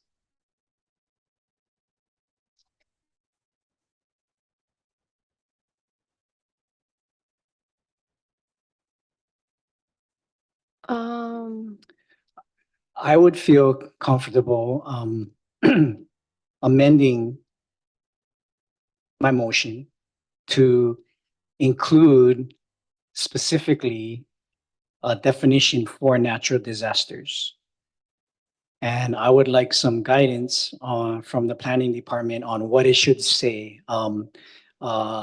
Director Darrows gave us the internet definition of natural disasters.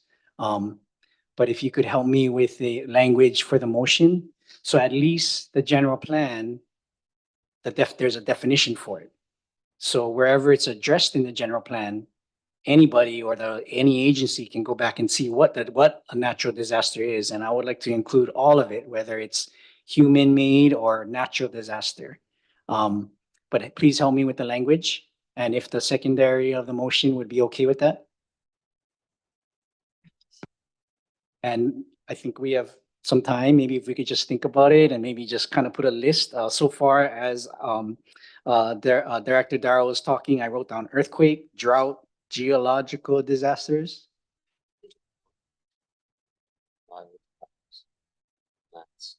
Sorry, clarification. You want us to come up with the definition right now? Yes, let's do it. Let's just go ahead and do it right now. Okay. Sure. So I think it's important that we're separating it and coming up with a definition and separating it from climate change. So I think this is an important addition. So I'm supporting this. Thank you. Earthquake. Okay, so earthquake. Okay, so let's just think about it. I'll jot some notes down, and any commissioner, please chime in when you're ready. I'm just going to jot a whole bunch of stuff down. Natural disaster is only in our narrative. And disaster is a little different from hazard.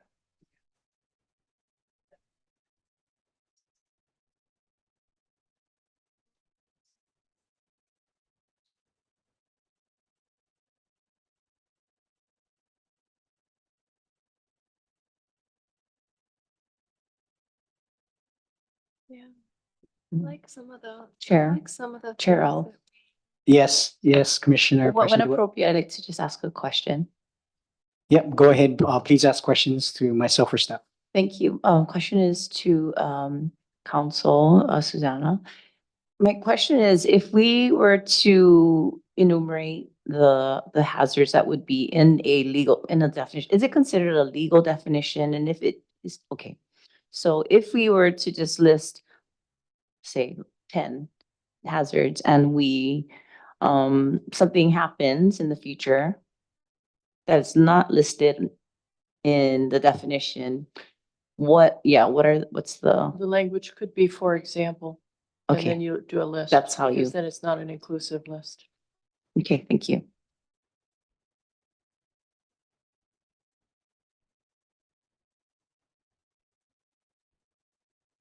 Okay, I'm ready to make a motion.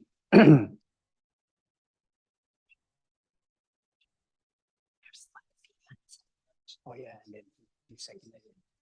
But now I have to clarify them. Motion to amend. It's about serious damage and Natural disaster. Disaster pay. That's a natural hazard, it's not natural disaster.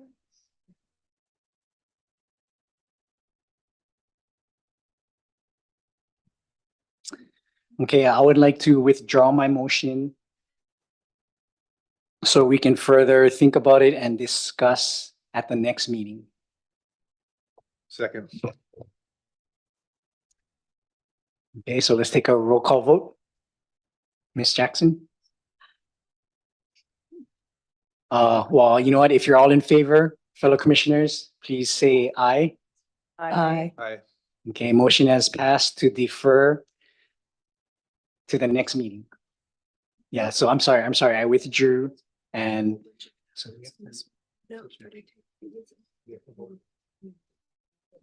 So we drew the second motion. Okay. All right, fellow commissioners, how are you feeling? Yeah, right now the time is about 3:30. Vice Chair Noborikawa. Since we're in definitions, I would like to make a motion to request staff to provide us with a definition of cumulative impacts at our next meeting. Second. Okay, motion on the floor by Vice Chair Noborikawa is to give staff directive on to get back with us at the next meeting and discuss cumulative impacts. Is that correct? Yes, a Okay, definition for that's a motion cumulative and seconded impacts. by Commissioner Kanua. If you're all in favor, please indicate so by saying aye. Aye. Okay, motion has passed. Aye. So sorry, staff, you guys got a lot of work to do in the next meeting. No worries. I just want to point out that the general plan does not use the term cumulative impact. I understand that it's relevant to SMA applications and that part of the work that you all do, but the term doesn't exist currently in the general plan as cumulative impact. It's actually on page 13. Where's my search? Under the definition for equity.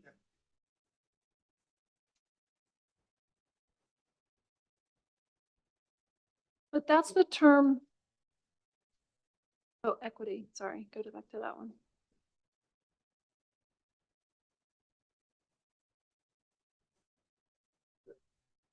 I get it. What page is that? Page 13. 13.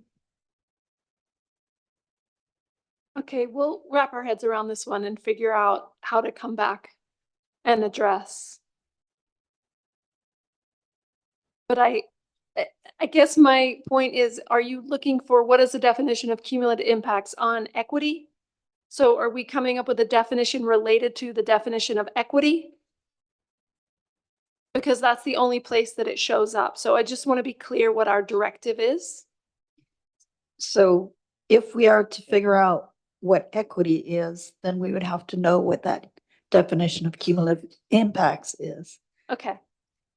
Okay. Can I have Corporation Counsel respond to that? Just recognizing that there's also cumulative impacts for coastal zone management that I think you were referring to earlier. So these are two very different definitions that you've been asked about. But I think they clarified that they were asking about equity and not cumulative impacts for the coastal zone management SMA project process. Yeah, that's good.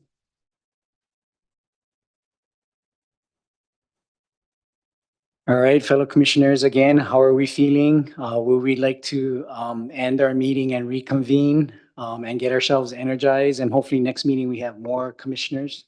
Can I make a motion on the floor to adjourn? I second. Motion to continue. Oh, I'm sorry. Motion to continue. Till the following meeting, February 20th, I February second. 21st, and what else is there? February 23rd? It was February 20th, February Commissioner. 20th, 21st, 24. and 24th, just to have that on record. Okay. So the motion was made to continue our meeting to Thursday, February 20th. I second the motion. And it was seconded by Commissioner DeWalt. If you are all in favor. Can I make one discussion just to put this on the record, just in case we have any other testifiers watching or any of our community members? A lot of concern was brought up about how do we get to this GP 2045?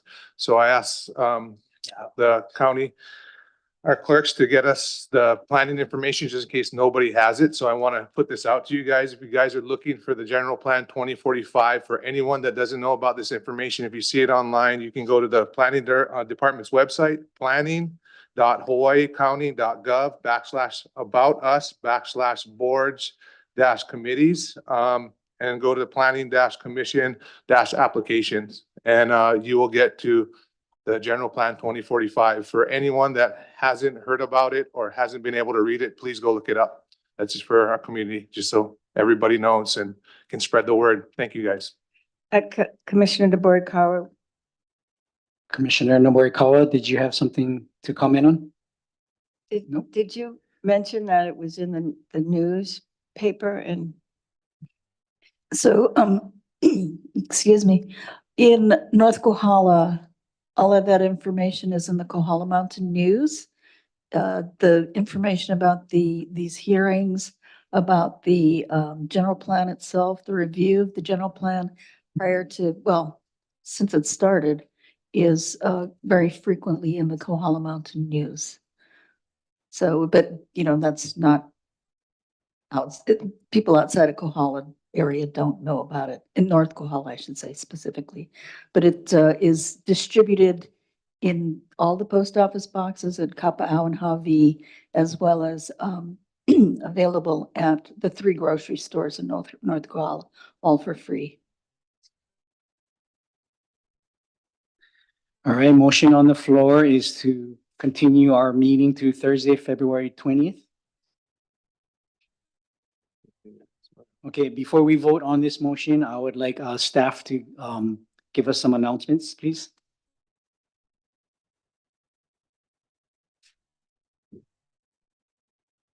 Thank you, Chair.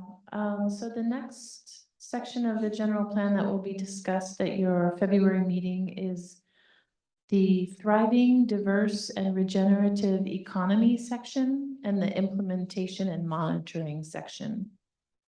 And that will be at your February 20th meeting. And do we have a regular Leeward Planning Commission meeting in February? No, we do not. We're going to cancel that meeting because there are no items on your agenda. Okay, thank you, Ms. Jackson. Any other announcements by Planning Department? Okay, we'll go ahead, and the motion on the floor is to continue this meeting to Thursday, February 20th. Motion was made by Commissioner Kanuha and seconded by Commissioner DeFranco. If you're all in favor, please indicate so by saying aye. Aye. Aye. And with no further business, can I ask for a motion to adjourn our meeting? Motion to adjourn. Second. Motion was made by Commissioner Kanuha, seconded by Vice Chair Noborikawa. If you are all in favor, please indicate so by saying aye. Aye. Aye. Aye. Mahalo, everybody. Mahalo, everybody online. Thank you for being part of this process. Thank you, staff, for driving over from Hilo. Everybody drive safely and have a good weekend. Aloha.